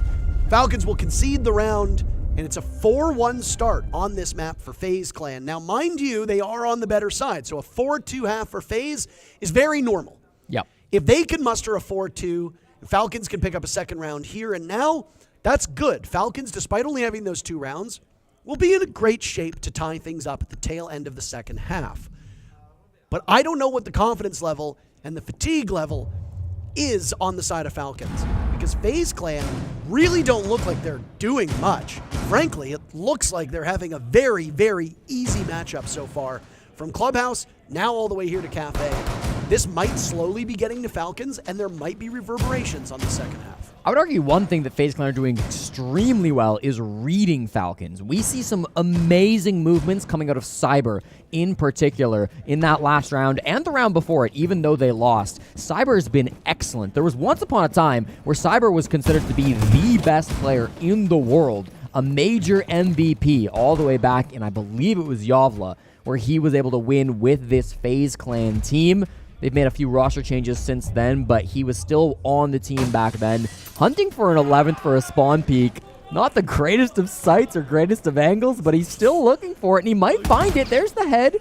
Nah, backs off now. Oh, but it's just a bait. Vidaking, the partner in crime, jumps out the red window and is able to clean up Hashom anyways. Beautifully executed. That's the thing about Cyber. He can get the kills himself, no doubt, but he also knows when to come back and let his teammates frag too. They get good damage onto Dove as Souls hits a good shot from inside a bakery.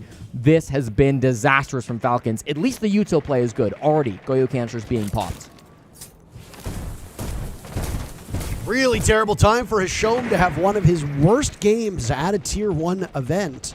Robbie's numbers also underwater. Not a single player on the side of Falcons positive, and I suppose that happens when you've only won a single round, but usually even in defeat, you're still at least able to play. Cyber's just smurfing on them. 11 kills through 5 completed rounds, 6 active rounds. almost guaranteeing him 2 kills around. He had a 3K in the previous endeavor, and now it's KDS playing around this deployable shield inside of VIP. Falcons bogged down over in delivery at the bottom of White Stairs. Robbie, the only player on Falcons that is at full HP. J-Lad and Dovahkiin taking so much damage with half of the round to go. That means the goo mines that are around this map, the volcanic canisters that are around this map, potentially the Surya gates that are around this map, all can easily kill 2 of these players of Falcons without a single bullet being fired in their direction. And they have the time here on Falcons to try to work a pick, to try to get a game plan going, but just do they have the mental at this point with everything going wrong to pull themselves together and clutch the 3v5? And when FaZe are hitting shots like this, like, it doesn't even matter if you have a good game plan. That's been a prolonged fight, though. That's been going on for about 20 seconds at this point. Skeleton Key pulled out. A flawless end to this first half by FaZe Clan. KDS from this position gets 3 kills, and off we go to the second half with FaZe in a 5-1 position. Falcons, oh boy, they got a lot of hill to climb. It's a big mountain standing in front of them right now, and at the top of it's got to be Cyber. The way he's been playing today, starting off with 2 big kills in that last round. He's been playing Rainbow Six Siege since the beta all the way back in 2015. Coming from South Brazil. I'm not going to try to pronounce that city name, sorry. What is it? Let me see it. Guaratuba? Guaratuba. I'm assuming is how you'd pronounce it. In the state of Parana, I believe. Are you Brazilian? Do you speak Portuguese? Guaratuba. How well am I saying that? Please let me know on twitter.com. I'm at Intero. I think we did pretty good. Jesse is on Twitter at cornpop16. Jesse J. Chick, thank you very much. CORNPOP16. He's the longest member on FaZe Clan, been on this team longer than anybody else. Long lineage of 15 previous corn pops. He's the 16th. And we have a good reason for Cyber to be on this team for so long. FaZe, they don't want to get rid of him when he puts up such consistent performances. Why are you not proud of your family history, huh? You go quiet instead of talking about the 15 pops that came before you. I think the viewers want to hear about Cyber and not me. Cyber's a more interesting person than I am. Is that true? I mean, this so far this is a stomp. Yes, I'm hearing by the way that SQG2 on the other stream is still a stomp, by the way. For the same team? Well, that would be a spoiler, wouldn't it? I want to be spoiled. You want to go out tonight? I can buy you dinner. Spoil you like the great caster. I need a new casting duo, I swear. Well, you got your favorite caster of Lynx. Why don't you ask them to cast you, huh? Yeah. Punk. Lynx will be back tomorrow on the cast. Lynx and Stokes are both off today, so we've got 3 duos rolling with it.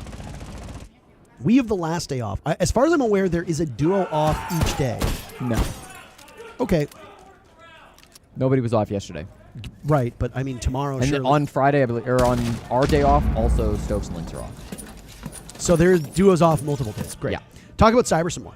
Well, Cyber might not be the one to talk about. If Guards is about to get aggressive in this situation, Cyber is still hunting for somebody on those white stairs. Full white thanks to his teammate.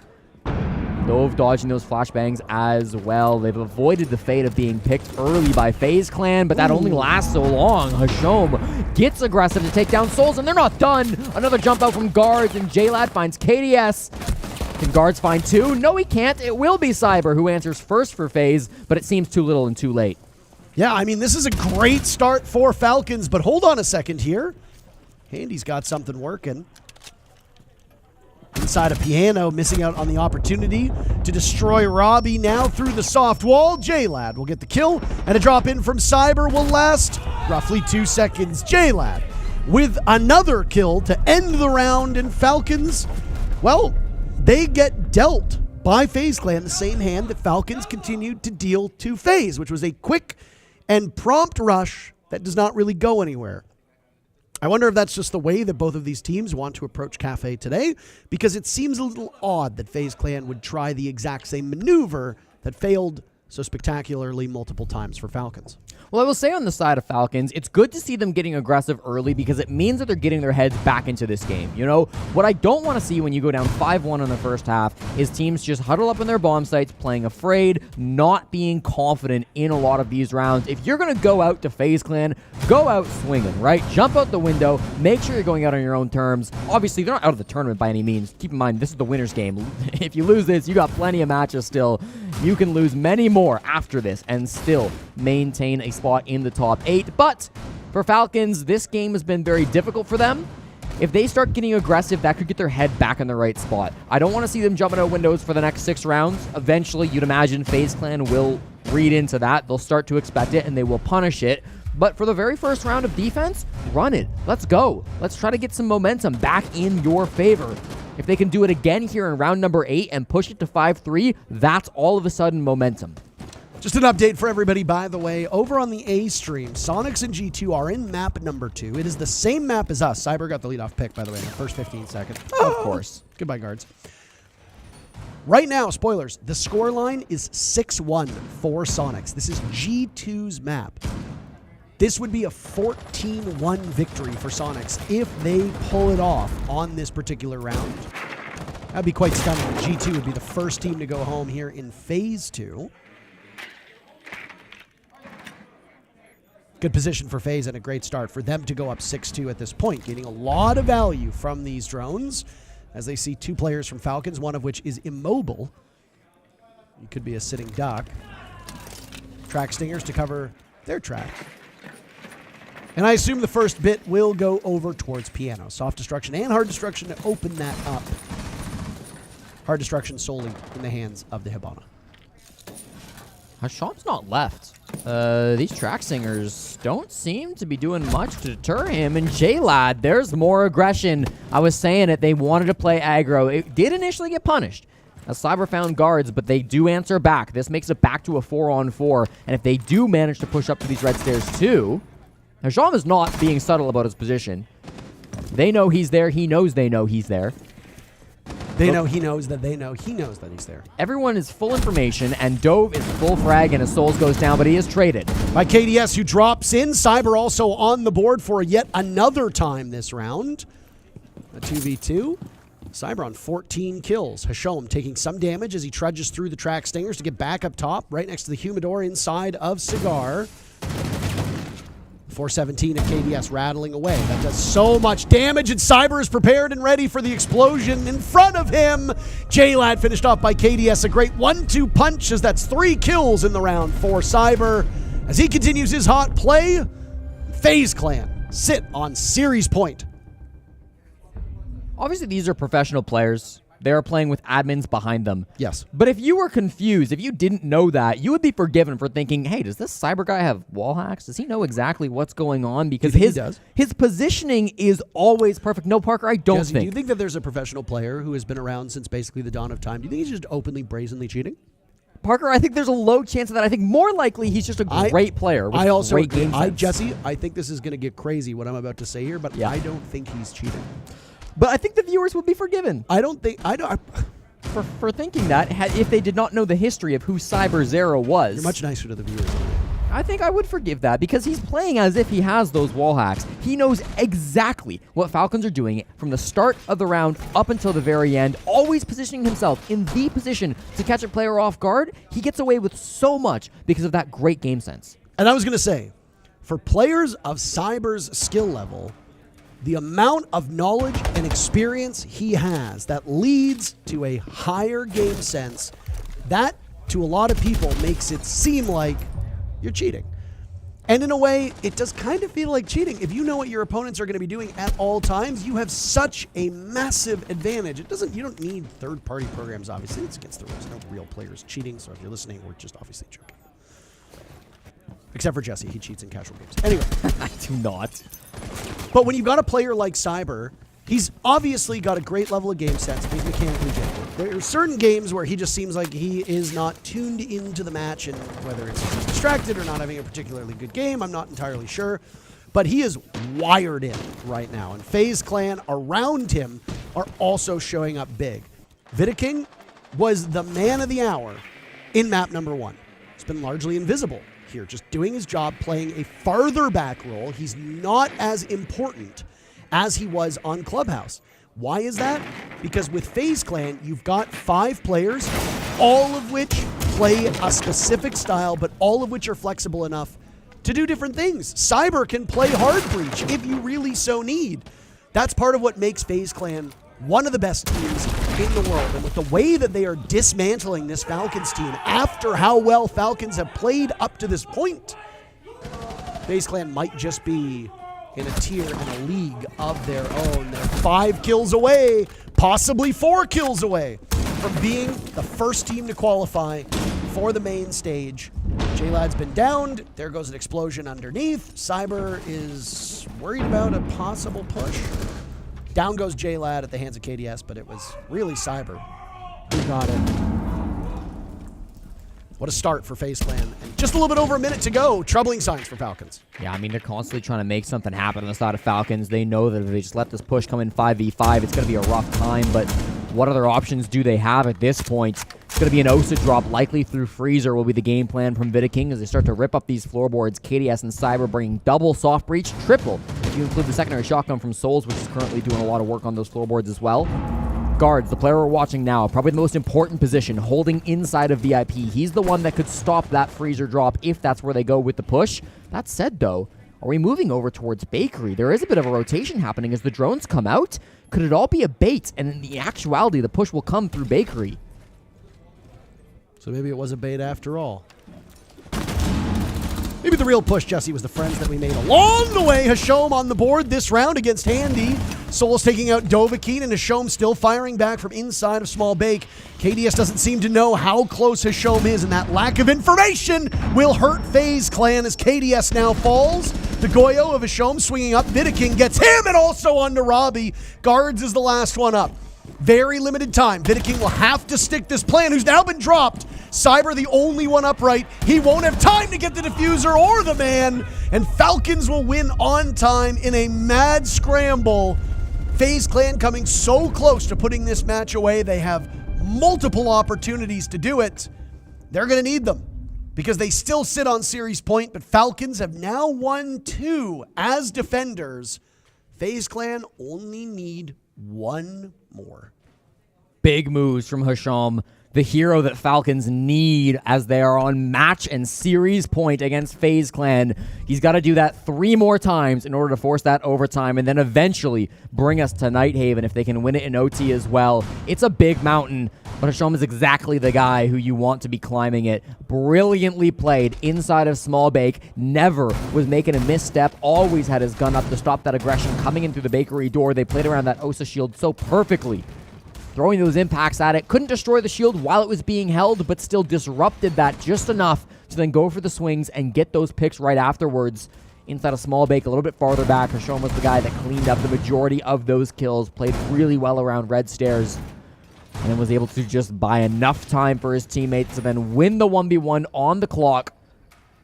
You got to imagine Cybers, who's putting up a 4.0 KD ratio right now. Had he found the gunfight, likely would have won it, but for Falcons, when you're playing on the site that is typically the slowest in the entire game, you can stall out really nicely, and that's exactly what they did.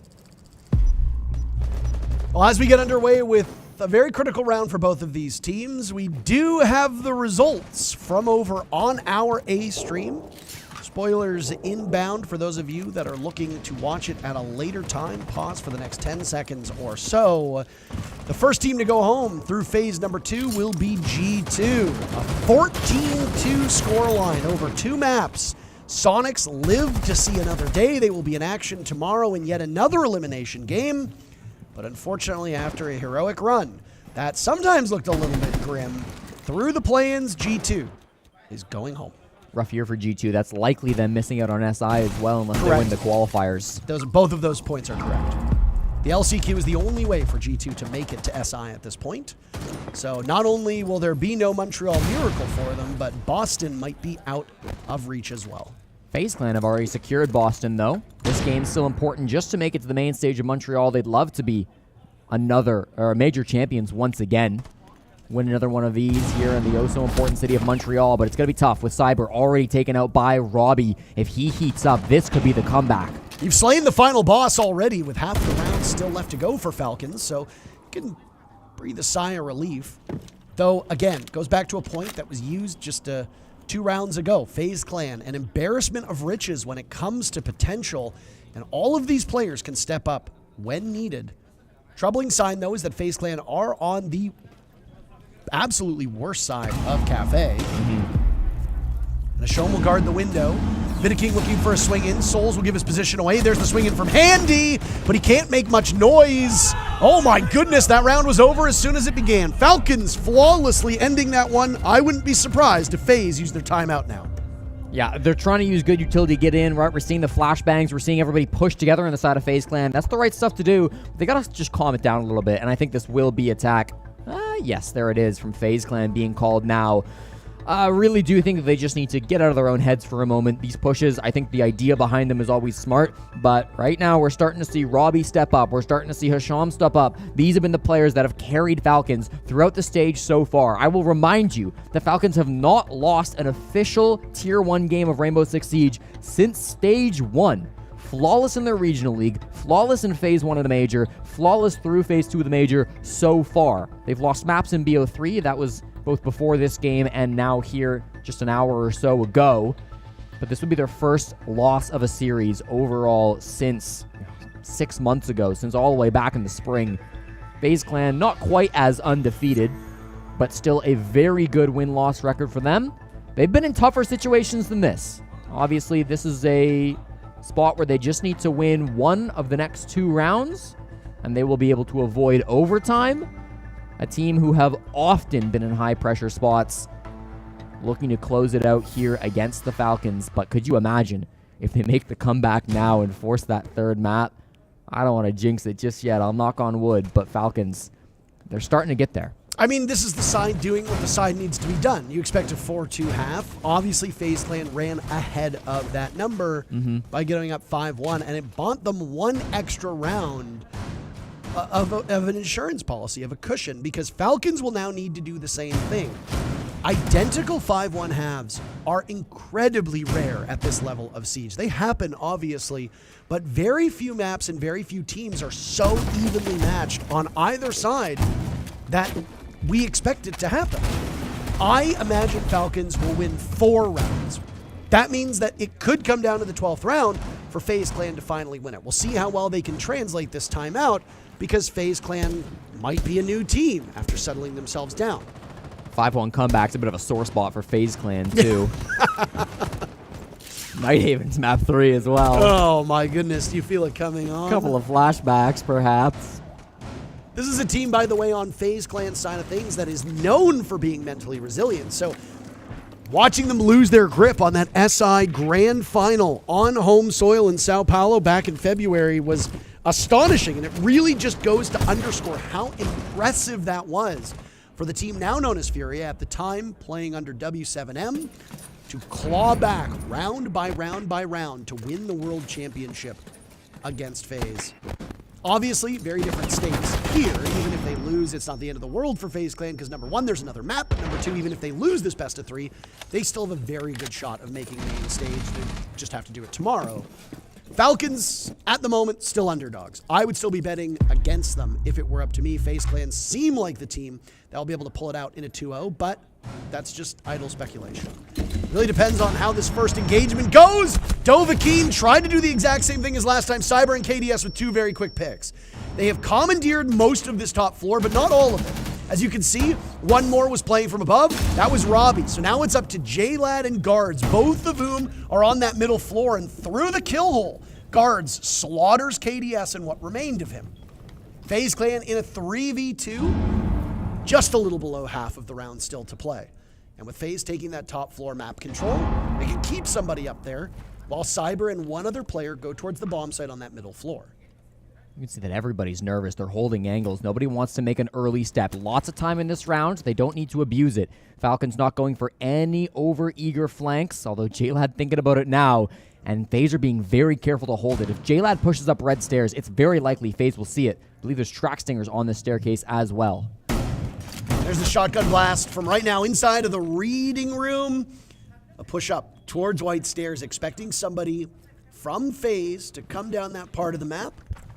That's where Cyber was positioned, but instead they will pivot. They realize that most of these players are far enough away that they can go through the reading door. Guard shrugging off a lot of damage. He's been dropped. It's all up to J-Lad, who gets Cyber, but has to deal with Souls and Vidiking. Cyber might also be retrievable. J-Lad drops down to Pillar.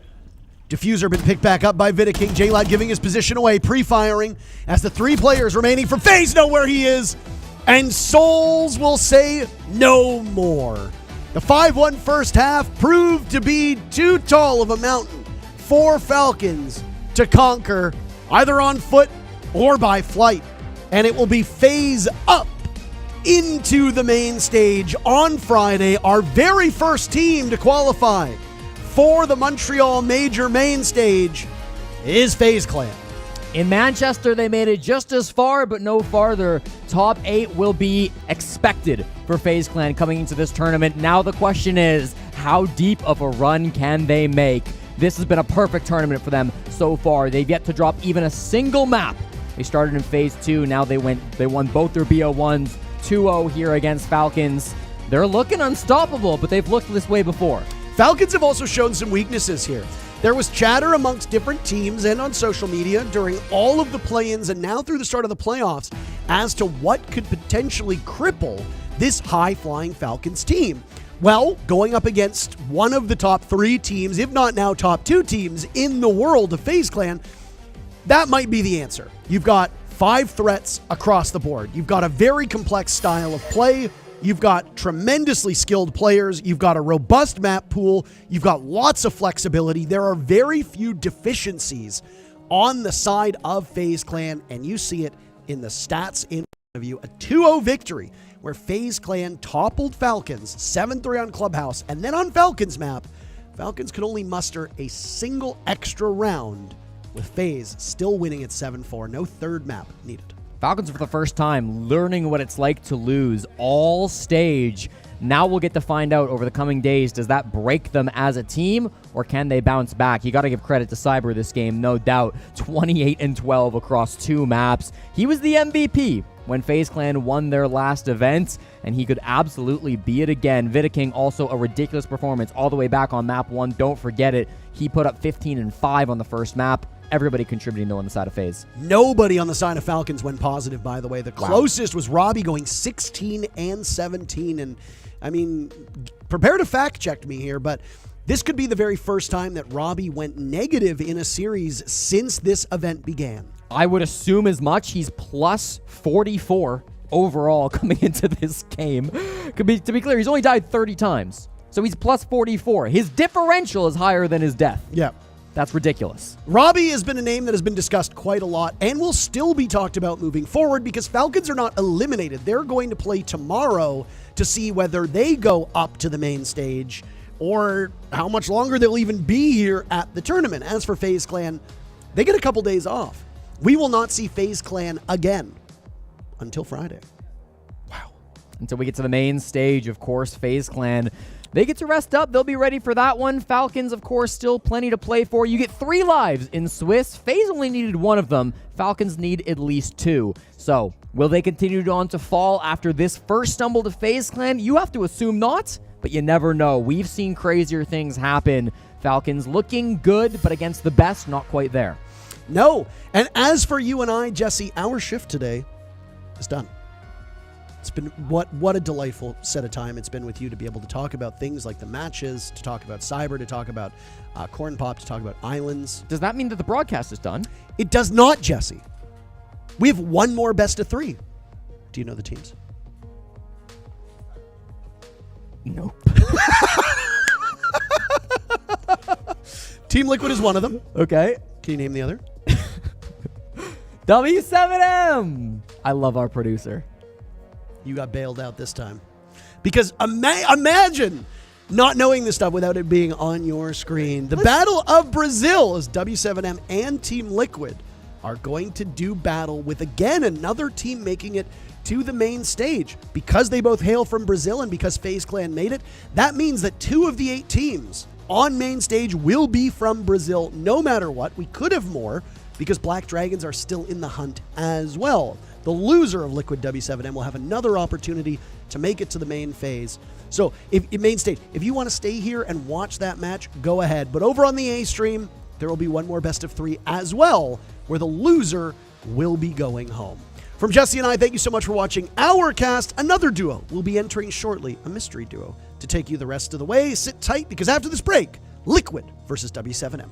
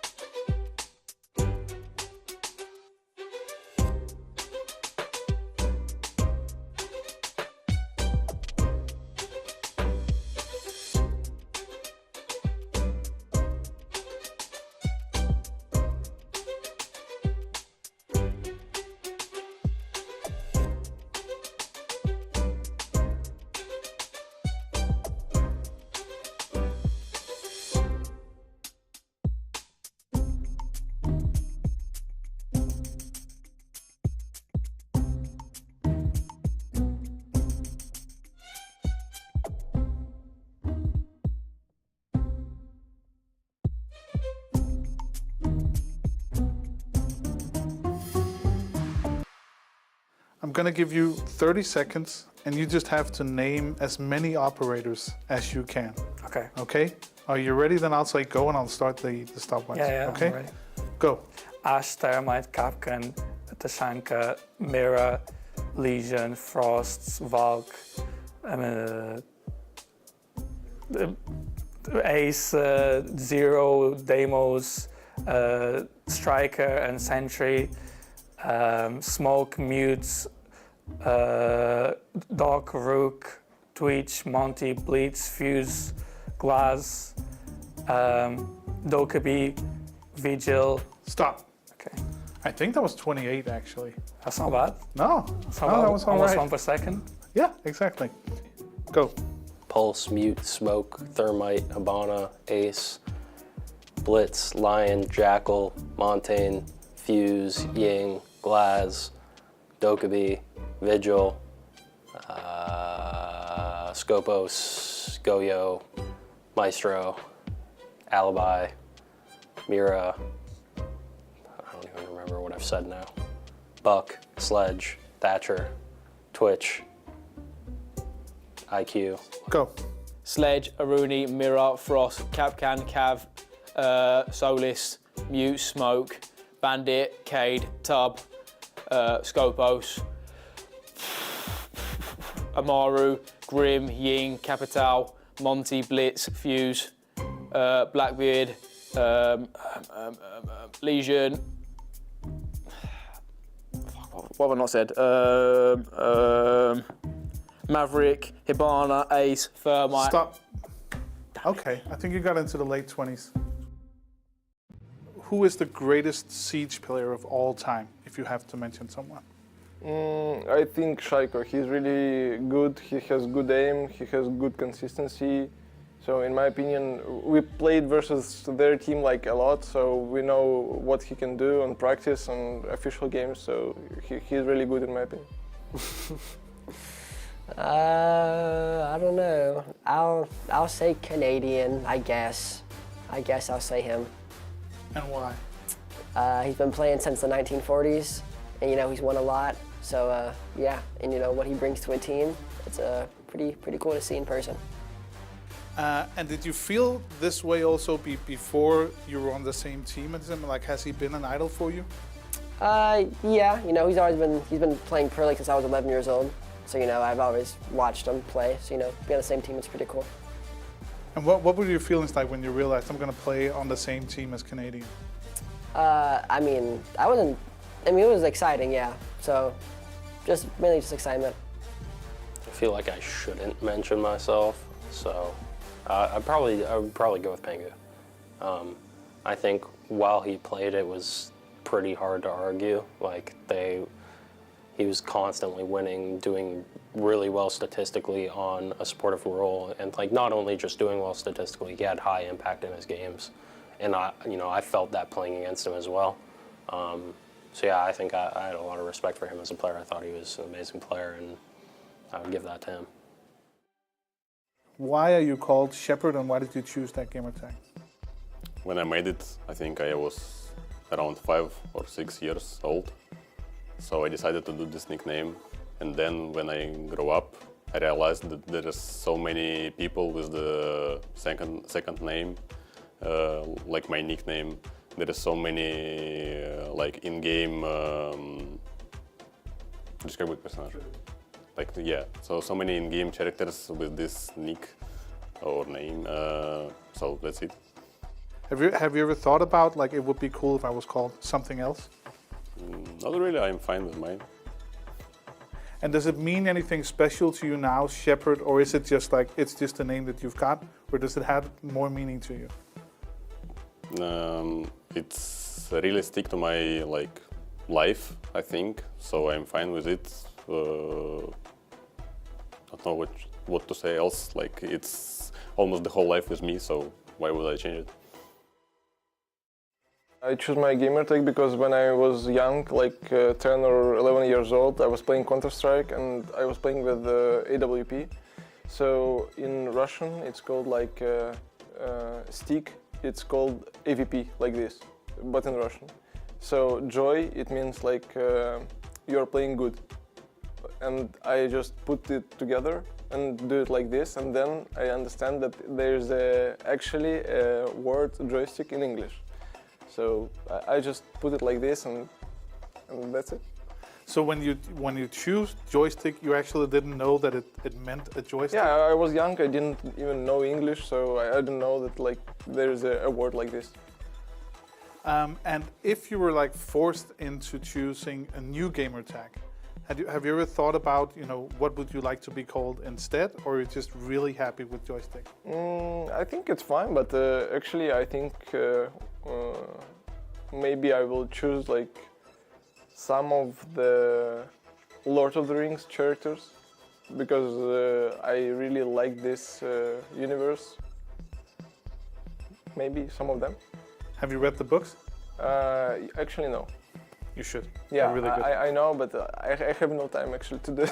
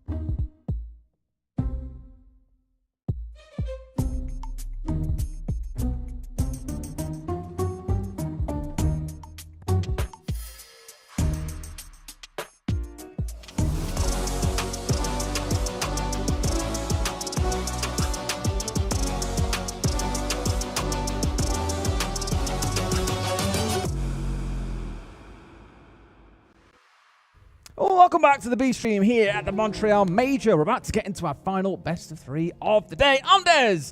This is Tim, and Tim, we've got a LATAM showdown. W7M coming up against Liquid. I mean, it's a matchup we're pretty familiar with. We've covered it before, and I'm guaranteeing that We'll it's going to cover be it again. It's going to be an absolute belter. And we're going to cover it again in the future, no doubt. Almost These are two certainly. teams that have definitely built a bit of a legacy in Siege for themselves. Yeah. W7M obviously more recent in history, but Liquid been around for a long time, Tim. As long as the game has always been itself, I think it's fair to say. Is this the one? Is this the one is the big question everyone's asking about Liquid, but W7M can certainly play spoiler. I think these two, plus FaZe, from how we've seen them playing so far, they're looking like the ones to beat. Yeah, they really are. I often come into events looking at it in terms of regions. I'm thinking, come into this one, I thought, and this is not from a biased perspective, it'd be nice to have an EU winner. Haven't had one for a while. Plenty of Brazil last year. NA in Manchester. It'd be nice to, let's spread it around a bit for the fans. Share the but love, man. Come on. Like you say, it's very difficult to look away from these Brazilian teams, isn't it? They're just looking so good again. Well, don't look away from your screens, because here is the W7M Esports roster, in case you aren't familiar with them. Of course, the numbers, EPS is the one to kind of give an indicator of your performance against expected performance, hence EPS. So you can get a vibe there. For the 4 players that are over 100, they're playing pretty well. Dot's a little bit quieter, but Tim, as you can see, he's maining the Monty, which normally means... He's facilitating. I've seen a lot of very lethal Monties this tournament so far. Yeah, we've seen plenty There's of a good kills, few. but, ultimately your primary role on that Monty is to create space and provide intel. He's no doubt, I'd be interested to know how many of the kills from the other players have come because Of him, he's taken the attention and they've gone in and got the kills. Now, So, that is yeah, a we've stat got, that is going to be you know, very hard to track. It certainly will. I won't ask you to go through and do it, but yeah, it's it's the sort of thing that you look at and its stats maybe a little bit lower, but you got to account for those things. He's definitely contributing, definitely bringing into the team, and that's part of the reason that W7M are doing so well at the minute at this tournament is how well they are all playing together as a team.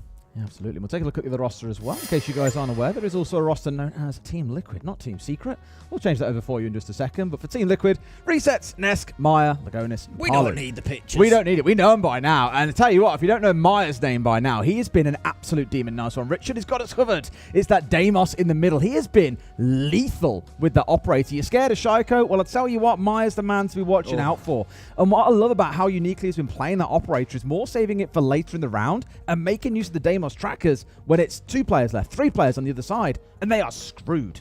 I tell you what, and a stat that would be interesting that I might have a look at tonight. Who has been so far the deadliest Deimos? The deadliest Deimos. Would be That'll an interesting one to look at because we've got some, you've got Doki, you've got Shaiko, you've got Maya, like you said, we've got all these big names that are generally playing Deimos and such a powerful operator at the minute. It'd be fascinating to see which one has actually been the most effective with him. Well, unfortunately, obviously, Doki not going to be able to partake in the competition for the deadliest Deimos anymore. No. G2 are now going home, unfortunately. Very, very sad for EU fans and, of course, fans of G2 all around the world. But the focus really comes onto these 2 teams. And again here, another Shield player on the team in the form of Lagonis as well. That's been his go-to throughout the competition and throughout most of Stage 2. No real surprises there. That's kind of always been Lagonis' bag. It's being in the backline, playing the more supportive roles, and Monty gives you a hell of a lot of support. Great support player, no 2 ways about it. He's going to be leading his team, going to be calling the shots and keeping himself anchoring in sight or on the attack, going to be, like you say, bringing the shields, feeding that intel, piecing it all together, looking to be sort of the central brain that pulls all those threads together in a round. We've got our map bands coming in. Skyscraper, Bank, Kafe, Chalet. We'll be seeing none of them, Des. We're going to be kicking things off with a Lair pick for Liquid. Which I love. This is a map that Liquid tend to hide away and only bring out in very, very specific situations against teams they believe they can beat on it. Over the last 10 weeks or so, banned it away 9 times. It's been banned against them twice. That gives you the indication of how much they don't really want to play this map very often. Right down at the bottom of the list when it comes to their map preferences. So they're bringing out here, it is specifically to try and beat W7M on this map where they've no doubt done some counter analysis. Labs coming out, I'd say, is not too bad for Liquid. It does sit in the middle. For W7M though, it's also around about that 3rd, 4th position. So for them, a map they love playing but very rarely get the opportunity to do. However, they are 3-0 on it over the last 10 weeks. So definitely a W7M map. I tell you one thing, I'm absolutely loving this map ban. Lair, Labs, and Clubhouse. What a set of maps that we've got for these two to show down on. But, W7M are capable anywhere, but Liquid on Clubhouse. Liquid are very good on Clubhouse. I was looking at the stats just now as well, and for W7M, Clubhouse is definitely not in their wheelhouse. It's something that, again, sits very low down in the rankings for them. Don't often go there, but the times they have gone there, they've won twice. So I'm looking at it and thinking, Might not be high in pref, but it's one of the ones they keep in the back pocket for situations just like these when they need to surprise their opponents. But we can talk all about Clubhouse a little bit later on. For now, it's about Lair and newest map in the pool. Tim, I always love seeing new maps and they get brought out as well because they always come up with new ideas. We get to see different inventions being brought along, different ways of playing out different operators, and it just means things get a little bit spicy. Let's get into our bans and see if we get any spicy bans. We're going to have Maverick go in to begin with. Second attacker will follow. And there's no surprises. It's going to be the Blitz. Yes. Seeing one of those shields go by the wayside is pretty much as expected. Target bans against each of the dots. A through and through Maverick main is most played operator across stage 2. Blitz, Lagonis is most played by a country mile. He's played Monty 14 times and Blitz 29 times, so it's 100% a target ban. This one against Nesk in the Azami, played it 28 times. And then the Fenrir here is coming in against Volps, who has played it 12 times. So, quite specific bans here that it looks like, and some of them you'd say, okay, they're pretty staple bans, you know, especially looking towards the Azami and the Blitz. But it is because on either team, there are very, very significant threats on those specific operators. This is what you've got to look towards sometimes, realistically.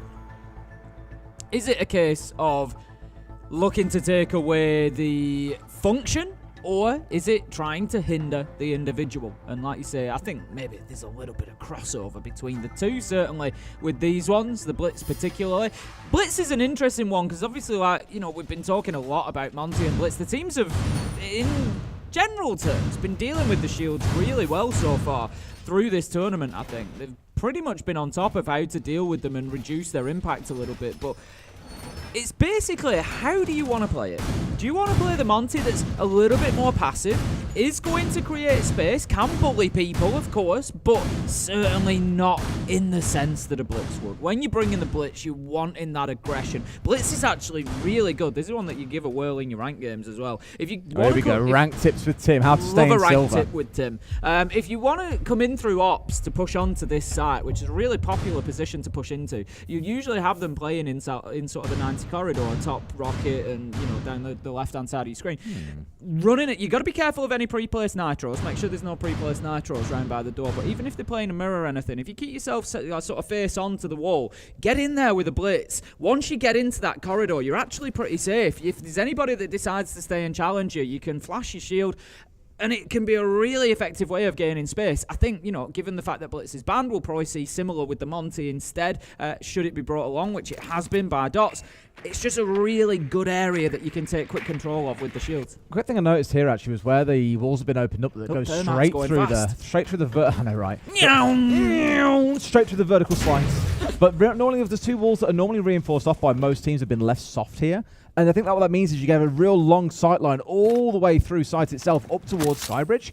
And I'm a little bit wary of that if the attackers get into a good spot, they basically are able to cut both sides completely in half and isolate away the defenders. That's assuming, of course, Tim, they even care about that because of how things are currently shaping up here. They're going for this mass war. They've got two players looking towards ops. You can see what the focus is going to be. Yeah, W7M are playing into exactly what I said. They want to push the Monty in through ops. They want to take that corridor. But Liquid, they've read into that game as well. They've got the clash on side. Lagonis is already positioned. You can see his silhouette on your screen ahead of you. He's just going to be holding that Monty back, and Clash is the perfect counter. If you're unaware, Clash's electricity will do damage to Monty even through his extended shield, so it's just absolutely perfect. Lagonis can just hold that shield at bay for as long as possible. They're trying to get the breach, but again, Liquid doing a great job with the Tubarau, with the electricity, combining those operators just to keep them off that wall. Great stuff so far from Liquid on the defense. Yeah, I mean, working wonderfully. They've stored away so much time, and the Selmas have all been used at this point as well, so now all attention turns towards the Thermite.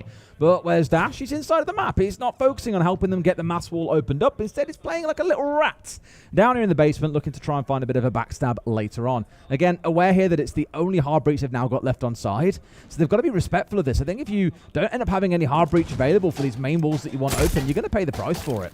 And we're seeing here that W7M, I think, are making that rotation, saying, look, this isn't working at the minute. We're not getting into ops. We're not getting the breach open. We're going to have to push towards our 6-room side instead. And that is what they're going to do. They move across towards bathroom, towards that window, try and get themselves on inside of the map. But they're now being fronted up by Palu on the smoke. We've got the Toxic Babes going out. Volps does manage to get a kill onto Nest, but with 20 seconds left to go, this is going to be a difficult push for W7M now. Oh, Dodo was just hanging onto this angle and waiting for the Liquid players to walk into him, and he's found 3 kills for himself, completely deleted. the other side. And although it looked very, very slow and for a good amount of time, a little bit worrying there is the only way I can describe it, they still get it over the line. Liquid have taken their eye off the ball a little bit there. They've focused up on that rotation and they've moved absolutely everything over to it. They've got Toxic Babe canisters going there. They're moving Lagonis over there. They're wanting everything over that side. They've switched the push, but W7M smartly have switched it all but one and just send one in towards Top Rocket from Ops, I think is where he's got in from. Gets himself 3 and it is as easy as that. W7M, there are 10 seconds left to do that, and I think Liquid have let that one slip through, to be honest. It is a round that they should have been winning, and looking back at that, I'm sure that they would say the same. They are going to mix things up. We move into round 2. It's going to be down into the basement.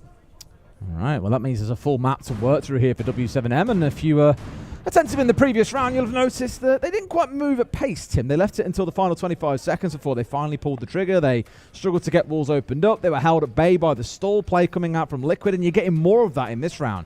Capcans, as soon as you trigger the first Capcan, it's like, great, where are you of the 4? You got Smoke to worry about, you got the Goyo, you got C4s, you got the Bandit, you got the Kai. There's so much here to stall and inhibit W7M from making progress through the map that really, for me, it's going to come down to how fast they can take over this top floor, then look to get control of the first floor, and then start thinking about the basement. That's why they've got things like the Jackal on side, so they aren't wasting too much time dancing around, chasing these roamers that could be anywhere to be around the map. At the minute, it's only really the Stoke that's... the what? The smoke that's upstairs. I'll say the Stokes that's upstairs. The Stokes that's upstairs? It's upstairs with us here, sure, yeah. But no, the smoke that's upstairs in this case.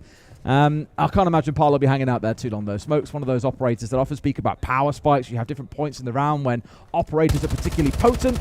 And really for the Smoke, it's in the dying 30 seconds when he can stall out an area of the map for the full 30 seconds and make it a very, very unfair gunfight for the attackers if he's in the right place at the right time.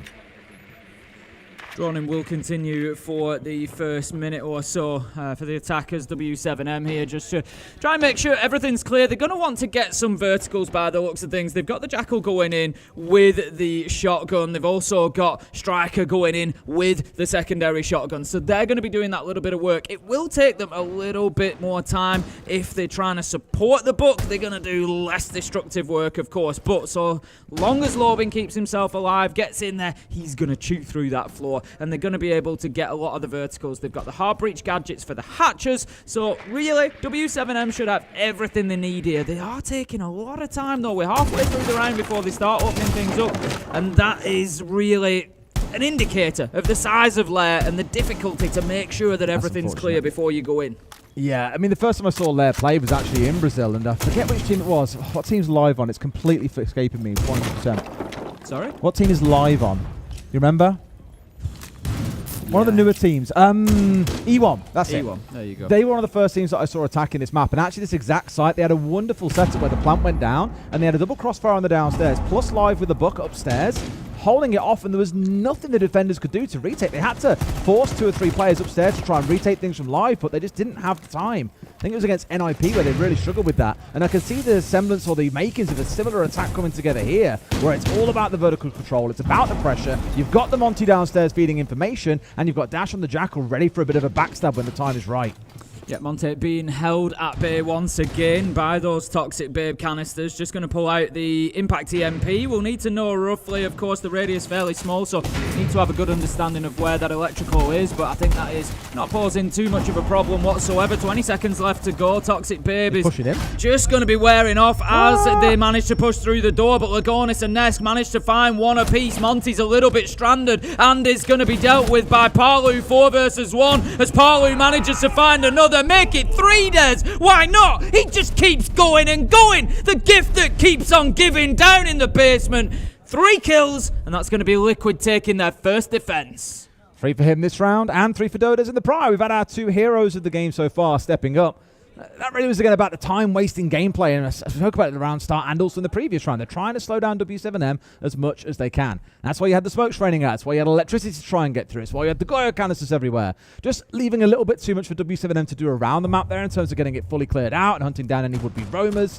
Just keeping them very, very busy, and I think it was really well played, despite W7M's best efforts to get set up with the verticals, and hatch opened up and walls open, for example. Nothing really went their way, unfortunately. Round 3. We're going to have Liquid continuing their rotation. They did have the option potentially to go back up to the top floor, but they're not going to choose to do so. And instead opting to just go through. Sometimes teams like to just continue that rotation on the defense. You know, they've already lost one. Let's give somewhere else a little bit of a whirl. They're going to need some top floor control, as we can see. Bit of utility being expended up there. We've got the reinforcements. We've got the rotations opened up. So they're going to be trying to hold on to that top floor, but with a little bit less utility than they had previously. Obviously, when you're holding the top floor, you're sticking absolutely everything up there. That's not going to be the case this time. On our other stream, by the way, it's Dark Zero versus D plus Kier, I believe, is the matchup over there. Just a reminder, we do have 2 streams running for at least the next couple of days, and then it starts to all simmer down to just one stream where all the action takes place. So if you do have a second monitor, get it up and keep an eye on what's going on over there as well. I love it when you have the end of round syncing up with the prep phase of the other, so you can kind of jump between round endings in a way and skip through the prep phase in the early parts of the round. Exciting stuff can happen sometimes early on, but again, 2 big games to keep an eye on, so I'd fully recommend tuning into that one too. Dots is getting himself up towards the Skybridge here, and is now going to be very conscious that he's not too careful. He'll find his feet getting shot out, and Myers now also found him as well. That's not so ideal for them. Dodes might get the trade, but look at this, the aggression coming in from both sides here, really going neck and neck. And don't forget, this is just the doorway into the building, Tim, the other side of the map from where the bomb sites actually are. Paulo and Ness, the dream team, just doubling up there on the doorway and making sure that W7M were getting absolutely nothing for free. They are going to lose the Monty, they are going to lose the Grim. They've got an IQ down to 1 HP. Liquid certainly in the driving seat when it comes to this round.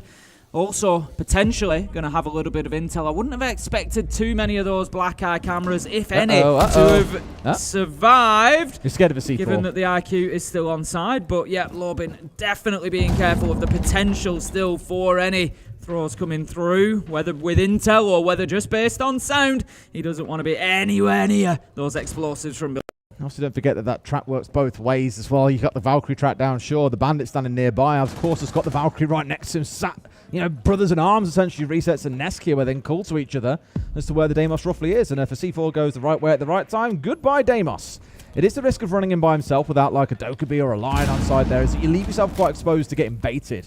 That's almost what happened there, but obviously for now chose to back away instead. Palu keeps up the killing, mind you. A 2k in this round so far, and Dodes offline. I'm not sure they're aware of Dash's position here. He was just going to wander on in towards sight. A few bullets seem to find their way towards him. Maybe they are aware. Look at the beauty there from Resets. The patience, just using that little head glitch over the bomb. Has a little look through the far side. Sees his man come in. Steps out. Perfect swing. Gets the kill. Liquid 3 versus 1. It's all up to Lobin. Has 1 track left to use. Sees the Valkyrie. Knows he's being pressured from multiple sides here. Can't get the Vandal singing, so he's going to switch away to the primary, but won't get the job done. As Parlu says, enough is enough. I'm coming out and I'm getting this round. He was sick and tired of waiting there to see what was going to happen next. But it's well played by Liquid, I think, in the end of round setup. A 3-way crossfire onto those stairs. There is nothing realistically the Deimos is going to be able to do. Another solid round, and Liquid really starting to grow into this half. You expect it sometimes in the early couple of rounds that things will go a little bit back and forth. We've definitely seen a few teams caught asleep for 2, 3, 4 rounds at the start of their map so far, but Liquid, especially Parlu, it feels like really turned up to play. It's always a dangerous thing. It's always a dangerous thing when that happens, of course. You get him wrestling with somebody like Nesk potentially for the top spot, fighting over kills. That is exactly what you want. A feeding frenzy, if you will, inside of the server. But right now, it is certainly Parlu eating this one up. 6-1. Unstoppable over the last couple of rounds. W7M, they're not a mile off the pace, to be fair, Des. These rounds aren't, wildly far apart. W7M, generally speaking, are getting in towards site. They are making those site players think about where they're positioned, take fights, have those challenges. But ultimately, last couple of rounds, Liquid have just had the answers. We'll see now whether they can hold on to the top floor site, whether W7M once again, it was... I don't know. Last time they struggled to get in through ops, they struggled to get the breach, so they switched around. They got away with the round because they had a little backstab come on through, and Liquid took their eye off the ball a little bit. That's not going to happen again. I don't think they're going to be making that same mistake, so it's not something that can be relied upon. But how about this, Des? Double shield. We've got the Monte, we've got the Fuse shield. I think it was Kagu first popularised this, Anderson specifically. I know FaZe has always seen a little bit of a meme operator that you'd only really see brought along in ranked, and someone chucks it on a barricade and it's of no use to you at all. Not always quite the case. Really good for making space, for destroying a lot of utility when it's scattered down. It's definitely excellent for overwhelming things like ADSs and magnets that may be scattered around, but it can be quite a conditional gadget to get the most value out of. So here, it's definitely about the shield that Dots is currently rocking. And by the looks of it, Tim, they're cooking something up here. They want to go fast by the looks of it with how they're currently fixed and ready to go. Just waiting for the right opportunity, the right distraction to come in from elsewhere. And the rest of the team can start making their moves. Yeah, I think they're definitely just waiting for anything to happen with this breach. It's going to be about getting these few charges through, but look at this. Liquid have read into it beautifully. They start playing with the Bandit batteries as well. They know exactly where that pressure was going to come from, and they were prepped. They were ready for it. Ness has had those mute jammers down. Toxic Babes come in. Kill after kill after Palu and Nesk managing to get 3 between them before Dots can find any answer. But what about this? Dots, he gets another 2, continues, but no! Lagonis is there to shut him down. The Fuse shield was almost decisive in that round. Potentially massive. I mean, Palu to win the 1 versus 2 as it broke out around the art window. That was the most impressive part for me. You got a shield bearing down on you, a Gridlock just snaking nice and tight around the corner, hoping to catch you off guard, and he still manages to find both. I said he really ain't missing them today. And I remember a good few years ago, Tim, actually speaking about this team when they didn't manage to win SI. We said, could you imagine a timeline where Palu and Nest don't win something at some point? I think Palu still remembers those words because it is one hell of a show that he's putting on. Sat up at 8-2 so far. Really flying. The same number of kills as the rest of his entire team. He's just one of those players that can have those games. He's a Shaik or a Palu, you know, there's not many of them where they're just going to come out and the decision isn't really yours. The decision isn't really yours as to whether anything can be done about it. You can go in and challenge them, but you're going to find yourself probably getting headshot within a fraction of a second every single time because they are just on it. They are sharp, and that is how Palu is looking today. So Liquid sit 3-1, heading back down to the basement. They were able to win this out last time around. They're going to be looking for more of the same here. Question is, I kind of think, Paulu's doing great. He's 8-2. I'm not saying that's a bad thing. No, I was more going, the scope pass, to be fair. It'd be a good thing. That's my excitable noise. Is it? I was about to do a Yoda impression. I'm so glad I did not. Oh, I think we've all missed out there. You have a little bit. Maybe I'll bring it out later for you. I think we've all missed out on a wonderful clip. It's great that Paulu's going 8-2, but it does keep everybody else quiet. It wouldn't be the end of the world if everybody else could get involved in the round a little bit, because heading towards the second half, when you get onto attack, it's whether Palu can keep doing that or not. You want everybody being sharp, so it wouldn't hurt Liquid if everybody else can get a couple of kills as well. They're going in fast here as well. I don't care about the Scarz up on top floor. They're going straight in. Reset's already falling down. Lagonis has gone 2. Volt's just tearing Liquid a new one at the start of this round. Like that, they've lost so much control. The site is no longer theirs. I say that, Maya starts to stage a bit of a fight back. Dash been picked off, but the problem is, as I said, Tim, you've not really got much information on what's going on site at this point. You've lost 2 of the players that were in your backline. At least managed to sneak his way forward. A shield over the top, and a C4 comes in. Half damage done towards Dots here, but still sat on 69 HP. Nice. This is the problem. You've got 3 players more than capable of clutching this out. Falcons takes down Palu, which certainly isn't going to help the situation. But when you throw the Monty into the mix as well, what do? They're just going to get bullied all around site. Lobin manages to find Maya. Nesk, he's closed out of sight at the minute. He's trying to work his way back in, but Lobin's there for the kill. W7M, a much better attack from there. And it was all driven by that double that Volts managed to pick up at the beginning. Just wanders on in, gets aggressive, and it feels like, again, Liquid, the rounds that they're losing, it's when something happens that they're not prepared for. It's something that they don't really notice is going to happen. And it was the case again. And W7M, they've taken full advantage of that. So for me, the more unpredictable W7M can be, the more different directions that they can press Liquid from, the more joy they're going to get. If they're just going in on a default attack, if they're just going in from one position, one angle, Liquid are standing up to it fantastically well. They need to be prodding and probing from all over the site and making Liquid turn on their heels so that they're creating that space, those angles they can walk in on. And it's that age-old sentence, how is he inside a site and 2 of us are dead? and nobody saw it coming. Big one for me is more the pace game, right? And it kind of comes, it builds off what you're saying there. Like, it's less about directions for me and more about the change in pace. I've got a rehost coming in, so we'll sort that out now. But just to kind of touch on that a little bit further, the pace game is where things... Imagine if you were playing ranked, for example, right, and you're on defense. In a dream world, there is one engagement being taken at a time where an attacker pushes by themselves, and you go, cool, taking the gunfight, killed him or lost. Okay, then we can rotate players over and now recover that hole in the defense, right? Where teams, even at this level, will struggle is when a team says, right, 45 seconds in, we're going into sight. I'm pushing into this hole in the defense that we've pre-analysed. We've already done a lot of homework on how they play this map, and they're in a spot and they're exploiting a hole in the defense. That's exactly what Volps has gone on and done there. Found a way through and cut through 2 players and completely upended the backline, meaning the roamers no longer have a safe way back towards sight. Yeah, Maya gets a kill. That's all well and good. But the ability to get back into sight is always going to be a big challenge from that point. Whereas where Liquid have seen success is when W7M are doing a full map clear, are getting super prepared, and it's taking them 2.5 minutes to actually start taking gunfights. That's where the success is coming from so far for Liquid. So for W7M, I think keeping mixing it up and keep on bringing new ideas and changing the pace mid-round is the way to do it. It's why I look at some teams that have been doing particularly well and are quite successful. FaZe are a team that I think of as being quite slow, and SSG, as much as they've been up and down at times, their attacking game tends to be pretty strong because they have that ability to go slow and go fast and keep teams always asking questions about what the hell's coming this round and what's coming next.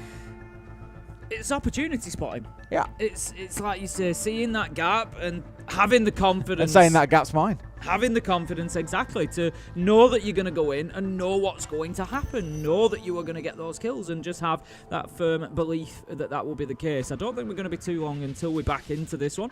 So don't you worry at all. I think we've got everybody back in the lobby. We're just waiting to get things started. We'll make sure that everything is nice and smooth before we take you back to it. But right now, I feel like Liquid are on top here. Like I say, the rounds that are being won by W7M, generally speaking, are rounds whereby there is an opportunity, there is a gap, they're able to maybe take Liquid's attention or, make a lot of noise over here and send somebody in through this gap over here, create that space. Liquid, generally speaking, as I say, I think have been the more complete team. They've been more settled in what they want to do. They just need to make sure they're not getting caught out by that unpredictability from W7M. It's pretty much going to end after the next round anyway. The question is, can Liquid bring their own version of that on the attack? It's more of a case here for Liquid feeling they can hold out for the 4-2. Otherwise, W7M taking 3 attacking rounds does not feel too bad. 4-2 would be a great start for Liquid, to be fair. And not forgetting as well, for Liquid, this is a map that, as I mentioned, they very rarely play. They only bring it out in very specific situations where they feel that they've got something ready in store to bring against the team. And that's obviously what they're hoping here against W7M, but I don't know. I think W7M have found the answers at points and adapted pretty well to the situation put before them. Game is now booting back up, so we'll get back into it. Yeah, one thing I've never heard before is Brazilian efficiency, because they were back in that lobby rapid. No messing about from them, I'd agree. Whereas some teams can take minutes to get back in. I'm just like, come now. It feels like a lot longer sometimes when we're sat here yapping, Des. For those at home, absolutely. I can only apologise that your ears have to endure the yap. We all love a good yap. Yap for days, mate.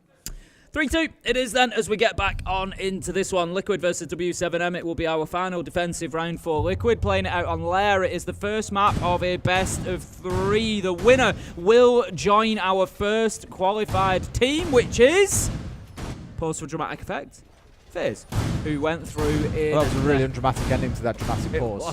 Because it was a piece of information that pretty much everybody already knows. So FaZe went through after they were able to beat Falcons in the last matchup. This is in the same bracket of games. It's 2-0, so both of these teams have won 2, lost 0.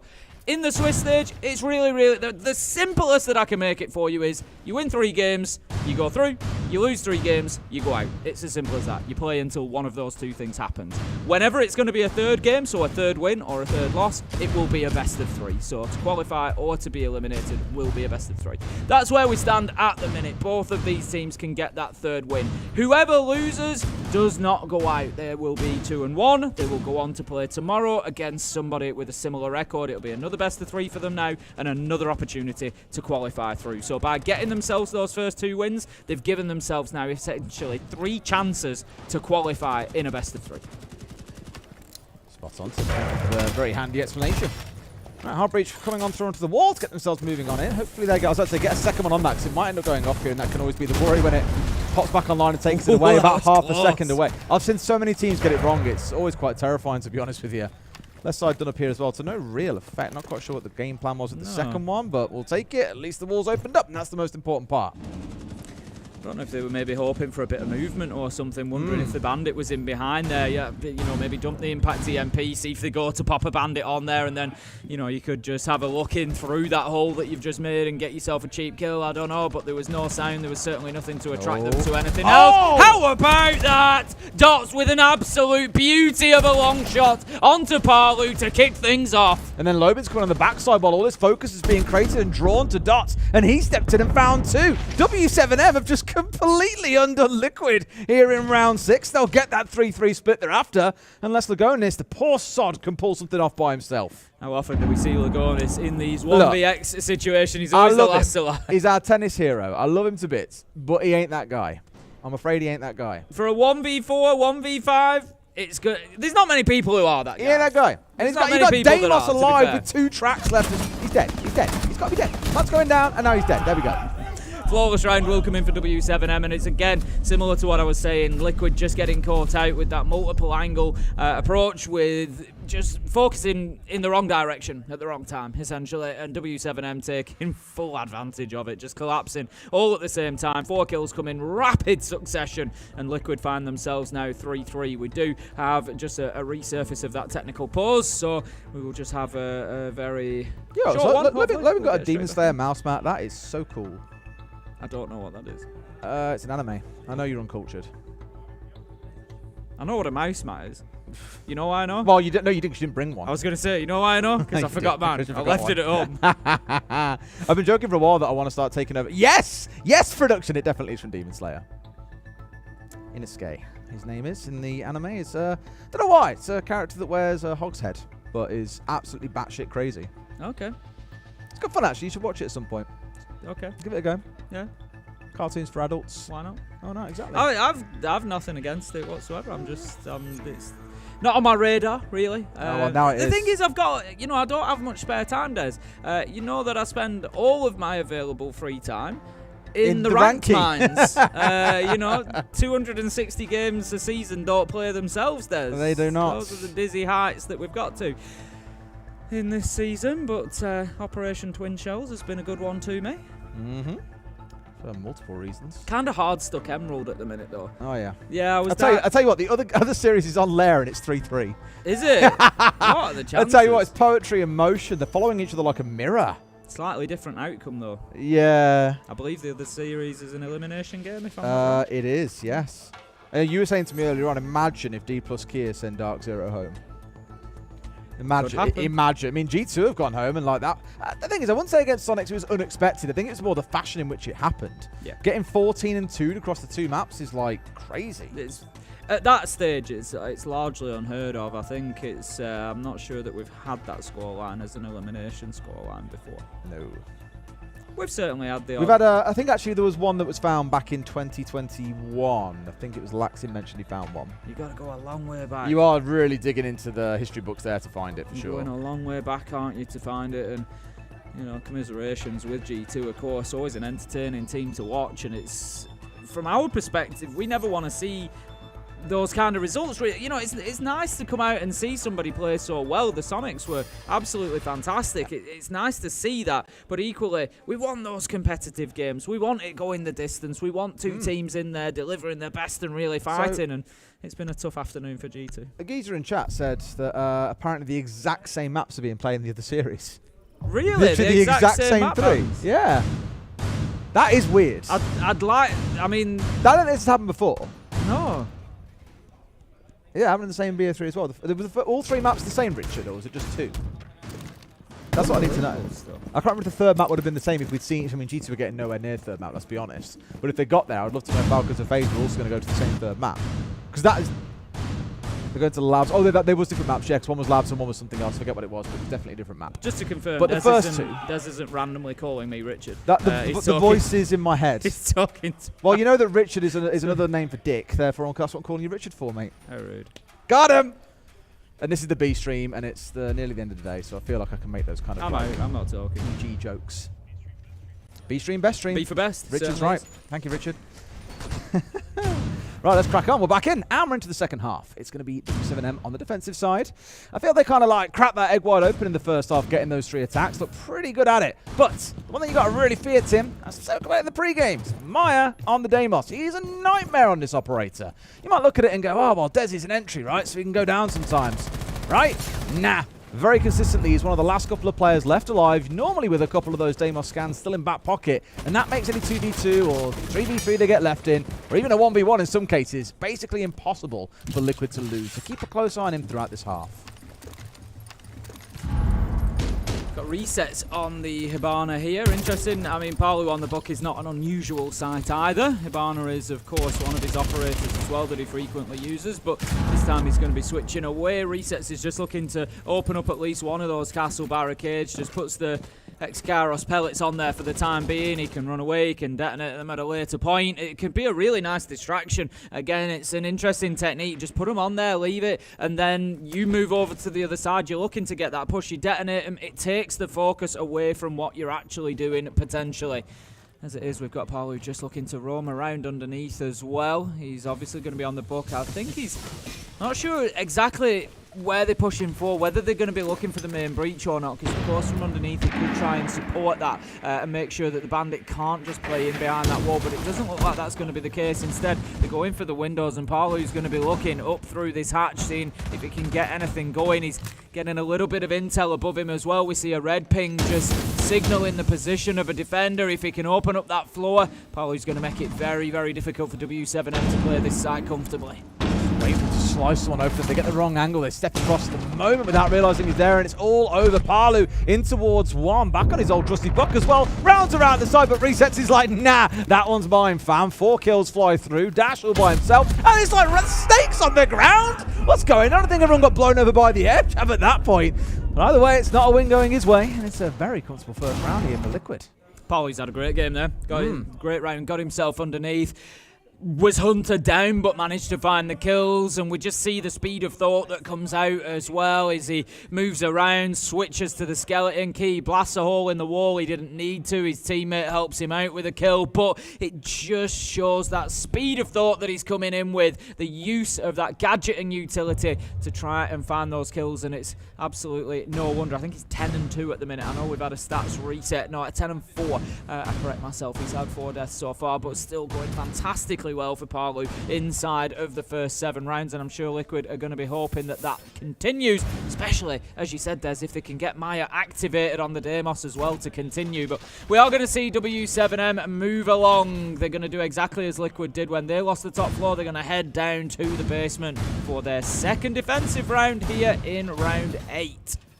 We know how it played out in the first half. It was about dragging the enemy team through the entirety of the map, running the clock down, playing the stall tactic. It's very similar here. Tuberau, Kai, Goyo, Smoke. One more looking towards Breach and R, one more towards Space and R. That's what the Smoke and the Goyo are for, especially. So I think here what we're rolling out with the W7M is all about, again, slowing Liquid down. Trying to do back onto them what Liquid did to them back in the first half. And what have Liquid brought along to try and speed this up? Well, you've got the Ram for the vertical destruction, no buck, which is quite an interesting choice. Got the Lion on side along with the Grim for the execute more than anything else. And of course, Monty. Why else wouldn't you have Monty? I mentioned earlier about Lagonis not really having the best KD, but that's because he spent so much of this tournament sat on the Monty. And well, yeah, shields can be quite lethal these days. It's also pretty fair to say that sometimes it's not really his role. It's much more about the information that you feed for your team. Yep, Monty, our ever-present shieldy boy, will be looking to push in and just create that little bit of space, take that attention and facilitate everybody else on the side of Liquid. There's a lot of droning going on because they know that there's players in that mid-floor. I think W7M just trying to defend the verticals. They don't want to give them up, but it looks like Liquid are going to be heading much more direct to site. However, Lobin just gets himself out into the warehouse there a little bit, and it's something that Liquid need to be aware of. He doesn't catch them out, but certainly could do. Liquid now in control of that mid-floor. We can hear the boogie drones of the Ram ripping up the floor and trying to create those vertical angles. We'll see whether Liquid can get any joy from above. Completely agree. And for me, I think Lagonis actually almost got caught out by Lobin as well. He was running around by the outside, ran out the building once he'd already pushed his way inside, and enough to get away with it. He's back inside now. They've managed to force Lobin back at the very least.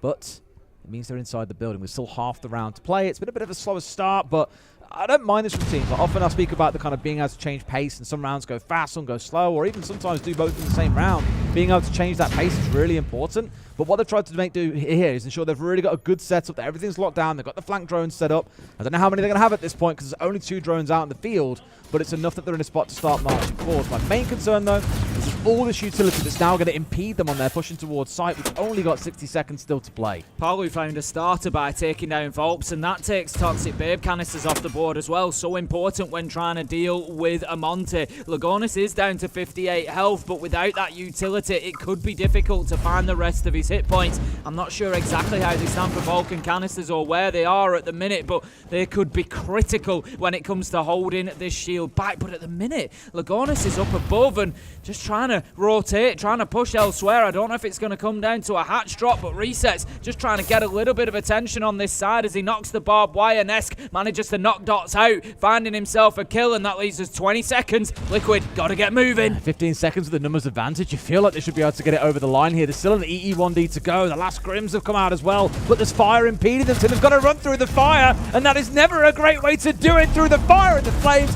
they will cook, as will W7M. A 3v1, and by the looks of it, Palu, I know he's having a good game, but not good enough to overcome that with only 5 seconds on the clock. W7M shuts Liquid out. Yeah, I think Liquid are going to be sort of left scratching their heads really as to how they've lost that one. They're in a 5 versus 3, but I think it was that late rotate. It was the utility, exactly that. They couldn't push where they wanted to. So then with 20 seconds, 30 seconds left to go, you've got the Monty up above, which is not where you want them. You want them pushing into sight and creating that space, thinking about getting a plant down. It wasn't happening for Liquid. I don't hate the call. You can't just brute force your way through things. If it's not happening, it's not happening. Sometimes you've got to make the decision to go elsewhere, but it just left them having to then take risks. When you're so short a time, you've no option. We saw it with the Grim just having to run in through the fire. They've no idea what they're running into at that point. They don't know that there's somebody hard left, and it's just W7M using that defensive utility well and creating a situation whereby Liquid are squeezed for time and they couldn't get the job done. So W7M, a good defense there to level things up 4-4, and there's very little to separate these two at the minute, both having good passage as a play. Yeah, and I think the main thing to stress here is, like, this is why time is such a valuable resource in Siege, and why you'll often hear teams, casters, whoever, celebrating when players waste 45 seconds out on their own but don't get a kill or do anything like that. And it looks like, well, what have they done? All right, they killed a drone and got back. Was that really worth it? And the sheer fact that you're slowing a team down, if they get to a situation like that where they've got a numbers advantage but no idea what's happening on site because drones are all dead, they're out of time essentially, you, even if 1 or 2 players are alive, can really slaughter and stop an attack by knocking the diffuser down. With time being down to 0, you win the round by default. So always keep an eye on that clock. If a team's going especially slow, they will get punished for it. Now, here's an interesting change-up because Maya's over onto the Thermite and it's Nest's turn on the Deimos. That's not what this team normally does. But Maya's absolutely seething right now that Nesk has taken that one away from him. But let's see what he can cook. I reckon Nesk will be all right on the Deimos. I think he'll be all right. I think he'll probably be pretty good. Maya's going to be going in looking to get this exothermic off, but no, it's not. He's gone for the wrong side. It's always a bit of a gamble for the Bandit when you've got 2 walls to go at. You don't know exactly where, but you've got very little time to choose. You can't really wait to see where the exothermic appears, because if you do, you're going to miss it. You're going to get hit by that explosion whilst you're trying to put your battery down, so you just got to pick one and commit. Dots, unfortunately for him, picks incorrectly, but Resets just takes a ton of damage there as he gets hit through the window. That's going to leave him with some serious missing HP. 38 is going to be the cost, and needs to be careful through the rest of the round. He does. Tracks it on towards the castle, but at this point you aren't going to go chasing him down when there's 5 left up. Hell no, that'd be suicide. Main thing really to look at there is there are 4 other players alive that can catch you as you're trying to isolate and target down the one operator you've got a track on. It's why personally I think actually the Deimos is really effective later in the round. I know early it's useful and it's great for forcing roamers away from certain areas of the map, for example. I much prefer it when you're coming into an execute when you've got a player pinned down, because that little bit of info you've got is super valuable. It's why teams like BDS lean so heavily into something like a Dokkaebi, is to be able to punish teams and use that information in the execute to ensure that you're the one hitting the shots first and they're the ones coming in at a disadvantage. The Bandit's already fallen down, but now Palu also dangerously low, as is Maya. Not looking good in the HP front, Tim, but it's all good in the kill feed. Yeah, Resets has been aware of this player on Rocket Stairs for the longest time here. It's Lobin now who's low health on the mirror, but how about that pre-fire? Slams him with the Vector, and W7M again are fighting from almost beyond the grave, Des. How many times are they going to do this when the round looks won and they fight their way back into it? 2 versus 3. If they can get Lobin picked back up, the diffuser is down, of course, but they've got time. They need to find kills. They see the man. Can Lobin move around? It's Ring Around the Roses. He gets the kill. 1v2. They've got to do something about it. They've got to. Time. Enough time to play with here, but they need to win this one out. Someone's got to start sticking it, and sure enough, he will. He's only got to get them down, but he finds him in the kneecaps. Removes his knees from him, puts him on his backside, and W7M stick the defuse. What an exciting post-plant that was. Absolutely brilliant stuff from W7M. I love the communication at the end there. Lobin saying, you've got Monty pushed outside. There's a goo mine in his leg. Just push him. Just get aggressive. I'm going to hit the diffuser. There was 8 seconds left. They didn't have a choice. Lobin had to stick it, but it was brilliant stuff to deal with the shield, and I called it. W7M again from almost beyond the grave. They keep getting to the point where it looks like the round is going to go in Liquid's favour, where it looks like Liquid are on top of things. 5 versus 3, and W7M still find a way. They are making this so difficult for Liquid right now. Ooh, have I been sleeping on W7M, Tim? Everyone was so excited about Liquid coming into it because they topped the league, and in Brazil they were top dog quite literally. Beating out teams like Furia, who many looked at and said, oh, is it time for their revenge tour? Apparently not, because not even here at the major. Seems like W7M here. There's FaZe, who seemingly are always a contender to win any tournament they go to. And for Liquid, I think, again, there's a lot of excitement about them, but now you're starting to wonder which of those 3 Brazilian teams could be the winners. I think it's fair to say, Tim, all 3. Oh, they're all certainly staking a claim. There's no 2 ways about it at the minute. If you look at it as regions, who's performing the best? Brazil. Is definitely. Through and through. Yeah, 100% at the moment. There's plenty of time for that to change. Let's not forget, we're only inside of Swiss. When things happen, like you start getting on main stages, there's a crowd there, there's all sorts of other things happening. Look, you get surprises, you get upsets. When you get into those final teams, anybody is capable of beating anybody.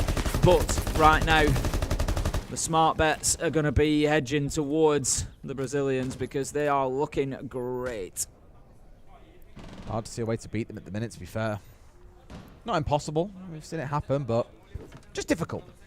Very, very difficult. Notice once again, rocking the Monty, as we've constantly said, he is the go-to Monty player, the designated shield bearer for this team. And Maya is back on the Dame. I've said to him, Nesk, you've had your fun for 1 round. I want it back now. And that's exactly where he stepped himself into. I'll say it again, keep an eye out for the late round if he does manage to keep himself alive. It's where you've really seen him come to his own. Smoke being thrown out, though, is going to at least impede away the Monty for a short amount of time. Can he recover that without exposing himself? I'm not too sure he can. Feels a bit too risky to do just that, but for now, it is keeping the attackers at bay. There is still over half a round still to play, though, Tim. Maybe doesn't need to. Could potentially leave it in. I think he's more bothered about it being shot out. It is still going to do the same job. It's going to hold them back. It maybe just doesn't catch that bit of damage that he could have been hoping to do. Lagonis is already down to 44 HP, so there was potentially an opportunity just to eat away at a little bit more of that, as he does there, down to 20. That could be 14 had there been another tick from the second canister that he threw, but it's really not the end of the world. We've got the Deimos track coming in from Maya. Had very little success, to be fair, so far. Torres does manage to find Nesk. Volps onto resets. W7M, they're looking like they're starting to cruise a little bit. Liquid need a hero right now. Lagonis and Palu, they're going to start fighting for the title as they find 1 apiece and try to get something going inside a site. 2 versus 3. He's still got 2 EE1D scans here, Palu. Like, they should be coming out way before this point, but he's held on to it in favour of trying to go for the kills itself. Guman removed, 2 full HP members on the other side, and now out comes the EE1D. I really feel that would have been far more valuable as the team is starting their push forward, though. Just going to be holding this tight angle at the moment, knowing that Palu's going to have to push in, and as he does, it is as easy as that for Lobin. Steps around with the shotgun, gets his man, and that is going to be that for another round. W7M managing to lock it out, and they are now cruising towards a potential win on Lair 6-4. They're looking good, and understandably a Liquid timeout comes in. They can't use it at any other point, so it may as well be now. I always tend to feel a little bit worried when teams are calling in tack timeouts when your back's against the wall, when it's already match point. Because as I often say, the defenders here of W7M only have to be right once. Catch a Monty not watching the right angle, or get a lucky C4 into someone coming out of spawn. And that is the game basically wrapped up, whereas Liquid have got to be right in every single decision they make for the next 2 rounds. W7M just have to trip them up as they run past, and it's as simple as that. Job done. Lair goes their way. Not forgetting, this was Team Liquid's map picked him. That's the big problem that Liquid face right now, is the fact that they've picked Lair. They've come here hoping to get themselves off to a good start. They've then got to go to W7M's choice to Nighthaven Labs, and it's not an easy map to win on, especially if you're against a team that loves it. It's a big map. There's a lot to do there. There's a lot of angles to worry about. And if you're a team that's confident, if you're a team that chooses to go there, that's got the game plan, it can be very difficult to play against. And Liquid, they're going to have a tough mountain to climb if they don't get this done here on Lair. And I think the crowd will have been fairly split to begin with. I think there'll have been plenty of people backing W7M, but Liquid always have a very big following with a very big expectation to come away with wins, and we're going to see whether they can overturn this one. But right now, there's no more mistakes. W7M, one more defense will get it done for them. These are the 2 holes that were opened the back in round 1 that I remarked on, by the way, because often actually those walls that have been opened and left soft here with the rotation holes in are normally reinforced off, and sometimes you'll even see a mirror placed on them. This one of the one towards the top side that you can see at the top of your screen. Whereas these are left open here. Thank you very much, Nova, for your chance to see exactly what that cut looks through. So more when someone starts pressing in, they get a nice cut through the top floor, but you also get one back in reverse too. So keep an eye on that. I don't think you'll see it become a massive part of this round, given where the site is, but when you see it up on that top floor, I do think it really changes how that site gets played out. I love this from Dordes. Just getting aggressive up onto that door. Seeing if he can get an opportunity. Nothing's going to present itself, but W7M just happy to take the risk. They know they've got a couple of rounds to have an attempt at getting this done. A couple of rounds in the bank, if you will, and nothing comes of it, but I can't hate the player for trying. See if you get any joy. Resets taken down to 11 health already, Des.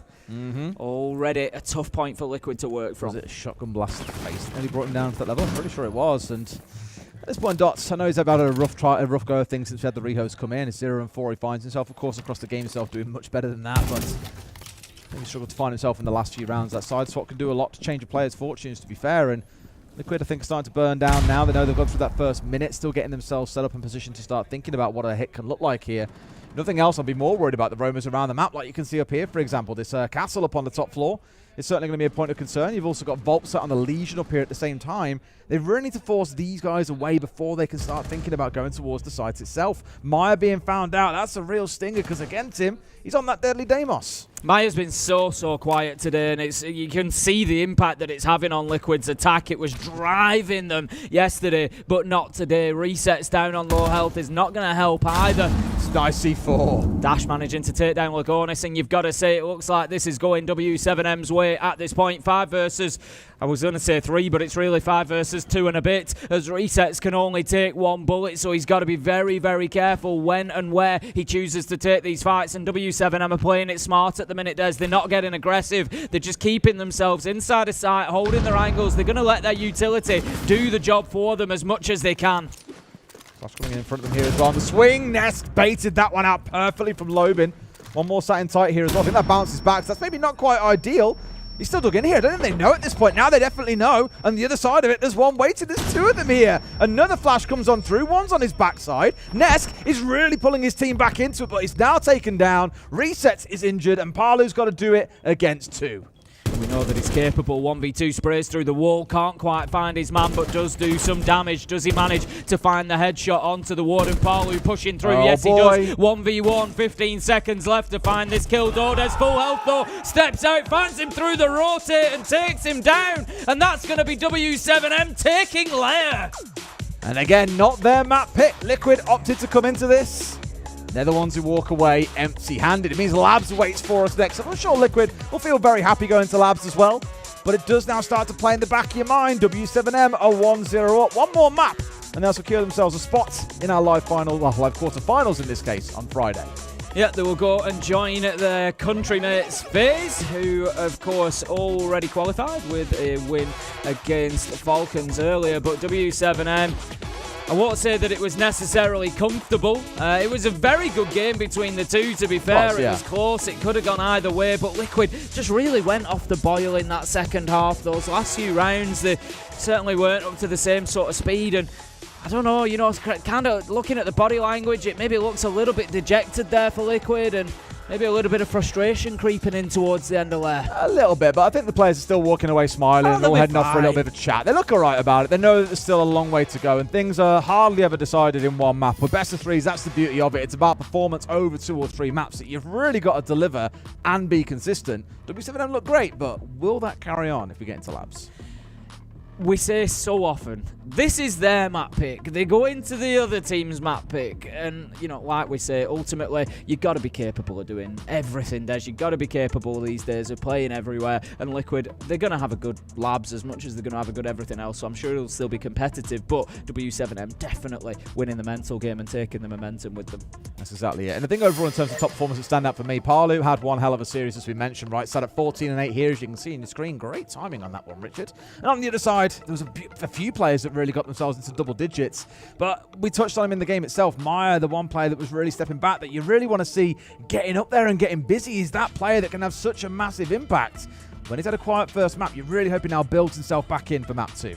Yeah, if you remember, I said, I think it was after round 4, round 5, Palu was 8-2, and I said they really need others on the team to be stepping up and getting themselves warm, because otherwise they're going to find themselves sitting on the sidelines for the majority of this game. And I think that's the summary story really there when we look at it. Palu head and shoulders above. Everybody else kind of struggled to get going with it, and that's hurt Liquid in the long run. By contrast, you look across, Dodes, Lobin, Volps, 3 of them all chipping in, all at the same level, and W7M finding success with that. So I think going into labs, Liquid really need to be thinking, how do we get everybody else engaged? We need to be backing Palu up here. I think in a way, it sounds weird to compare the two because Lair is a bigger map, but Nighthaven plays in a similar way. You've got these 3 floors to work through, lots of vertical destruction that you can employ, and it's more about the time-wasting efforts as you work down towards the basement that I'm really excited to see how both teams approach that aspect of the gameplay. I think from what we saw there, it was probably quite fair to say that Liquid had the better show of things on the defense in terms of wasting time, but W7M showing they've got that extra layer in the tank where they can go a little bit quicker, they can play slow if they need to, but they know how to unravel this Liquid side. Yeah, just a bit more variety, essentially. A few more options, a few more plans, and Liquid, as I said, a team certainly, not short of those, but they just need to show us. They just need to bring it out in that next map. And speaking of that next map, it'll be here in a few minutes' time. For now, we'll cut to a break and we'll catch you guys in just a few.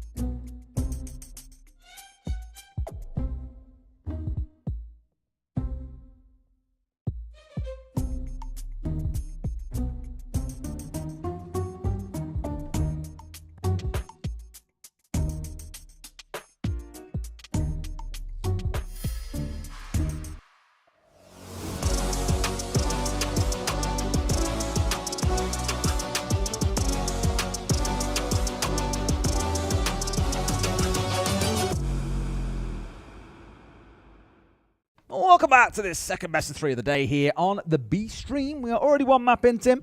I'm sure there's some of you joining us a little bit late. In case you missed it, W7M have, I wouldn't say dismantled, but quite handedly dispatched of Team Liquid on Team Liquid's map pick of Lair. Now going into labs. I mean, it was a good performance from both teams, but W7M did look good doing it. That's I think, the way that I would put it. Yeah, Liquid were definitely there. They were competitive. It certainly wasn't an easy game for W7M, but they just, particularly for me on the attack, they just brought a bit more than Liquid. They had those multiple angles. They made it difficult for Liquid. They did the unexpected. They kept them guessing, and they took advantage of opportunities as well. And it really did pay dividends, where I feel like Liquid, we saw a couple of times sort of trying to relocate, trying to adapt, trying to rotate attacks because it just wasn't happening, and there was no real secondary option that worked out for them. So I think W7M maybe just a little bit of a broader playbook there.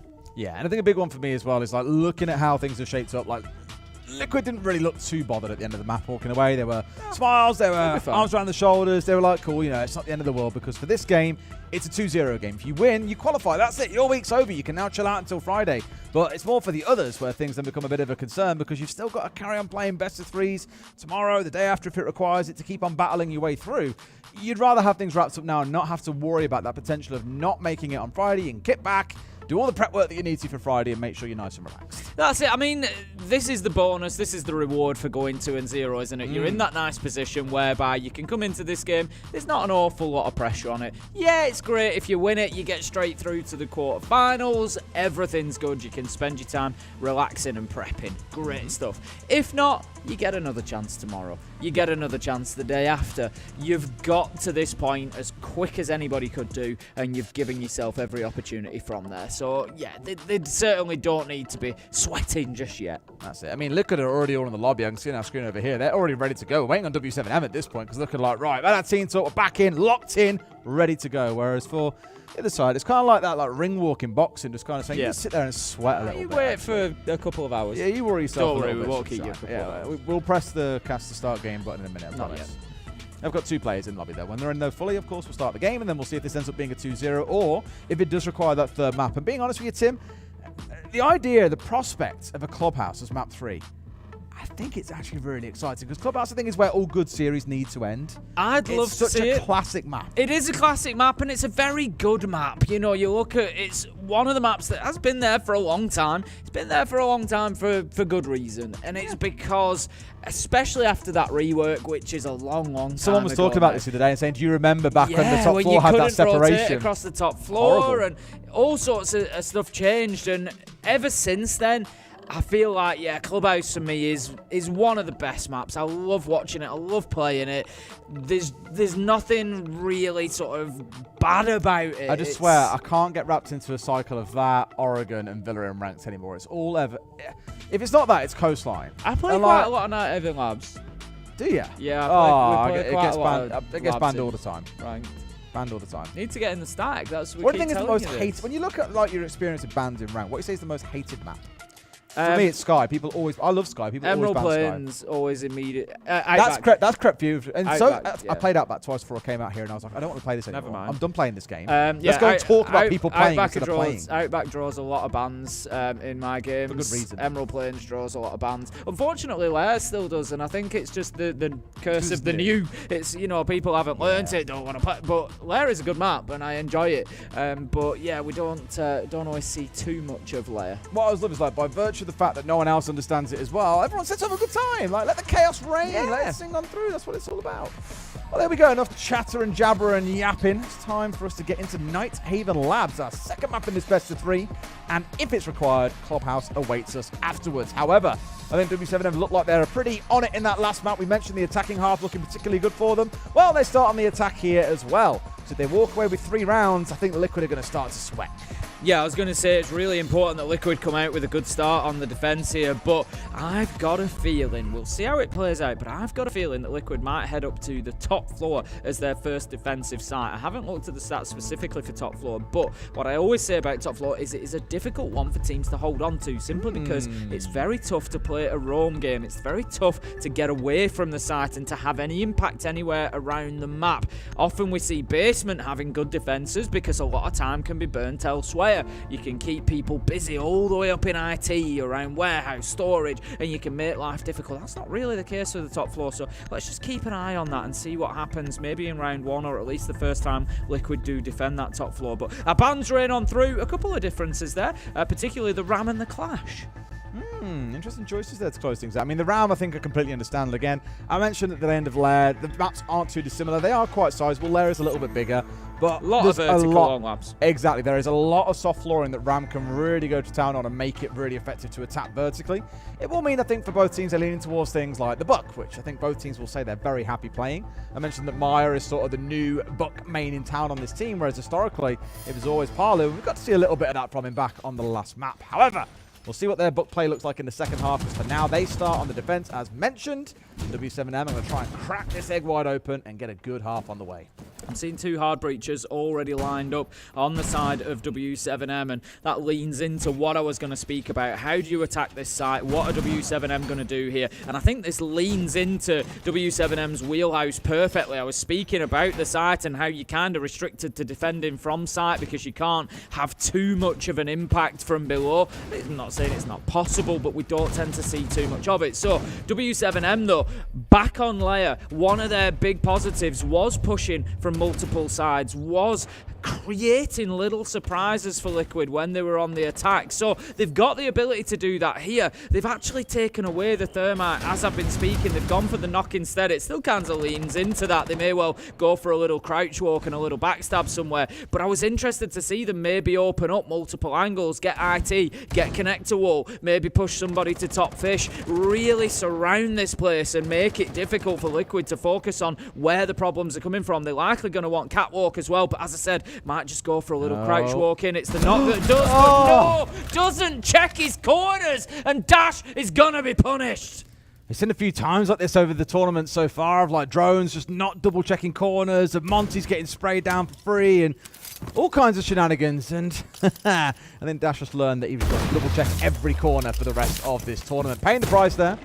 I find this wall denied away at least for a little bit longer. It's again more of the stall tactics. I think we're going to see more of this as the tournament rains on as well. Being able to slow teams down really does feel like the key to success at the moment.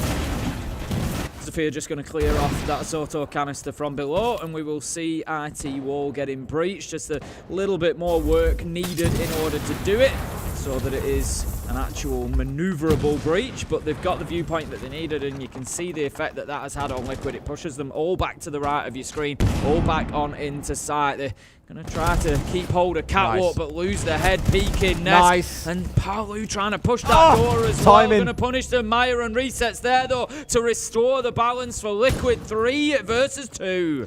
That timing then as well. Dots have done so much work. Charge again, and here comes Volps. It doesn't matter what you put this guy on, he's going to find kills one way or another.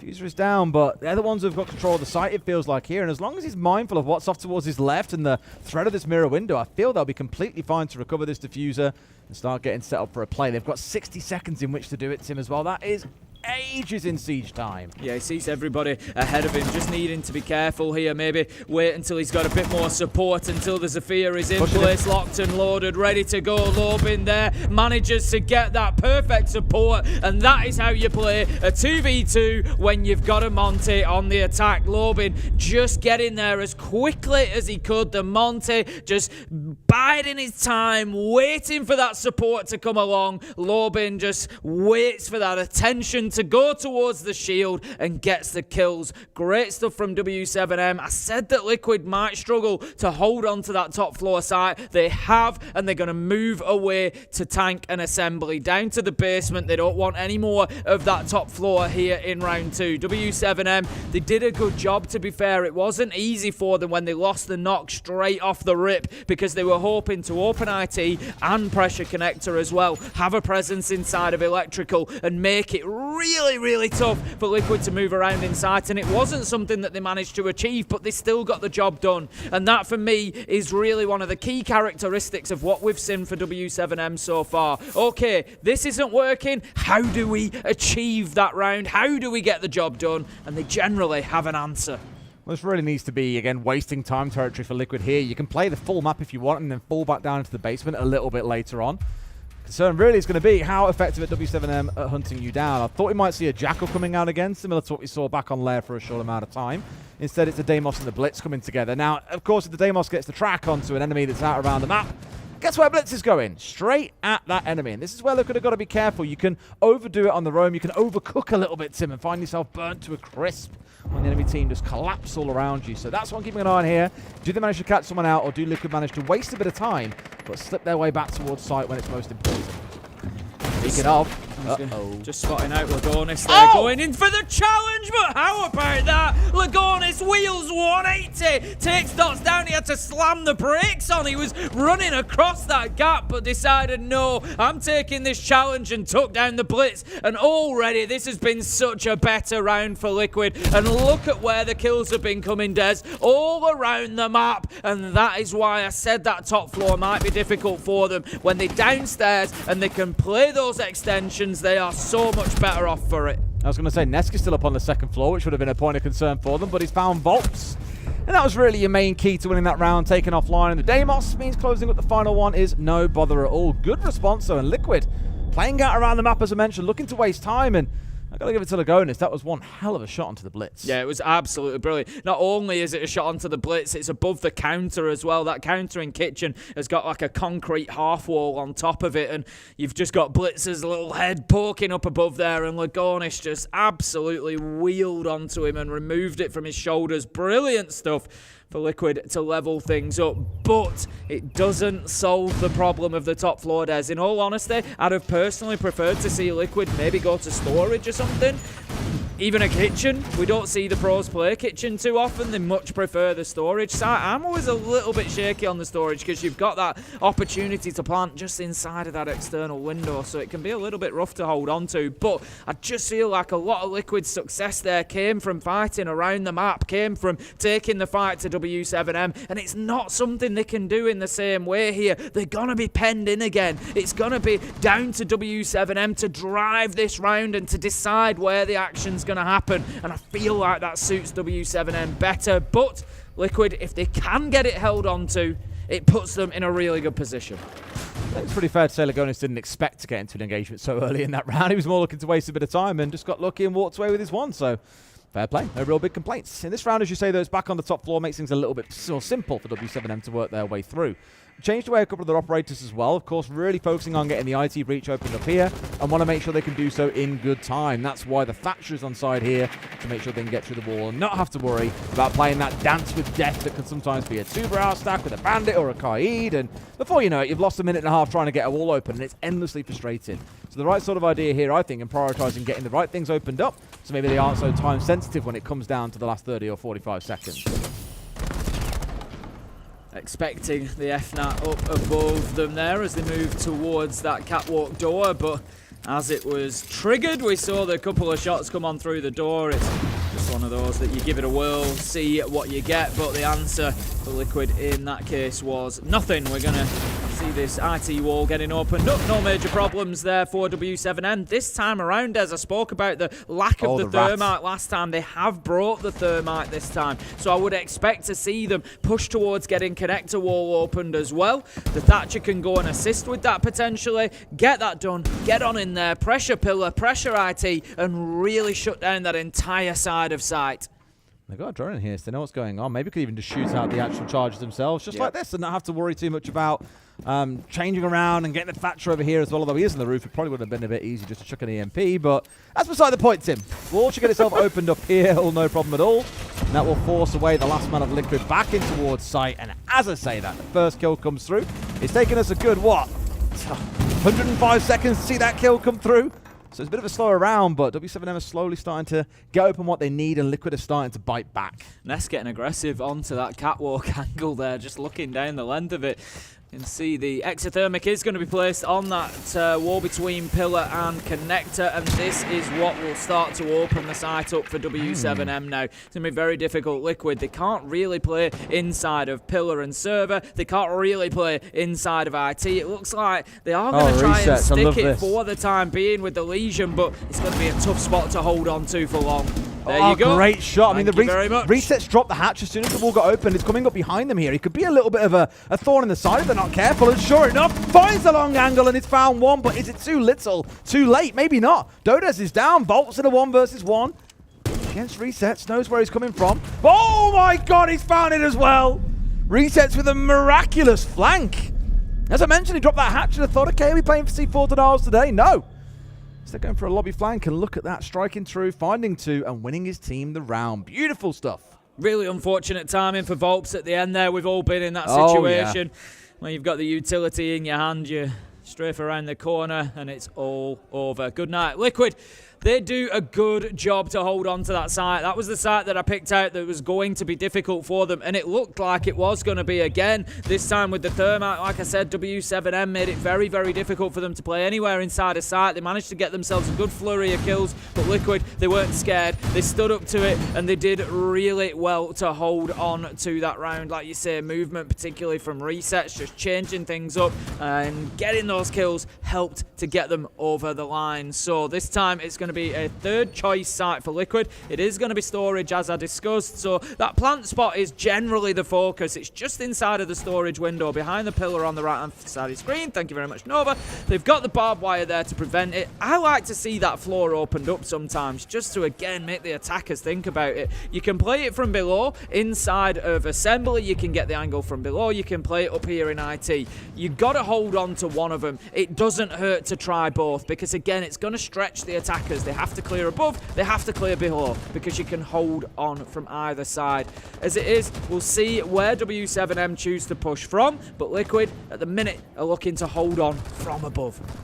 Dokkaebi that we haven't seen all that much of today. I spoke about it for BDS an awful lot already during our game earlier on today, but for Dokkaebi, I think she's just so fantastic. Of course, calls all 5 operators on the other side. There's no mute on side to negate that off, so at least for a few seconds you do get a full idea as to what's going on. Paired it with a blitz, and sometimes even a Deimos, makes things really, really interesting and very difficult to be able to deal with as the defenders. So, as long as W7M get themselves in the right positions here and then make the Dokkaebi call sing out, that's when you're going to start seeing some real damage coming on through, where the chaos begins, where there's a lot of noise, and of course the attackers therefore have the advantage. If you remember at the end of Lair, I said that Liquid really needed others to be getting in there and supporting Palu with the kills, doing some of the heavy lifting, and that has happened so far. Resets and Maya are going well, but this round is going to be Nesk and Palu getting involved as well. W7M get a couple of kills, but right now Dots is trying to do it all alone. That's going to be a second kill for the Blitz, and it brings us back to a 2v2, Des. Is the HP available here, though, for both of these attackers? Full HP defenders, half HP attackers. Not super ideal. I know that the defender guns are generally a little bit weaker, but 2 or 3 bullets will be enough here, assuming, of course, they will smash them in the head as soon as it comes down to it. And as I've said so many times before, Tim, they've got a round and a half to play with, which is a lifetime in Siege time. As long as they play it sensibly, make use of the drones they've got, the utility in back pocket, like the smokes they've got, there's a lot they can work with. Did you say Siege time? Oh, did Tim? It definitely is Siege time. It's all, every day is Siege time, We're Tim. slap bang in the middle of Siege time right now. Dots, he's going to be working over towards the reception side. See if he can have any more impact with that shield. It's already 2 kills on the round, and how about this? Lobin's managed to creep past that goo mine and does Great not. 2v1. However, fool Lagonis, who steps around the corner, finds his man. Palu picks up Dots, and that is going to be another round for Team Liquid, and they are looking great as it stands. I caught up with Doki earlier, and he was saying of just 2 or 3 times in that game I've been domed through a soft wall from a single DMR shot, and I'm like, how? Probably a similar conversation there, or at least a thought going through the Blitz's mind as the spray just comes through on the soft wall and finds him in the head. Unfortunate. W7M calling their attack timeout. They're down 3-1, Tim, and it's definitely not the attacking prowess they showed back on the previous map. They are struggling to get much done here. It's looking at the moment like we are screaming ever closer to that potential decider on Clubhouse that I think everybody would love to see, to be honest, between these two. We know that it's going to be a great map. It leans towards Liquid a little bit potentially, especially if they take the second here on that Haven Labs. We know that Liquid are a very capable Clubhouse side, and it's not one that we see W7M playing as often. Certainly not as high a preference for them. Liquid, I think they're going to be very, very keen to see Clubhouse if they can get this done. 3-1 at the minute, heading back down to the basement. And honestly, with the way things have gone, I think this has got to be at least a 4-2 for Liquid. I think they held on to basement without a single problem last time around. It's going to be that top floor that is the question. Can they hold on to it again? If they can, it could be a 5-1 half, and they could really run away with this. They'll be pretty content, I think, regardless of how things... Well, that's a life. It goes 3-3, they'll be absolutely distraught. But W7M are the ones that have now got a game plan. And already I know it's a bit early to talk about hovers, but the Deimos and the Dokkaebi are a combo that we've seen spoken about an awful lot this week. Fresh has been speaking about it. We spoke about ourselves an awful lot. Seeing Lion and Deimos coming together, or Deimos and Dokkaebi. It just helps take away some of the risk or the concern of Deimos when you have another operator like that on side, where you're not being baited into the one operator that you're able to track out on the other side. By the looks of it, though, they are swapping away from that, so that risk is reintroduced, but Deimos still plenty strong as an operator in his own right. It's got to be a little bit more cautious when moving through the map. The entry game. You've got Vigil to chase down here as well in Nest. Yes, well, that's why I was bringing up the entry game. It's looking good for Liquid at the minute. 3 out of 4 going in their favour. And something like Nesk on a Vigil is always going to help you in the entry department as well. He's going to keep himself as slippery as possible. He's on the Bosch G and just really wants to make life a nuisance. We see the EMP come in. The Bandit battery already being placed. He's going to get both here. Oh absolutely beautiful stuff there from Resets. It's just, I love to see Bandit tricking. I think it's, a brilliant art form, really, to time it just right. It can be very difficult when you're trying to work with EMPs, particularly now that Bandit, and he has been able to for a while, can place multiple charges on one wall and doesn't have to take one away like he used to. It's really, really great to see because it makes it so much more viable, and we've just seen there an absolute ton of utility denied away. No more Selma charges available. No hard breach on the side. Sorry, just one set of secondary hard breach from the Ying, but now you're choosing. Do you go for hatches? Do you go for that wall? This is not going to be easy then. They've got to find his man, though. Finally connects onto the head of Maya, taken offline. And they've got the vertical, so now they can look to deny away the Bandit if they want to. However, only one EMP left and no Salmons, as you say. A couple of tin openers to really work with, and that's it. Nesto's kind of found the reverse. Just dome Dodes there. This one, they've really lost something. Nope, there's always someone else above you ready to capitalize on the damage. Dash now finding himself down. Nesko's having a great time with his Bosch G. 2 kills to himself in the round, but I think at this point, W7M's attack is probably going to fall apart. Yeah, Ness knows that there's somebody there, of course, having just been fired out. Look at that. Flips over to the SMG secondary and absolutely deletes Dots. Finds a beauty through the barricade and puts Liquid 4 versus 2. What more can you say? It's just Nesk is being Nest for this round. There's not a lot you can do. Found 3 to himself and Volts and Lobin. Yeah, should have got about a minute to work with here. In a bit of time, they can still make things work, but I don't think they're going to get away with it. They're even aware as well the punching in the barricade, far from the quietest thing in the world. They expect someone to be there out on this balcony, and then it's a question of where's the last. But a lot of freedom being offered up towards Liquid here to move around the map, I find.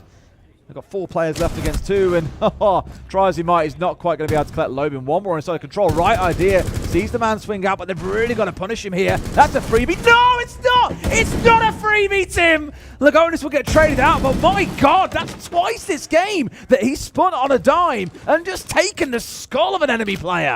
Absolutely, you look at it and you think Lagonis is banged to rights in that situation, but somehow manages to take one with him. 8 seconds left to go. Resets, cuts down Volps, and Liquid go 4-1. Kind of what we expected coming down to basement again. As I say, the big questions are going to be answered up on the top floor in the final defensive round. Can Liquid secure a 5-1 half? It's always going to be the toughest site for them to hold on to because they can't take advantage of that roam game like they've just done there. They can't draw W7 into the same fights around the map because they just don't need to go and kill Liquid. It's difficult to have an impact on this site from below. So Liquid, a slightly different game for them to play for this final defense. If they want that 5th round, they're going to have to hold angles. They're going to have to move carefully when walls are opened, and they're going to have to understand where W7M are pushing from and when. Oh, well, that certainly makes it an interesting end to the half. W7M with the chance to get a second round on the board. If they don't get this, I think they'll start feeling like it's a foregone conclusion that this map is done. And I'm always the first to say 2 halves to a game of Siege. You could see W7M be phenomenal on the defense and not give a single attack over towards Liquid. But I think Liquid just hitting a little bit different on this map so far makes it difficult to expect the W7M to claw their way back in. See how this one plays out for now, though. As you mentioned, Tim, it's up on this top floor. I'm looking really towards the denial game here because we've got 4 C4s on side, Tim, plus a pulse, plus a bulletproof camera. They know what the game plan's going to be. Well, I said that you don't generally have too much impact from below on this site, and Liquid are certainly set to try and prove me wrong. Cheeky. Quick spray through the ceiling from Lobin almost catches them out as well. But they are going to remain safe for the time being. It's resets on the Bandit just in behind that wall. We saw him Bandit tricking earlier. The question is, this is not really something Liquid have done previously on this site, particularly playing with the pulse below. Do W7M find it? Or are they going to get tunnel vision directly in towards site, and then they'll find out quick enough when they start getting hit with nitros? If he stepped in and found that Bandit off the rip, it would have been absolutely terrifying. But as it stands, the Bandit can still sit here. He can still sit and wait. They've got to get something going underneath to really unsettle him, I think. But it's not looking easy. Like, they've spent a minute or so far dancing around this IT wall. They know that it's critical to the attack to get it opened up because it gives you control of Catwalk. It stops players being inside of IT itself. It's a great way in towards one of the 2 sites too. That's why it's always a big sticking point for them. And sure enough, now Resets is going to be forced to back away. This time round, he won't be able to trick the wall away. I'm not sure how aware they are of Lagonis all the way down in the basement. Lobin just seems poised at the minute to potentially push down there whilst the work continues towards the top floor. This is the thing W7 need to be careful of, that they don't run out of time by chasing round these roamers, by chasing Lagonis and trying to find a kill onto him. As it is, it looks like he's maybe going to be able to get himself back to site. He can take out the air jab if he chooses to, gets himself across up Aqua Stairs. That's a minute 40 that's going to be wasted there, or a little bit more from Lagonis. I really like that. W7M, they're a little bit behind on time at the minute. They haven't got connector wall open. That's going to be the next job. Resets is there and ready to trick. Will be able to, because there isn't a second EMP, I don't think, either, that's going to follow in. So great stuff from Liquid. They're trying to go over the top here as well. They get a C4 through the gap. Finding themselves a free thermite, a dash on the other side, but nope. Want to go through here. It was the wrong side. They're electrified. He goes aggressive onto the breach and pays the price. W7M with 35 seconds to go. I've got the numbers advantage, but that clock waits for no one, Tim. Palu knows that somebody's inside of electrical, can't find the shots though, as Dots is there, takes him down. W7M looking pretty good at the minute, 24 seconds even with short time. They have got this one done. Lagonis finds one on the nitro, the plant is going down, makes it a second, but no more will come his way as W7M close out the round in a 4-2 half, but I think that Liquid will be more than happy with that start to Labs. We've got to give full praise to W7M there as well, because I think they played the attack so well, where it was very cautious, and to give it to Liquid, they really wanted to try and catch them by surprise with 2 players, both Resets and Palu, stepping out towards breaches or in towards doorways and hoping to catch W7 off guard, but they were full focus from start through to finish. As soon as they see a pixel change colour, they were in there and collecting scalps all the way through. So good stuff. We get that 4-2 half like you thought we might, Tim. Now what can W7M do on their defense? It's going to be another time-wasting style of set they're going through here with that smoke, with the Bandit that we've seen all through that first half, the Goyo as well. We're going to come down to Liquid and how well they can attack, because back on our previous map of Lair, it was them who felt a little bit short on ideas when it came to their attacks. Yeah, it's definitely going to have to be different this time around, and this first round is going to be a very good test of that, because we know that W7M will likely get themselves out into the map a little bit. I'm just looking at the lineup. You're going to want to keep your smoke at least downstairs, potentially your Bandit if you're looking to trick any walls, but Valkyrie, maybe a bit of Castle, even your Goyo could all play above at the beginning of the round. That's what we're seeing at the minute, all registering on the first floor. Smoke on the cargo stairs, as we would expect largely. Dash is going to play that position, I would expect, throughout the round. But Liquid definitely going to have their work cut out to chase down all these roamers and make sure they round them all up. Similar story again to Dokkaebi, Deimos, Monty. We've spoke about it a million times at this point, so it feels like a bit foolish to carry on with that endeavour. That's what you expect to see in a good number of these rounds. At least the one part has been opened up. Animus exposed. So I'm going to stop Dots trying to play, though, on towards the other main wall down in this basement. It's not going to try and pull off his best Resets cosplay, essentially, and try and keep the wall locked away when they start trying to push their way forwards. But for now, I imagine the focus is going to be the vertical, really, coming out of Liquid. A full map clear, very, very common, especially when you've got the Deimos and the Dokkaebi on side. A little bit of performance issues in getting this hatch opened up. There we go. Finally, it will go on through as the first Okabe call does come out, just in case anyone trying to be a little bit cheeky around the map. Yeah, it's always a little bit of a tricky one with the Vendetta to open the hatches, but you can get it done, and that will at least give them a little bit of a extra entrance. Now then, Deimos is going to pick up that scan, will be aware of Lobin's position, but isn't really able or ready to be able to take that challenge on immediately, and Lobin just keeps himself active on Aqua Stairs at the minute. What is he doing? Just goes running up to the door, full sprint, no ADS, and Palu is locked and loaded, ready to go, and finds himself the easiest entry he's going to get all day. This is the thing, though. Lobin's one of those players. I think about, like, he's the Brazilian equivalent of Sloth over in EU. Likes to play very, very mobile. Doesn't like to sit still for too long. Likes to get out there and try and get busy and try a little bit ratty at points as well and find himself multi-kills in rounds as often as he can. And I think there he's just got a little bit too big for his boots and ultimately paid the price against a very experienced team and very experienced player in Palu, having to take his score for 3. Now, 5 versus 4, and Liquid have got this numbers advantage. As long as they play this nice and carefully, they're in a great spot. They've got a Dokkaebi call on side. They've still got the Deimos scans coming on through. The Monty is still here on full HP. If nothing else, it starts to feel a little bit ropey for W7M. They've got to hold off this onslaught, Tim, for the next 50 seconds. Twitch drone is just going to be racing around sites and trying to pick up any gadgetry that it can. Maya managing to find Volps, not before Dots took down resets, though. Going to be holding on inside near that double wall. Going to be pressured here, though, by the Monty coming in from EXO. It's about that step forward, though. The Monty is always going to be the one that you look at and just say he's going to be dominating on his step forwards. Palu still upstairs here, dominating in his own right. Down to Dots to make something happen here. No C4 in back pocket. Doesn't get away with it as well. Dodez onto 2 HP. Nothing really that he can do here. Going to get bullied out by the shield. And sure enough, ran down by Lagonis. As Liquid take another round, and they are in full control here on Labs. Yeah, it's really not good for W7M. Losing that basement defense, that's the one, like I say, that you really look towards. Picking up top floor can be tricky, especially if it gets opened up. It can resemble like a piece of Swiss cheese sometimes, and the attackers really can find angle after angle through that one to dice it up. W7M feel that they don't really have a choice but to give it a go up there. Liquid pretty confident attacking down onto the basement. W7M certainly don't want any more of that heat, so they're going to give it a whirl up on the top floor. Liquid, though, looking very, very comfortable here and could well be moving towards map point at the end of this one. Just very well structured as an attack, I think. Like everyone's stacking up around EXO, the way that they got themselves the vertical control first as well. Didn't want to give W7M an inch in that round, and sure enough made sure they damn well didn't get it. Of course, can't forget there's no tactical timeout available. W7M took that much earlier in the game when they were down 1 and 3. Now it's got even worse. They're down 5 and 2, Tim. And based on that last round, it could well grow to be 6 and 2, in which case it's a bit of a mountain to climb. And then Clubhouse will await us as map 3.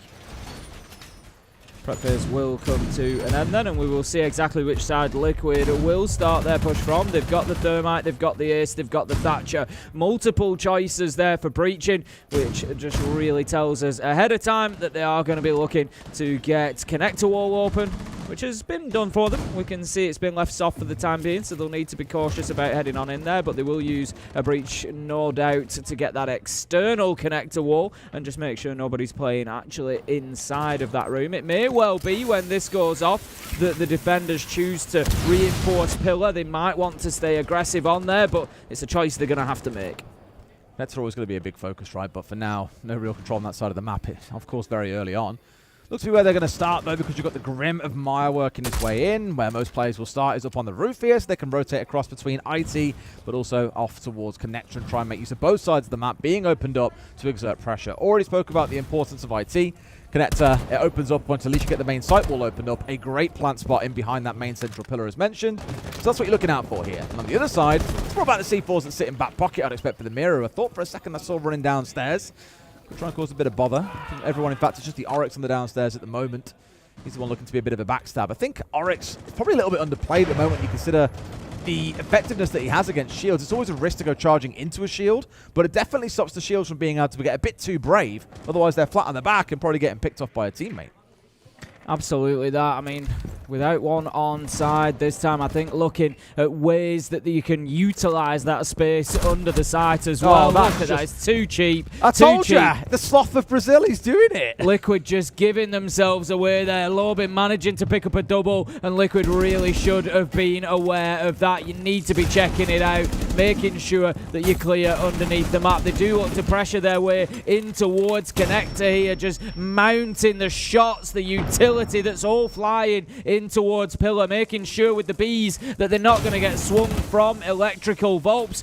With a man advantage though, he's feeling brave, thinking about getting on in there and making life even more difficult for Liquid. Uh-oh, run. There's a smoke. Takes about, what, 68 points of damage there as well. Not ideal, but a really play smoke by Doc, so I'll give it to him there. He's done quite a lot with that. Maya, bit of a demon though in towards Electric. He already had the Grim Bees on it, as you said, to stop anyone pushing through. Real up play from him, and then it's turned around and collected someone even starting to walk through at that point. Now Lagonis has gone down, I believe, to a Guma, and that's not super ideal. A 2v4 for Liquid, and W7M looking to be in control, but look at this, in from the back they come.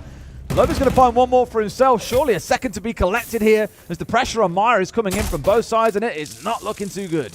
No, they never dealt with Lobin, and they've paid the price for it here. As I said, usually the lower levels of that map for that site are not really utilised too much. They can be difficult to have an impact from, but Lobin shows us perfectly how it's done. Gets himself ratted away inside of storage on that window, picks up a double, and then comes up to the top floor for the flank at the end when Liquid are short-handed and gets himself a third for the round. Great stuff from the Oryx. And W7M managed to secure at least their first defense. It gives them something to build on, but there is still a long way back for them yet. And still the threat of a Liquid timeout. Now, last map they took it really late. They took it when they were down 6-4, and I remember saying back then, I'd rather you take it the round early when you've got a little bit more wiggle room to play with. I think if after this next round W7M continue to climb back in, they'll pause it out a little bit, take the momentum out of the sails of W7M, try and figure their way back into this one and how they can get things closed out over the next couple of rounds. Big Heavy kind of slows an R play again here, at least on towards the wall, so real main goal is to keep the main breach closed up. Try and force Liquid into attacking, maybe down Exothermic again. It was a real threat for them last time, and you can see here the rotation of operators, the attacker repick coming in. They're back over to the same lineup they brought along last time. And the Twitch was kind of the quiet pick that we saw come on through. Another Parlu special. Looking towards that, you're looking at the ability to zap out those F-Nats, get rid of the Goo Mines, get rid of the Electro Claws, get rid of the Bandit Batches if you need them. There's a lot that you can do, but of course it really relies on keeping those shock drones alive, and we've seen so many players just lose them so wastefully. Juano was expecting to run into a defender, waiting for those shock drones to come on through.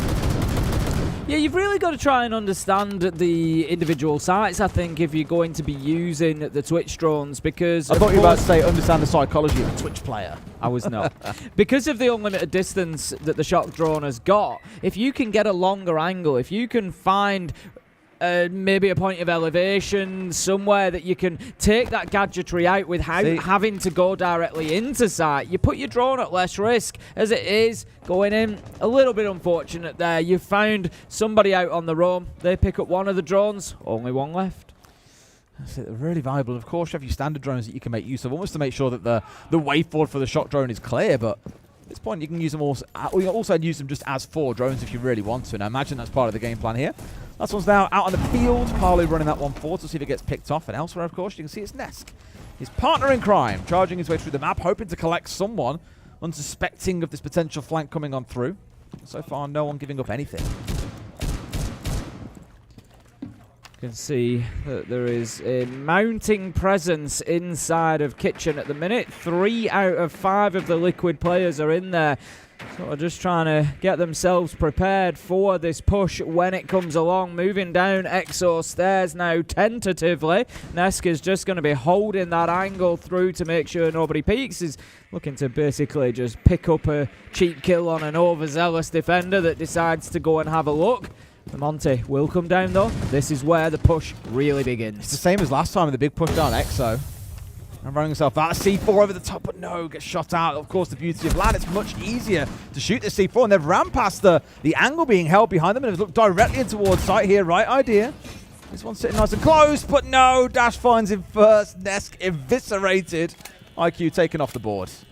You can see the Nitro above the door for him there. A smart play from the Kaid because he knew that it would prevent the Monty pushing in. They wouldn't want any part of it, and Lagonis certainly didn't. Taken down. That's the shield gone. W7M, they're finding their feet here on that Avon Labs as Dash manages to take down Meyer as well. 3 versus 2, make it 3 versus 0 as the last kills come in a heartbeat. W7M, it felt like they were out of it, but no.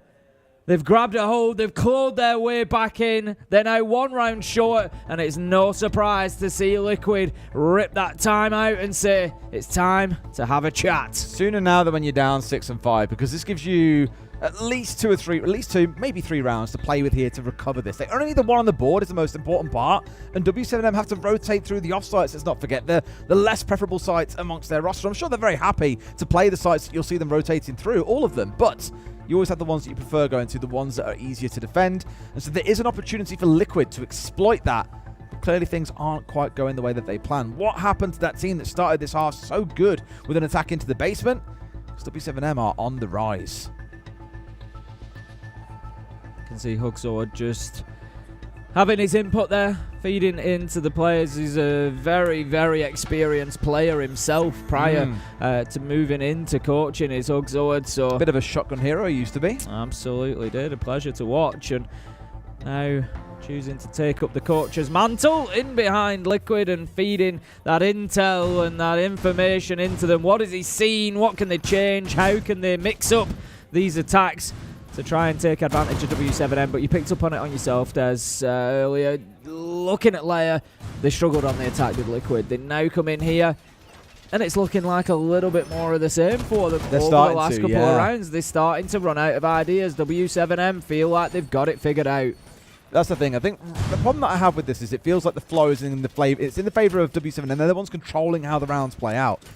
One of the best things of being the attackers, you tend to determine where the action happens, when it happens, and how it happens. Of course, defenders can respond, but they're very, very rarely the ones being proactive unless it's a lot of spawn peaks coming out or early C4s up through hatches or whatever else you might imagine. They're largely there for the ride and the ones having to be reactive, whereas the attackers are more proactive. If Liquid are short on ideas, this gets even comfier for W7M as time wears by. As said, it's only 1 round that Liquid need to at least guarantee we get to overtime. I'm starting to get concerned they might not even find that at this point, though. We'll see. Still a setup going on from W7M. 30 seconds into the round, Liquid on the drones, just trying to get a clear picture this time. Maybe that's a little bit of what Huxor has fed into them to say, we need to understand what the setup is better. We need to understand where that utility usage is. The Fenrir just teasing here on the door. Dores needs to be careful lest he lose his head in this unnecessary challenge, to be honest. He's just wasting time, though, quite happily here, because the sheer presence of him being at the door is enough to obviously put Nesk on a bit guard here, just being like, okay, got to keep hold of this angle here. Let's make sure he's being forced back if he does dare peek, at least to get a free kill off the back of it. So it's a great way to waste a little bit of time, and I spoke about this earlier. Sometimes it can only be a few seconds, but every second counts when a team is getting worn down to just those last 15 seconds, and they might have to execute when they're not fully prepared or fully informed as to what is going on. Ready and waiting is Palu, though. Finds out Lobin early on in this round as the first call comes through for the Dockerby. The second kill comes in from Meyer as well. Looking good for Liquid. 5v3 now in their favor. Make it a 5 versus 2. And this surely is theirs for the take-in. Tim Meyer's gone nuclear. And just like that, Liquid, they get themselves a flawless round and move up to map points. I think whatever Huxor had said in the tactical timeout certainly did the job. Liquid coming back with a newfound vigour in that round to get themselves on to map point there. Just absolutely flying through W7M. Nothing could slow them down.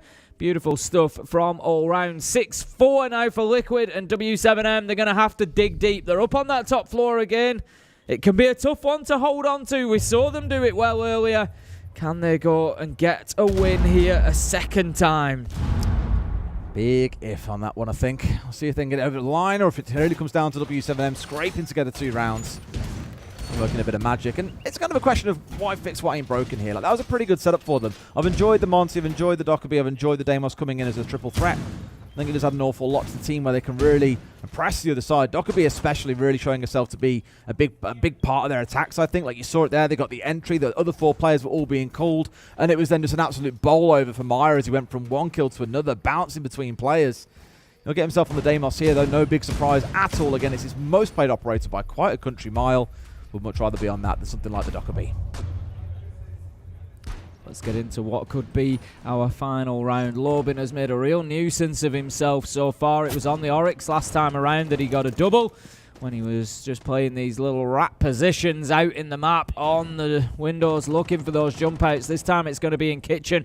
We'll see what he can cook up here. He's on the Valkyrie rather than the Oryx this time, and Liquid last time it was on them. They didn't drone, they didn't check it out, they didn't understand exactly where the pressure may come from. They need to make sure that they do this time, and that is smart play from W7M. They're listening. They've got their ears pricked up, and they knew that that charge was being planted. It was shot straight off. Let's have another few through there, make sure they're not going for that soft breach again. They're going to keep lower warehouse as secure as they can. It'll force the Monty to have to come in through the main exit of the building as well. He can't push into a larger breach or get a lot of information there. Instead, he's boxed into a bit of a bottleneck if it comes down to it. I think with the inability to get that breach opened up, he'll try and find something else to work with here, though. So again, it's another puzzle put up before. Look, another mini game they have to figure out, as you often find there are so many mini games in a round of Siege to chew your way through. They've also got someone who can work their way up from basement here. So Liquid very spread out at the minute. Tim, not a bad thing, but a lot of map to cover here and a lot of ground to work through. They find one or two players getting picked off. Suddenly a large parts of this map go dark, and that's always the risk of playing this more spread out style. Lobin will continue on his roam across that middle floor for the time being. I think they're hoping to come across somebody, give it an opportunity to give a big start to the round here. 1 minute 25 left on the clock. Liquid need to think about getting moving. They've got the tracks going out, but not really gaining anything from it at the minute. Lagonis is going to be taken down. That is a huge mistake from Liquid. You could see on his player cam, Lagonis seemed to be talking to the team, feeding some information in. It was almost like he was sort of just taking a pause to give some information. It did not work out. The challenge onto the door. Ness does manage to find one onto Dots, but the trade is there immediately, and W7M, they decide that they want another round of Nighthaven Labs. This is the big part of it right there. I think Lagonis, as you mentioned, kind of taking it chill for a second, thought he was covered. Didn't expect to get swung from top Aqua, and he paid the price for it. Lode's also bringing down resets, and Parlo has got 13 HP to his name. I don't think it really matters what he does at this point, Tim. Someone will find a single bullet into his body at some point. I'll ask how the hell they just missed that shot there, but the shotgun will do enough. Bolt steps round and finds his man. It is still map point, but W7M are 1 round away from sending us to overtime. Potentially a very big mistake there from Liquid. Like I say, I'd be interested to see it back at some point. It certainly looked as though Lagonis had sort of backed himself into the corner thinking, I'm not going to get challenged here. I've just got something to tell the team.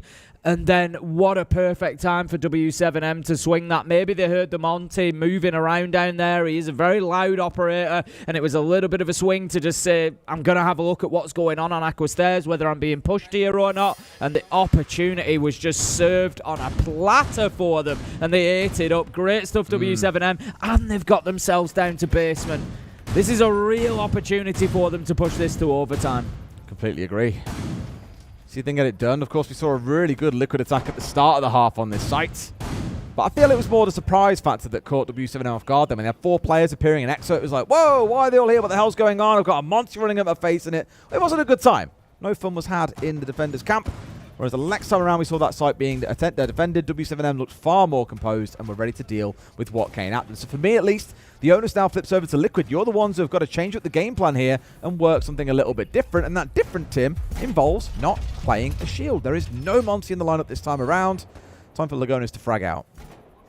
Yeah, I think after the last round, I'd be put off playing a shield as well. It was a bit of a mistake there, a bit of a howler, and you're not really going to want any more of that. Let's see where Liquid begin to push them. We've got a presence from Lobin once again. He's certainly one to watch for W7M at the minute. He is that unpredictability factor. He's off in the kitchen once again. It's where we saw him last time on Valkyrie. This time, he's going to be on Fenrir. We've got 1 on cargo stairs, 1 in storage, and only 2, in fact, only 1 at the moment on site. Granted, your cargo stairs player and your vending stairs player, they're going to be pretty close but to get back to site quickly if needed.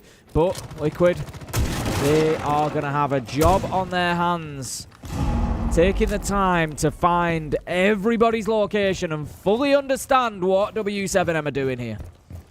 That's it, of course, all the soft construction you can make use of. It's And it's sort of here from the second floor onto the first. Then once you've got that control, you go from the first floor down as well. There's so many layers to unwrap here. It's like an onion, Tim.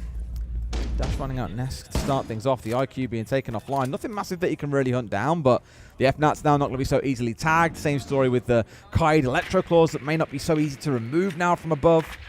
It's not like a massive deal, but it does, again, start to slow you down and waste valuable seconds later in the round when you're trying to get rid of this crucial utility.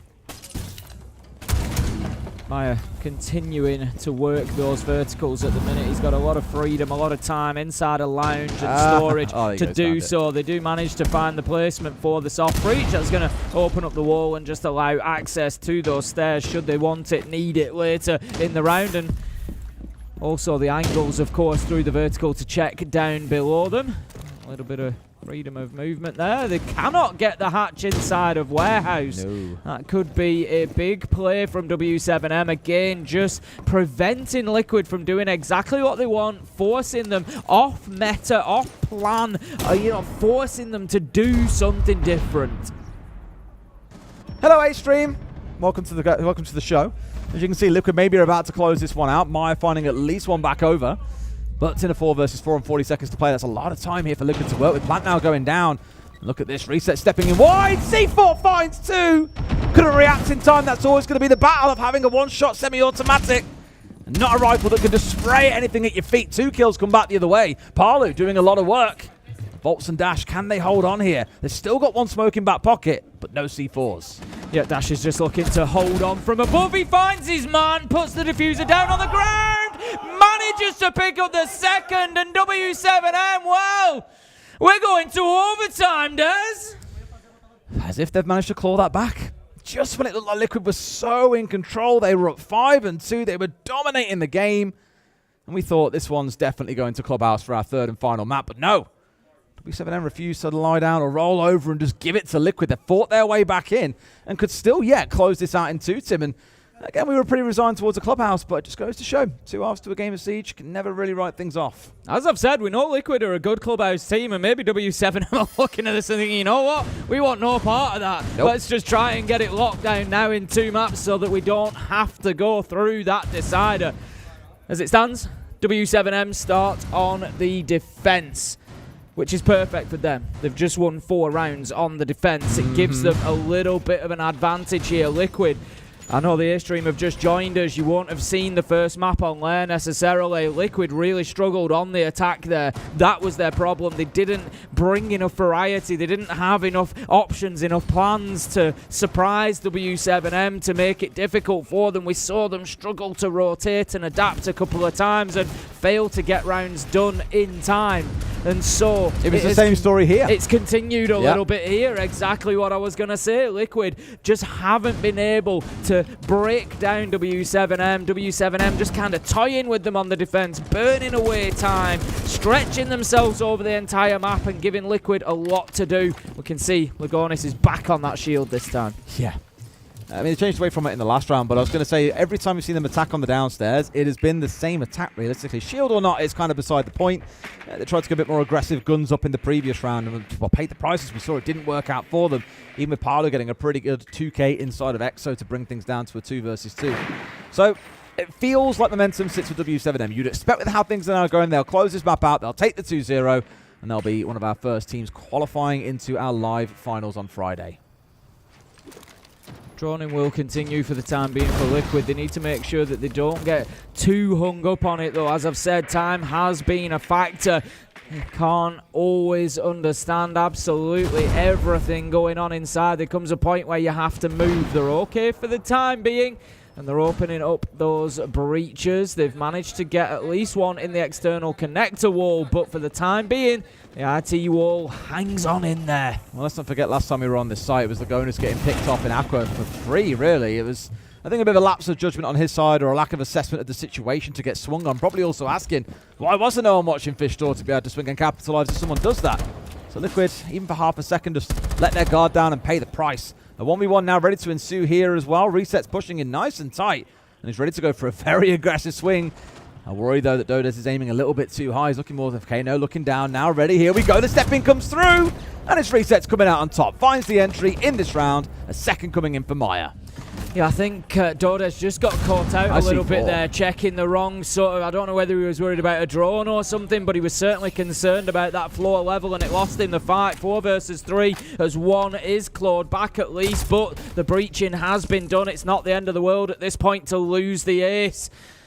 Liquid, 45 seconds left to go. Time, I think, is going to play a much bigger factor potentially than manpower inside of this round. They've got the shield working on him of Lagonis. It's time now to start making sure you've got a plant spot lined up. Where are you going with this? How are you going to get that diffuser down on the ground? Don't waste too much time setting this up. Bolts has got the only C4 left as well for Zanar if so required. He's found out Palu here as well, and there we go. Maya steps forward and finds his man through the soft wall to close out the round.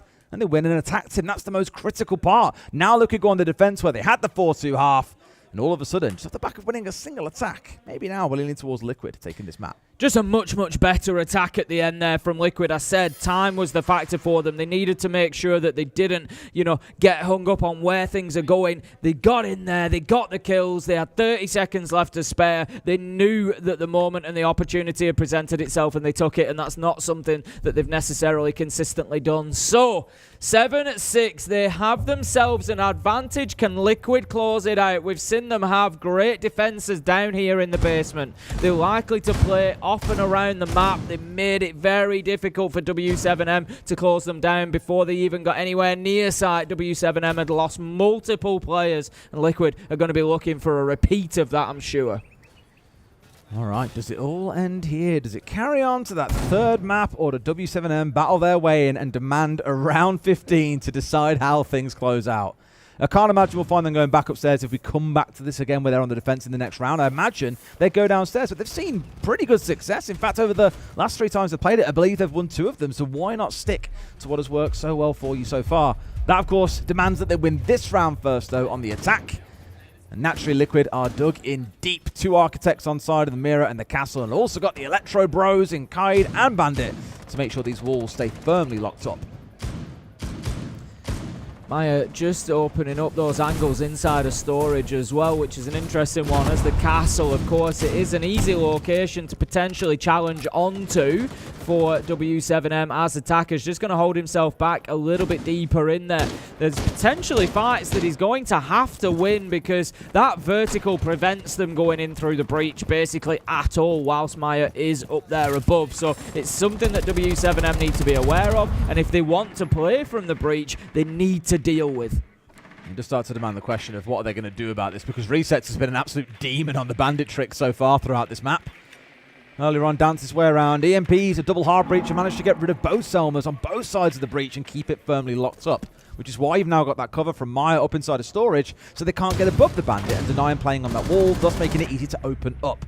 Still, it's Maya to fall here on that castle. He was the cover inside of storage, and Kyle, don't forget, with him now offline, a little bit of a stinger, because that may well mean that Resets is now exposed down below. As I said, that really starts opening things up, because effectively, yeah, it's a book that's going to go into storage, but they don't even need to do any vertical. They don't need to announce their presence. That's the big thing. They can just go in there and use the verticals that Liquid had already set up. So I would expect the breach to be getting opened up for sure, should they be choosing to do so. Liquid now, they're getting bullied inside, they're getting pushed back, they're getting forced deeper, and that's going to create room for the plant when W7M get that breach open and decide it's time to go. Despite being further back inside a site, can still be challenged on the verticals as well, and we can see it happening now. As I say it, Lobin is up there using the skeleton key, just trying to get every bit of advantage they can from that vertical superiority. Tis but a scratch, 9 HP taken away, not the end of the world, but still enough to scare him away. That one, more than a scratch, that one's a flesh wound, all taken down, and away goes Nesk. A 2v5 with 50 seconds to play. W7M have no reason and no excuse for losing this round. No, none whatsoever. Resets does manage to find Lobin with a Nitro. That at least gives a little bit of hope for Liquid, but Resets takes a lot of damage now, down to 18 HP. 30 seconds left to go. W7M with plenty of time to work with. Thinking about getting the diffuser down. No, you think? I'm just going to kill Resets instead. Then I'll go back to what I was doing, 3 versus 1. But Lagon is surely going to be shut out of having any impact on the plant here as the cover comes in. But no, he finds him. 1v4 becomes 1v2. Taken down by Dots. And W7M get themselves another round and a round 15 to come. Lagonis has hit some really nice shots this game. And it's funny because I swear I was talking smack about him earlier saying there's a reason he plays on the Monty. I've said it before. He's not quite the sharpest shot in the world. That was a really weird one to say. Even throughout Stage 2 we saw exactly the same. He isn't that guy in this team whose job is to go out there and get kills. He's the IGL, he's that captain in the back line. He's doing a wonderful job of it as well. Today though, I've been impressed. I've said it before, you know, he does a very specific job in this game that doesn't lend him towards being that big gunner, going in and getting all those kills. But having played with him against other pros, will you drop that you play with him once? Against Invitational. Against other pros, though, you just make, you know, I make a broken call out in Portuguese, and 2 seconds later, bang, Lagonis kill. And genuinely, the point I'm making is the ability is there, the skill is there, we see it from him, he does hit the shots, but it is difficult when you're playing on those operators. You're cold for a lot of the game. You know, if you're playing genuine thermite roles where you are not taking gunfights, you can sit without a gunfight for 4, 5, 6 rounds sometimes. If your team are finding all the kills, that's 30 minutes without taking a shot at people. And that can be tough when you then do come all of a sudden bang into that situation, right, you need to get 3 kills. And you're against people who have been hitting those shots all game. It can be a tough one, and I think he does do a good job of it. Well, we spoke about this about 3 minutes ago. I did want to see W7M come downstairs. They've had good success against Liquid so far. Sure got surprised back in round 7. We're like, oh god, 4 players, an Exo, and there's a shield there. What the hell do we do? They panicked a little bit. But I feel the last couple of times we've been here, they've had the answer, they've had the solution. Liquid, frankly, to have looked a little bit lost in what to do. They had a couple of execute attempts coming on through, but they've had no real opportunity to get the diffuser stuck or any real ability to find kills in the closing parts of the round. So here, all attention is on Liquid. They're the ones who can afford to make no mistakes. W7M, as I say so often, only have to be right once. Liquid have to be right all the time. Lagonis just getting in there with the drones again, trying to get that picture. Out comes the Deimos scan. It's again not something that they've had as much success with here today as they have had previously.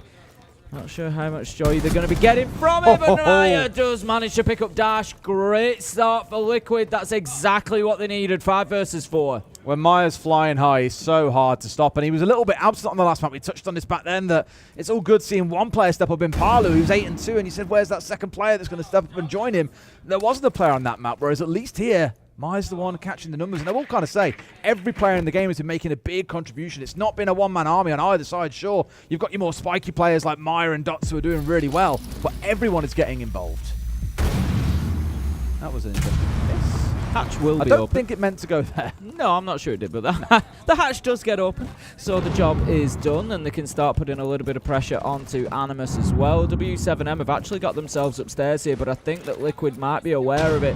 Flashbang just gets thrown out to prevent that push coming through Lounge. However, Volps is just going to hold his position for the time being. Liquid are going to need to make sure that they're covering that flank. Oh, look at this, Dodes is just waiting his moment. It's a little bit of trigger discipline. He knows that they're in there. That's what he wants. Swings around the corner, takes the head off Maya. Dots with a nitro onto Ness. Is it happening? 3 versus 3. This could go anywhere, Des. They're still with 30 seconds to play out as well. That is acres of time to work with. W7M. A single C4 left in back pocket. They don't But know. the attackers are now starting to push on through. Has Dots commandeered this? No, he is not. Lagonis has put so much praise on his name throughout this map that he holds on tight. He's thinking about getting the diffuser down. He tickles it and he goes back to it. Surely he's going to hold it now. Is the cover there though? Dodes manages to find resets. Lagonis has to come up. It's all falling apart for Liquid as the kills rain in for W7M, and they will qualify through to the last stage of the Montreal Major. Dodes with a huge 4K to close. What more can you ask? And he was playing literally in the face of fire, stood in the doorway, ready to swing, and you just saw Liquid's trepidation, their nerves building the longer they hung around trying to get that diffuser down.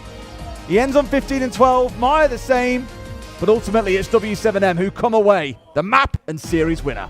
fantastic performance from them to hold on at the end. Liquid were really putting them under pressure. I think Liquid have got to hold their heads high there. They've played their part in that game. Yes, it's been 2-0 to W7M. Yes, Liquid could sharpen up, particularly I think on the attacks. There's rounds that maybe they could have won, but overall they've played pretty well. They've just come up against somebody better. Will Liquid qualify for the next stage tomorrow, the day after? I think there's a good chance of that still. I do. They're still playing fantastic. It just kind of, again, drives that concern of, FaZe have been great, W7M have been great, Liquid have been great. Are we already staring down the barrel of a Brazilian major here? It feels like we are. I mean, we know a thing or two about them, Des. We've seen a few over the last few years, and as you say, this certainly starting to lean towards looking like it could be another. You look elsewhere for who the contenders could be, and it really is difficult to pick out teams that would beat any of these on their day at the moment. We can see our series summary coming in there. Dores putting up some big numbers. I'm sure that those kills at the end of Night and Labs there to take the map and the series will really have helped him. Such tight, especially across the top 3 players on either team. It was really, really close and tight in terms of the actual KD they walked away with now. Sure, Resets and Lagonis, as mentioned, had a bit of a quieter game. Expect this one from Lagonis. Resets, we've cast him a few times throughout the tournament. I've always kind of had a few questions, and today I think he definitely put some of those to rest with some great bandit tricking that definitely got his team into a couple of rounds and got them over the line. But you want to see a little bit more here. I think if you're going to go on and win a major, you've really got to have all 5 guns firing. 100%, and this is, what we've seen from the best teams. When you look at teams like FaZe, who were the first ones to qualify, you know that danger is coming from absolutely every corner of their roster, and like you say, that's something that Liquid can go back and have a look at. I'm sure that they'll be coming back out knowing that that's the case, and they'll be trying to get, people like Resets more involved. Maybe just a little bit of an off day, and he comes back and, absolutely guns tomorrow. Obviously, we've got to see exactly what the matchups are, but I'm already thinking that there are 2 teams now in this 2-1 bracket. BDS and Liquid would be one hell of a game to see go down, because the loser of that goes into that 2-2, and it's literally you win, you qualify, you lose, you're out. Yep. That final day is so ludicrously stressful to play, and knowing that it all spins on a dime of that one single series, and if you rolled out of the bed on the wrong side that morning, it can all go horribly wrong. It really can, and honestly, it's the beauty of Swiss, it's the beauty of Phase 2 of the majors. There's especially when you get to this point, late on day 2 onwards, everything just carries so much weight, so much jeopardy for these teams potentially. They really are playing for their position in the tournament a lot of the time, and we've got games on the other stream where people are going home, we're losing teams today. Oh, it's a lot of fun. I just saw D plus Gear obviously go home as well, I assume, because that ended 2-0 and Dartzero won the first map. That one's done, and Dartzero took the dub. Probably that's in line with expectations. Yeah, we're starting to get to the sharp end of things already, it feels like, where the teams that are still here now are the ones that really want to kick on and make a deep run. Yeah, and it's then about who can take that next step when you're getting in towards Phase 3, who can really push themselves to find that next level. That's exactly it. Well, that is the end of all of our Siege festivities for today. Tim, another day is down here in Phase 2. Yesterday was fab. Today has been brilliant. I can't wait to see already what tomorrow holds. But thank you for tuning in. We'll see you guys tomorrow for some more Siege action. Until then, have a good evening and catch you later.